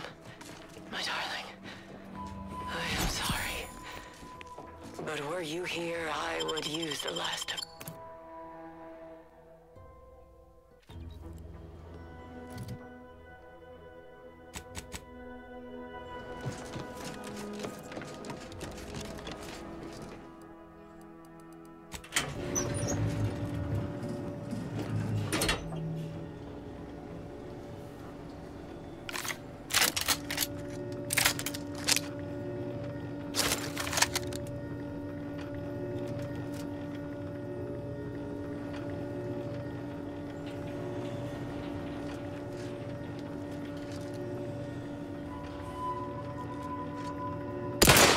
Easy with the fratricide.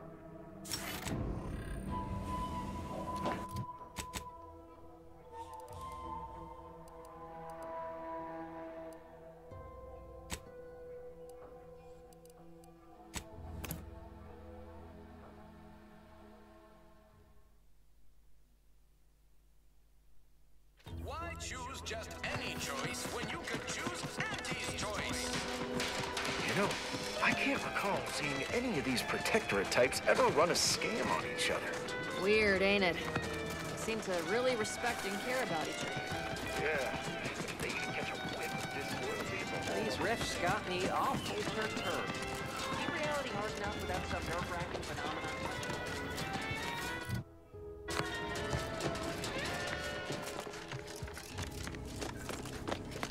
Take care in the northern regions of the island. Fewer reports from scouts. Heightened degree of danger. Maybe that's something to look forward to. Loose your words. I'm listening. Good work. Sure it'll aid your path into the Vox. Presuming you keep your nerve.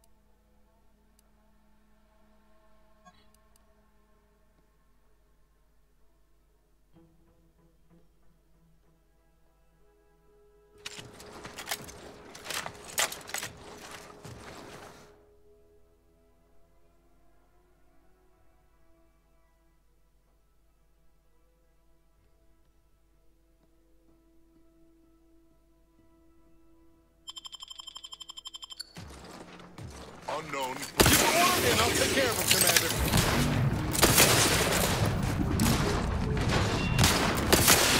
Mobility interrupted.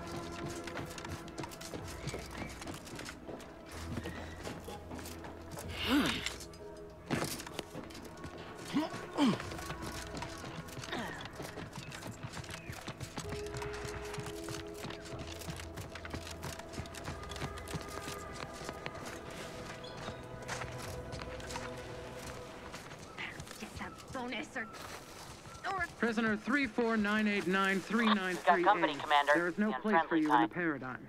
You are hereby sentenced to death for the crimes of desertion and opposing the lawful authority of the Protectorate. No! Wait, I beg of you! I was just afraid of Montelli! He's taken leave of his mental faculties! His way is no longer that of the Sovereign! Why can't you see that? Quiet, traitor. At least honor the Sovereign by dying with a modicum of dignity. Were I not better informed, I'd assume you were Auntie's choice. Foreign agent! Looks like a fight!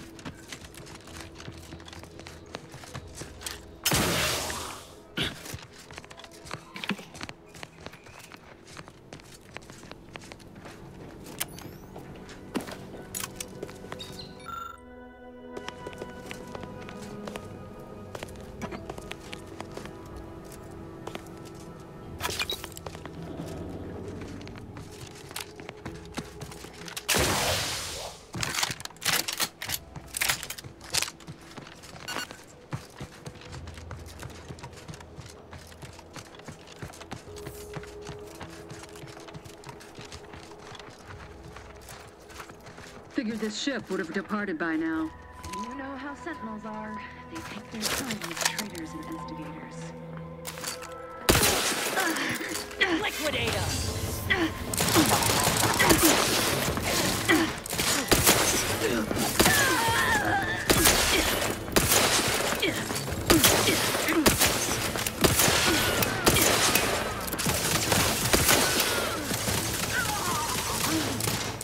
Replenishing my firearms. Sustain the sister. Mission into cover. Oh, the one you need to worry about. We're here. 3 holes ahead. Seeking cover.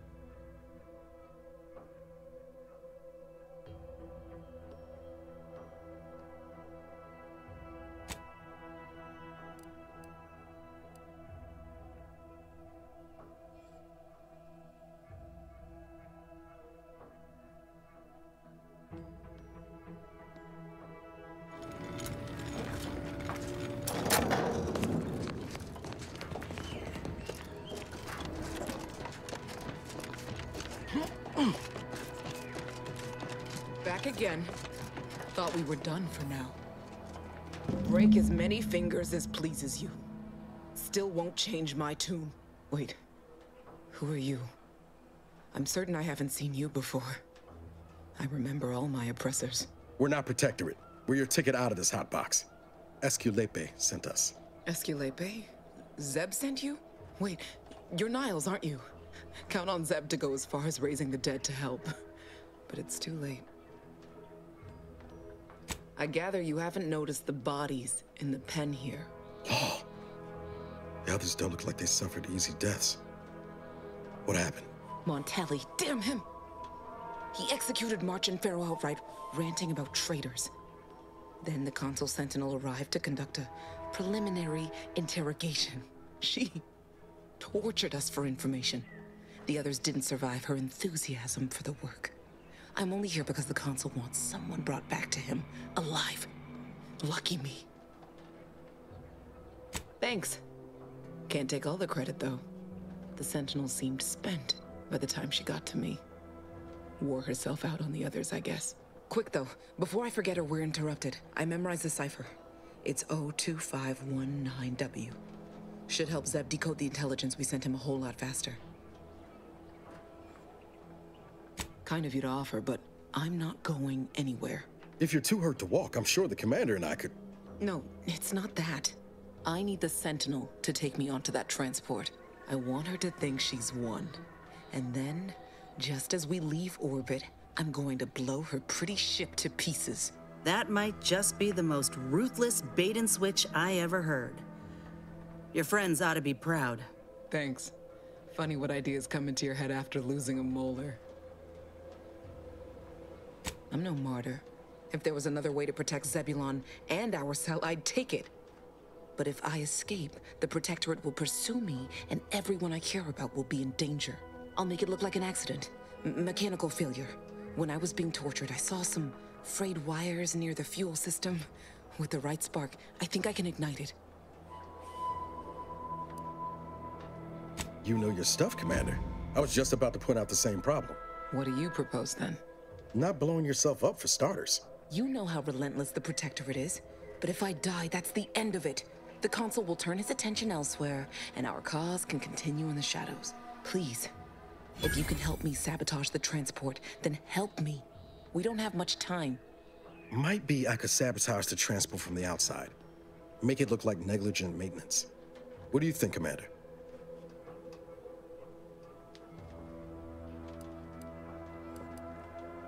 The others paid with their blood to protect the cause. How can I be unwilling to do the same?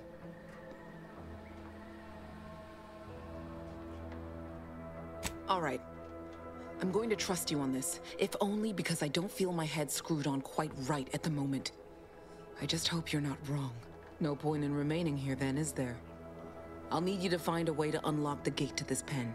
If you can't manage it through nimble fingers, one of the guards nearby should have a key card on them. Talk about prepared. Quickly then, unlock the gate.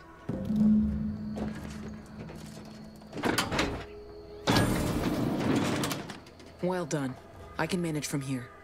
Tell Zeb I'll rendezvous with him later. Once I've identified a safe place to meet. One last request. Don't damage the transport.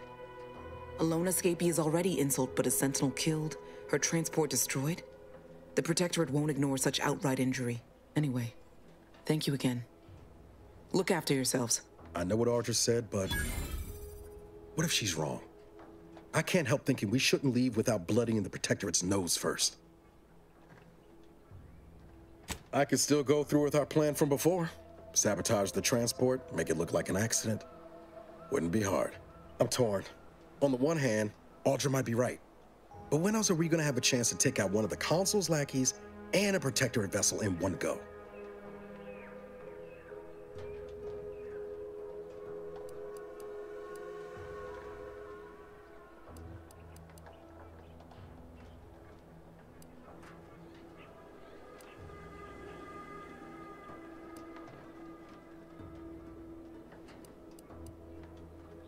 Thank you, Commander. Stay put. Shouldn't take me too long. Done. Won't go into the particulars, but you can trust that ship will blow the moment it hits orbit. Let's get back to Zeb. He still needs a cipher, and he'll want to hear about what happened with Audra.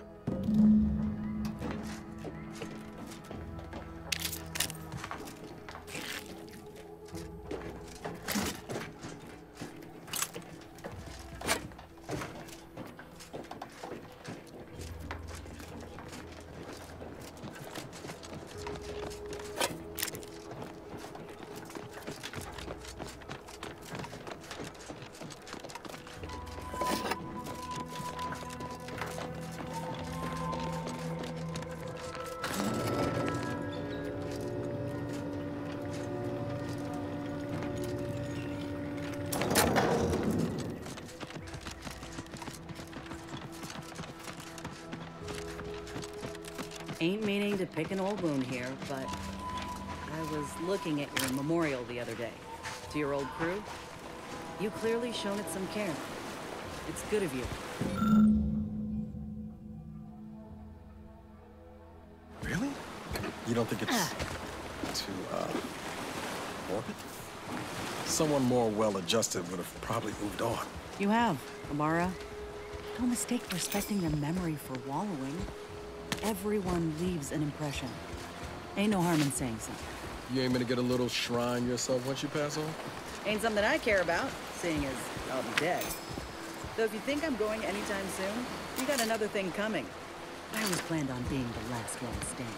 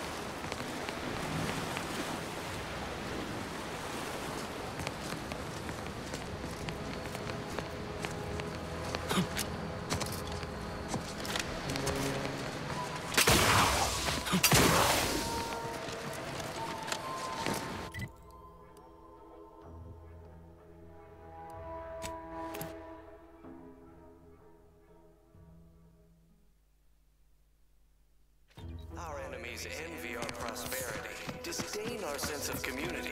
They sneer at our contentment.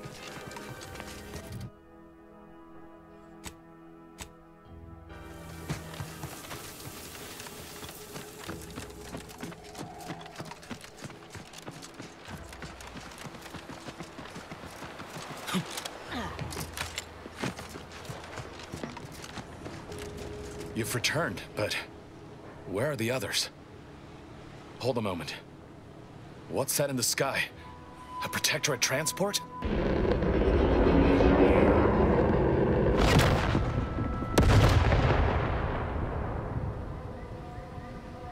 What in the blazes was that? What is it? What's happened? A Sentinel worked them over bad. Only Audra was still alive when we got there, and she was ready to blow herself up to take out that ship. Luckily, we found another way. Damn the Protectorate.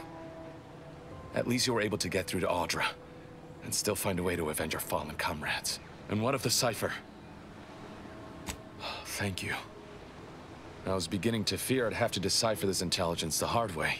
Perhaps I was mistaken about your commitment to making amends, Niles. Thank you for being true. Can't fault you for having doubts. But I have changed. I am changing. I hope you'll both forgive me my earlier disposition. I'm not normally so surly. I'm pleased Niles has found such a supportive friend and ally. That's a rare thing in this colony. I haven't much to reward you with, but take this. It's something I had started on for Niles long ago. Hopefully it fits. This information came at a steep price, but I'll put it to good use. Expect to hear from me should our cause require further assistance from the Earth Directorate's best.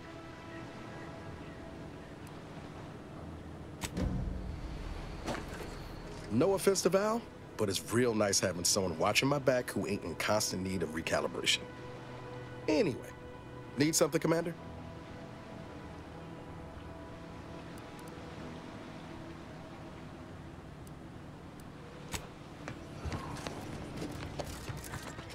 Got time for a debrief, Commander?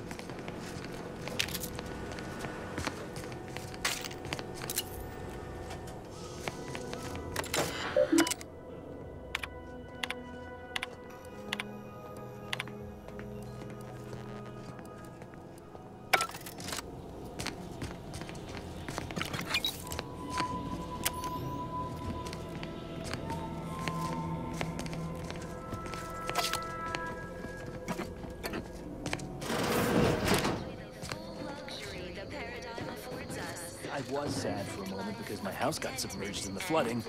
Then the wireless told me everything was splendid. Now I feel much better. We sleep well at night. Work isn't strenuous or stressful. Food is nutritious and plentiful. We have everything we need. Prudence dictates we take a moment to rightly appreciate it all and thank The wireless said that flooding Westport is routine.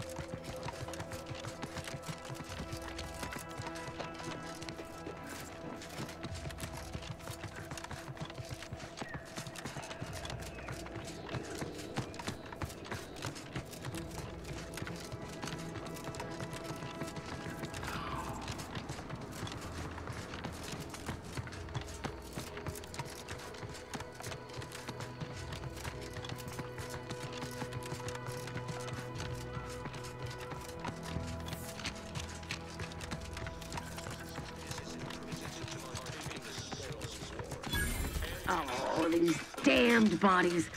Why can't we just bury the lot of them?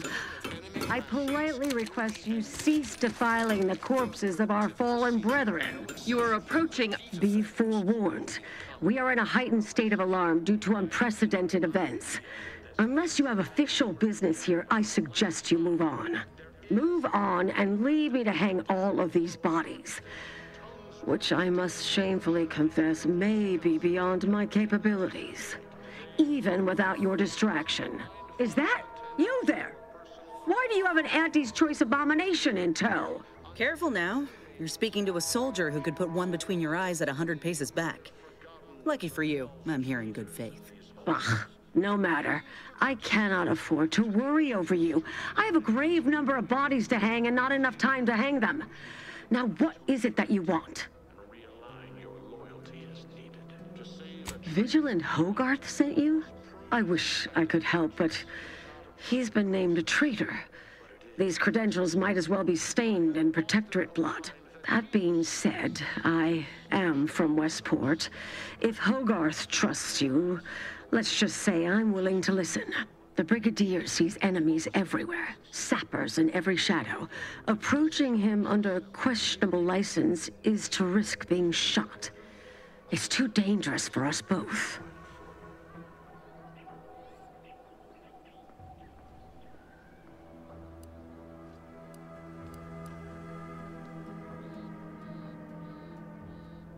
While it pains me to act in what might be contrary to the Brigadier's personal conviction, I do believe the Sovereign would expect me to honor the Vigilance Station. Still, I can't simply have you saunter through the gates.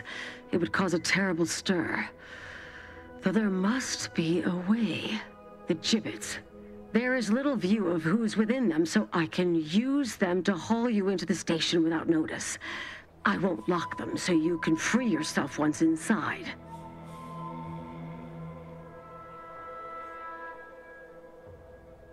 I remember her. She and I occasionally met to take pot shots at the local crabba population. She worked on the command floor. There's a chance she lingers, quietly continuing her work.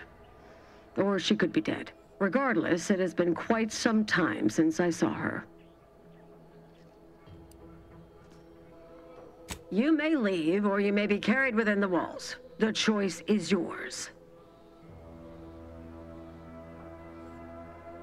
Allow me to open them for you and your companions. Getting folks inside can be a little tricky, and try not to move much or they'll start swinging something fierce.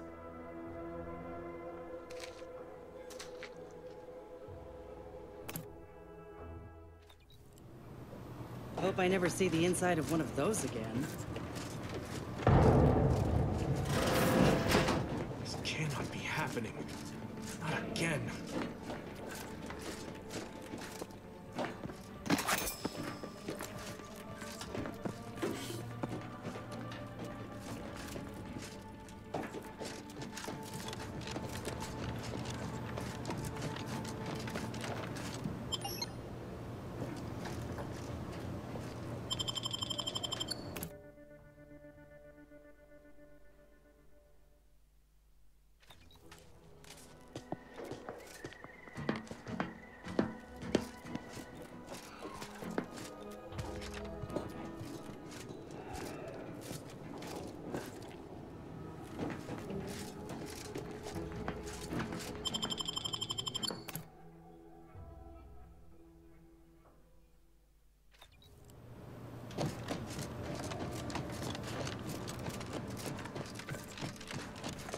Come, quickly.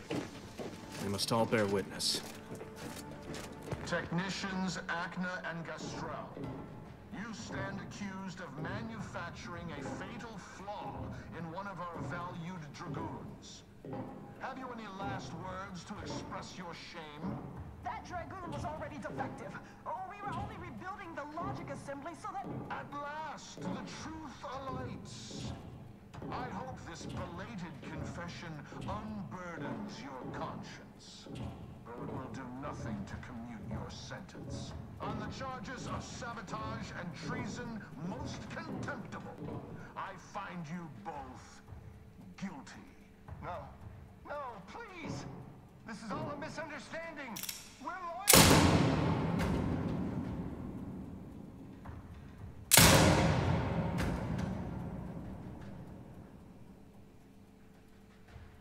More loyal subjects executed. And valued technicians, no less. I cannot see how reducing our own manpower guides us down a path to victory. Wait. I recognize you. From Horizon Point. Yes, just outside the skip labs before the incident. We helped one another, didn't we? You with my record and I with the bridge. Please tell me you were not responsible for all the evil that transpired afterward.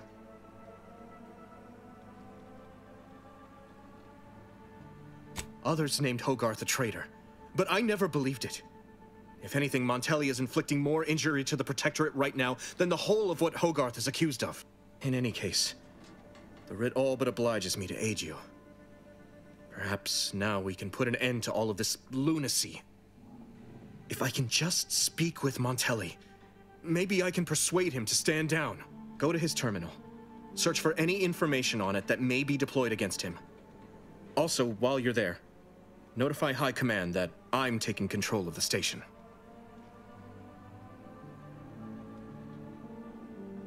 I'll admit there's some risk in having my actions misinterpreted. I could be named a traitor, as Vigilant Hogarth was. Or sentimental refreshment. No. Surely High Command will understand the need for this transfer of power. What I do now, I do for the Protectorate, not myself. Besides, Montelli is not merely my superior. He's also an old friend. I must make some attempt to get through to him. Remind him of what true service to the Protectorate means.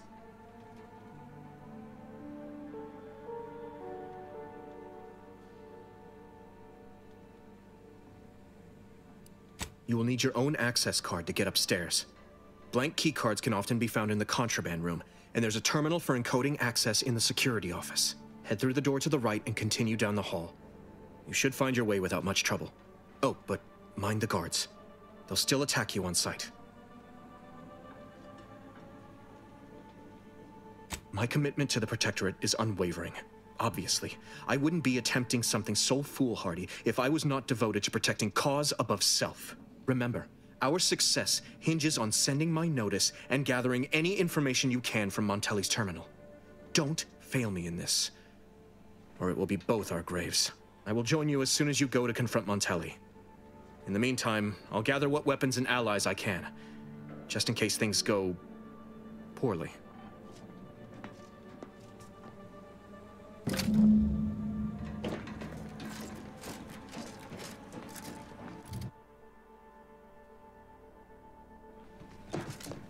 Aggressors in range.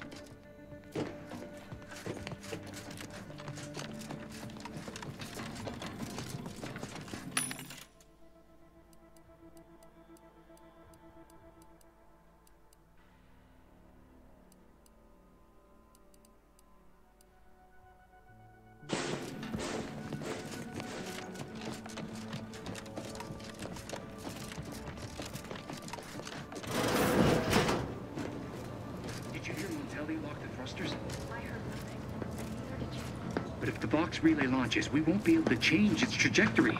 It could land on one of our towers.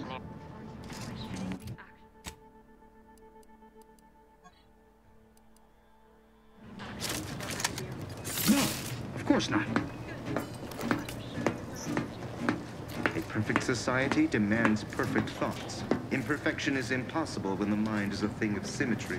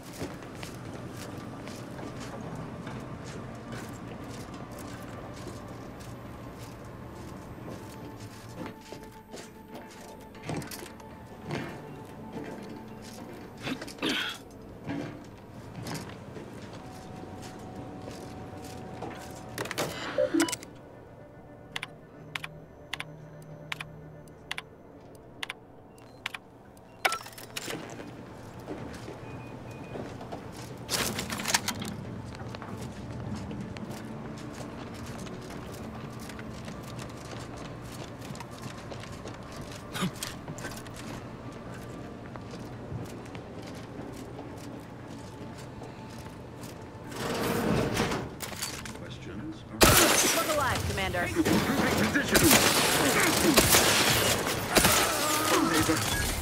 Looking a little woozy there, Commander.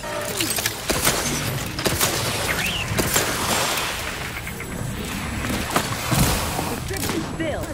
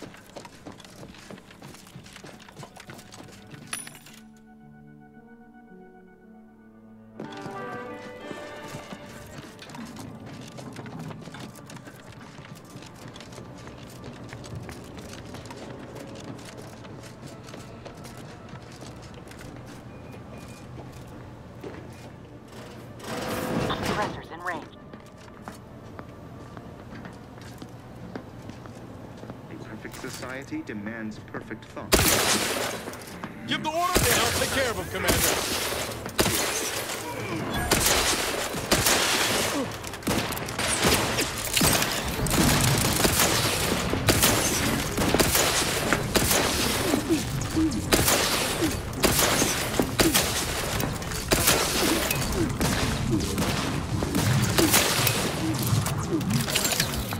Not walking this off. Stand me back up. Knew you had my back. Hello? Am not, nor have ever been, greatly fond of lurkers. Armed and ready.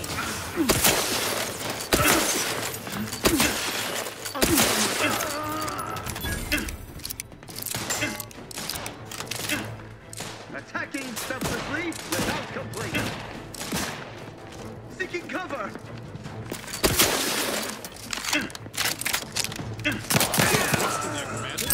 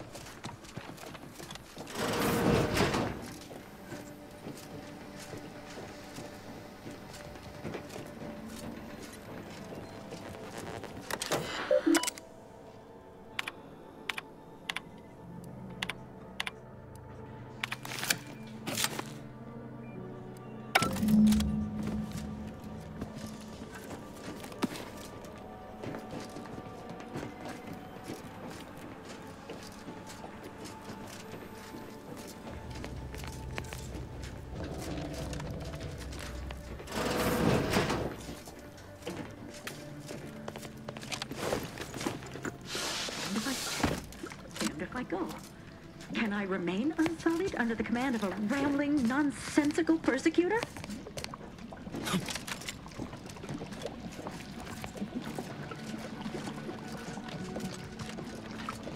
Hello there. You seem to have caught me at a most inopportune time. Was just, patrolling the sewers, monitoring for suspicious activity. Now, I must kindly ask that you vacate the vicinity. Your presence here is proving distracting, to put it mildly.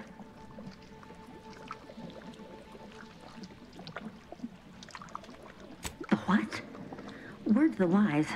A protectorate station is hardly the place to be making light of one's affiliations. Brigadier Montelli would be ecstatic to hear you spout such humorous quips.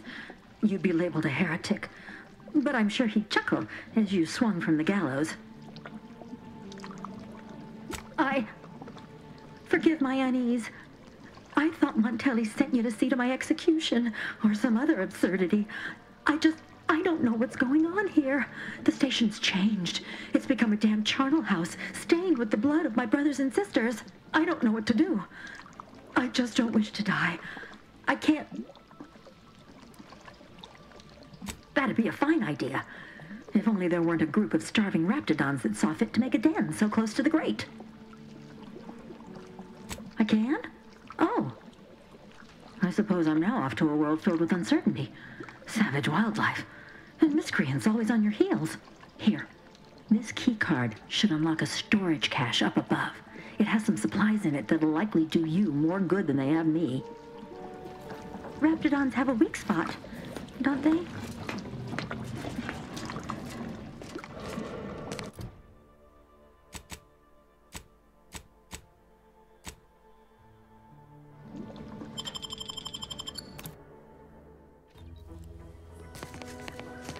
Commander, this has got to be where the matriarch is. You ought to look for it. Ready to waste it. On your command.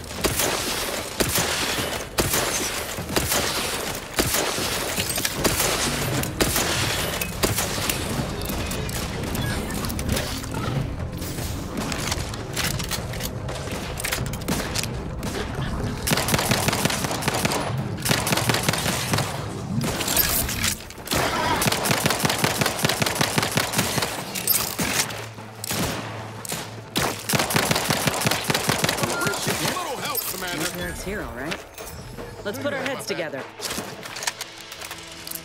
See these half-eaten remains? They're a sign. Matriarchs lose their appetite when they're on the verge of going into a state of torpor. She'll have retreated into hiding to conserve her energy. But I got one way to get her attention. You know how Doc mentioned pheromones? Well, just so happened that I procured some Raptidon glandular extract in my travels. Should do the trick. The matriarch with 3 full stomachs ain't coming out of hibernation unless she senses a threat to her authority. She hates rivals. All right, let's do this. Looks like a fight.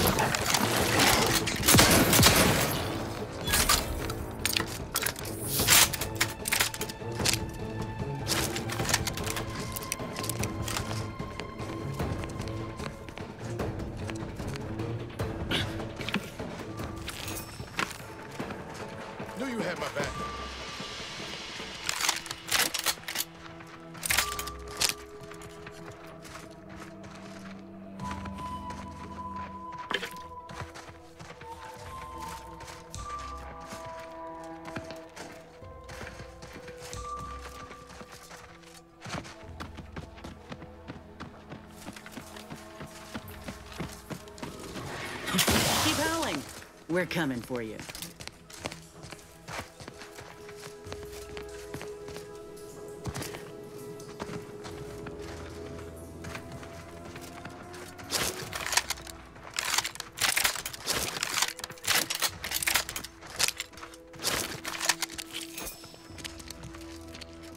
That's the limb.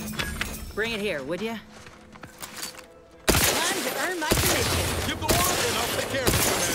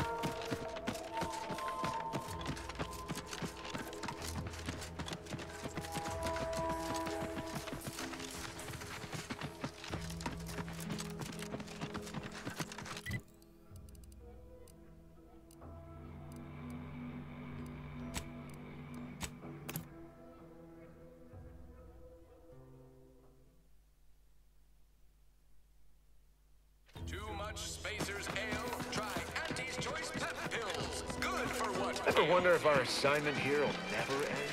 Like our employment contract, we'll just keep renewing. Whoever fixes this rift problem is definitely getting a whole-side suite with an Elysium view and head office tower.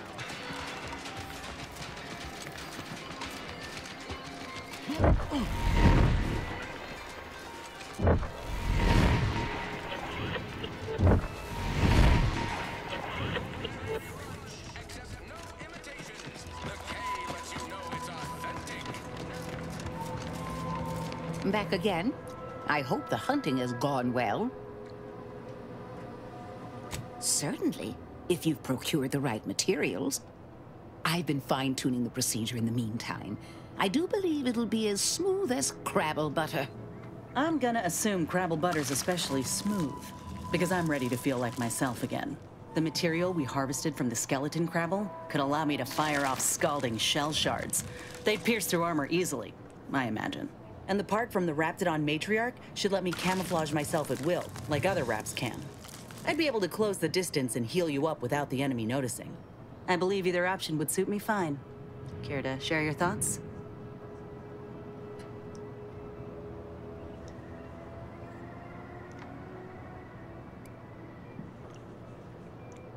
Crafting with the Matriarch feels right.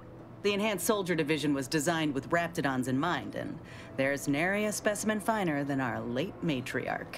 If you don't mind, I'll go ahead and take this spare part off your hands for my own research. Oh, the Raptidon Matriarch will be a splendid match for you, Inez. Go on now, get sorted while I get this machine up and running. Mind the Raptidon drool on the table. No need to be nervous, I promise. Oh, now that is genius. I have just what we need. Let's see, a bit of medicinal extract in here. Mix that up with the inhaler.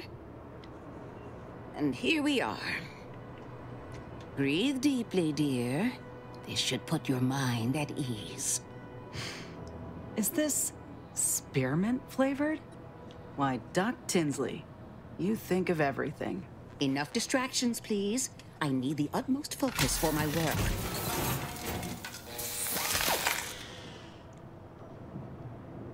This is beautiful work. My best yet. How does the limb feel, Inez? Any numbness? Pain? Yeah, both. Body's not accustomed to the presence of another limb. Feels like I've got an extra passenger in my nervous system. But it certainly beats feeling like I'm bleeding on the inside. Or fighting the urge to feast on raw human flesh. Like last time. Well, I'll certainly be having words with that surgeon, leaving you in a state like that. Now, you come back straight away if anything bothers you. Will do, Doc. I thank you. And you, Commander, without your help, I don't know what I might have done. Whatever you need going forward, I'm there. You got my word.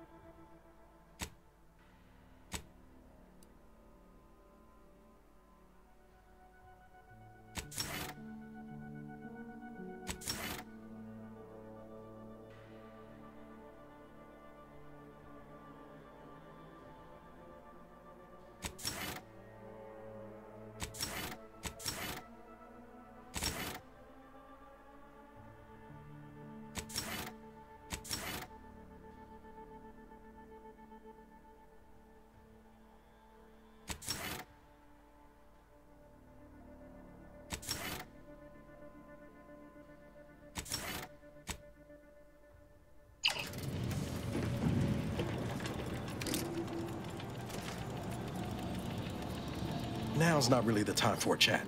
You need something?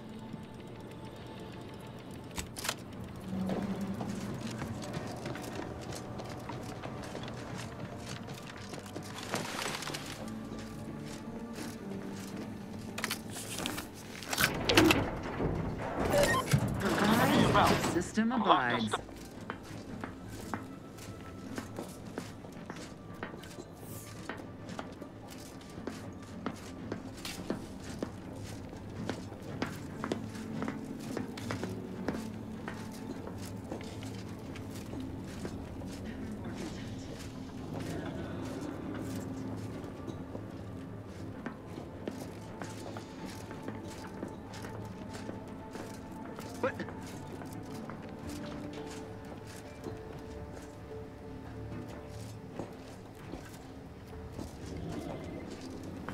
Huh. That was certainly asinine. A perfect society demands perfect thoughts. Imperfection is impossible when the mind is a thing of symmetry.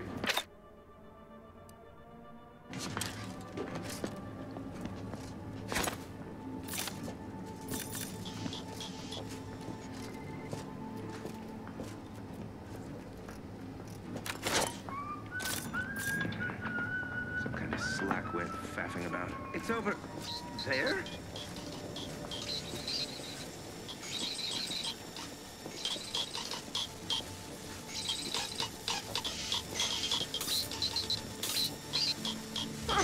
Resolved on its own. Sovereign provides.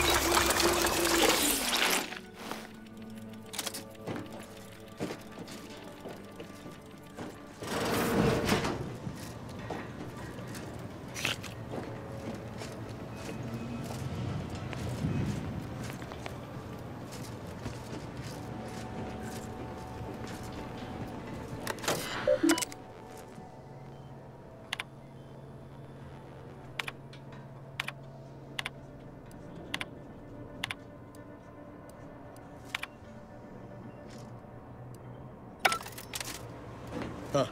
Appears our good brigadier is being guided by someone else's hand. You wager that influence is what pushed him over the edge?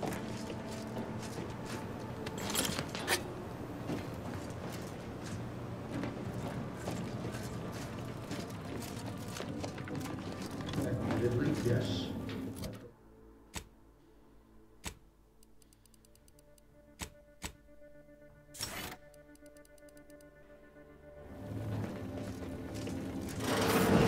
What now? Ah, an intruder. Of course. I was warned the paradigm would test me, and here you have arrived. And Corbin. By your presence, am I to understand that you've turned renegade as well? Of all the serpents writhing beneath my boot, you were the last I expected to strike at me. My intentions are as they've always been. Honorable. I only wish to talk. Talk? With a gun in hand and an enemy in your shadow? Do you mistake me for a fool? Turn your gaze outward, Umberto. Look at everything you've done. Can you honestly tell me this is for the good of the Protectorate? I'm killing traitors. Seditionists. I am purging our prized garden of chokeweed and all manner of slithering things. My methods may seem callous, but a swift response to treason is necessary to prevent this crisis from worsening. Auntie's choice, bah! The invaders are vacuous opportunists dead from the collar up. They would not have found purchase here if not for the festering rot already in our soil. Festering rot? Hell of a way to speak of your own forces, Brigadier. Or perhaps your auntie's choice simply lacks the standards to separate out mediocrity. Nevertheless, I am not afraid to speak what's true. Our great protectorate has lost its way. Years of comfort and plenty without stricter enforcement have softened us, made us weak, undisciplined. If only the Sovereign heeded his consul's wisdom, he could restore the Protectorate's honor, instead of shaming his forebears by leaving such a grave task to others, like myself. The vanquished have no say in history. If I prove myself valorous before the end, who shall remain to argue against the means? Certainly not you. When you speak, I hear the voice of my friend, but not his reason. Not the man who taught me to temper discipline with care for those under my command.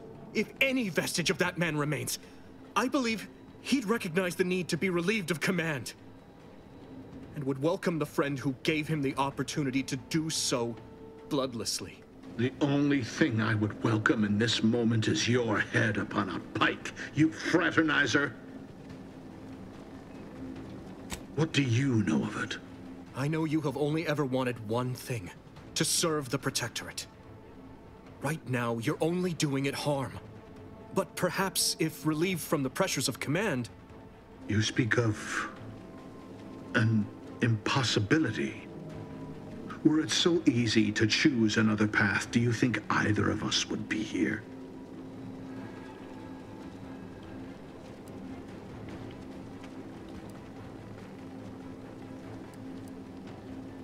You are right. I was overzealous. I allowed myself to be swayed from what I knew my Sovereign wanted of me. It was my foremost duty to defend the Vox and all within it. I have failed in this. Completely. Therefore, I am undeserving of this post. Corbin, the station is yours. Much good it will do you. I will hang for this. But perhaps that, too, would have value to the Protectorate. I will see to Montelli from here. I suggest you finish your business quickly, before others begin asking questions. Oh, and thank you.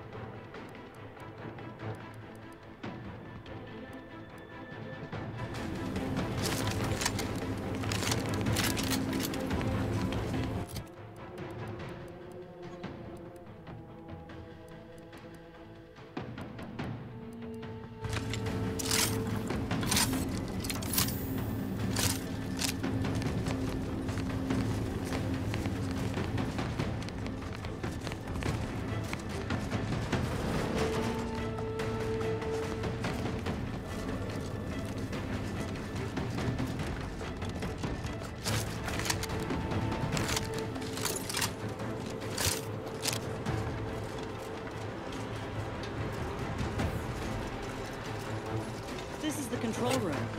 Bet you last month's earnings that DeVries left her mark here.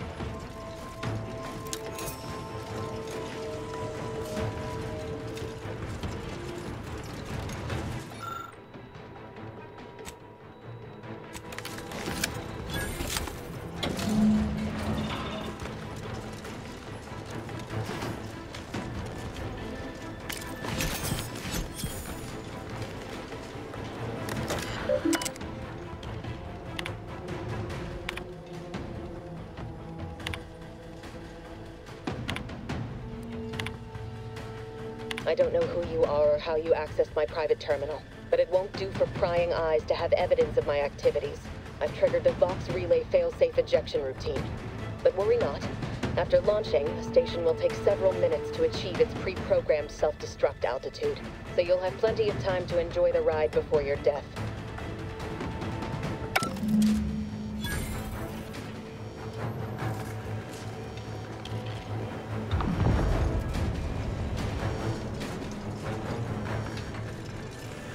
We gotta do something. If the Vox crashes into Fairfield, it'll kill a whole lot of my people and innocent civilians. Use the control panel. Do the right thing. It's a relief to hear you say so. Go on then, Commander. We're short on time as it is.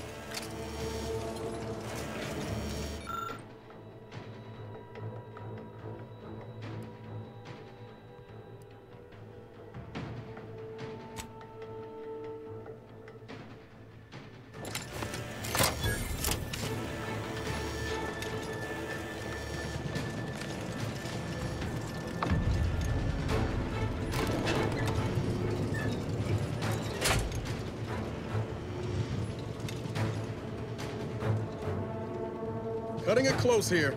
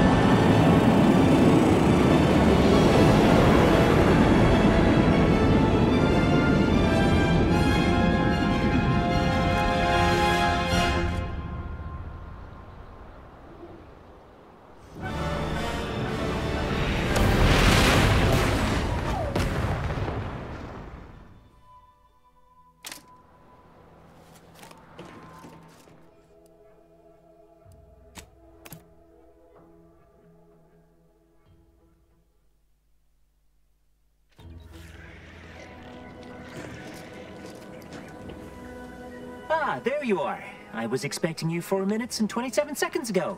But never mind that. I have a missive for you. Highest priority. Recipient's eyes only. All I can tell you is that it is from Arcadia's most judicious custodians, the Order of the Ascendant. I am not privy to any information beyond that. Oh, they did also say it was important. I was tasked 6 months ago to deliver it to whomever ship was at this landing pad at this exact time.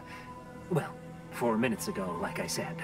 All other questions may be answered by viewing the missive, I expect. Farewell, and as they say, may all your endeavors come to fruition.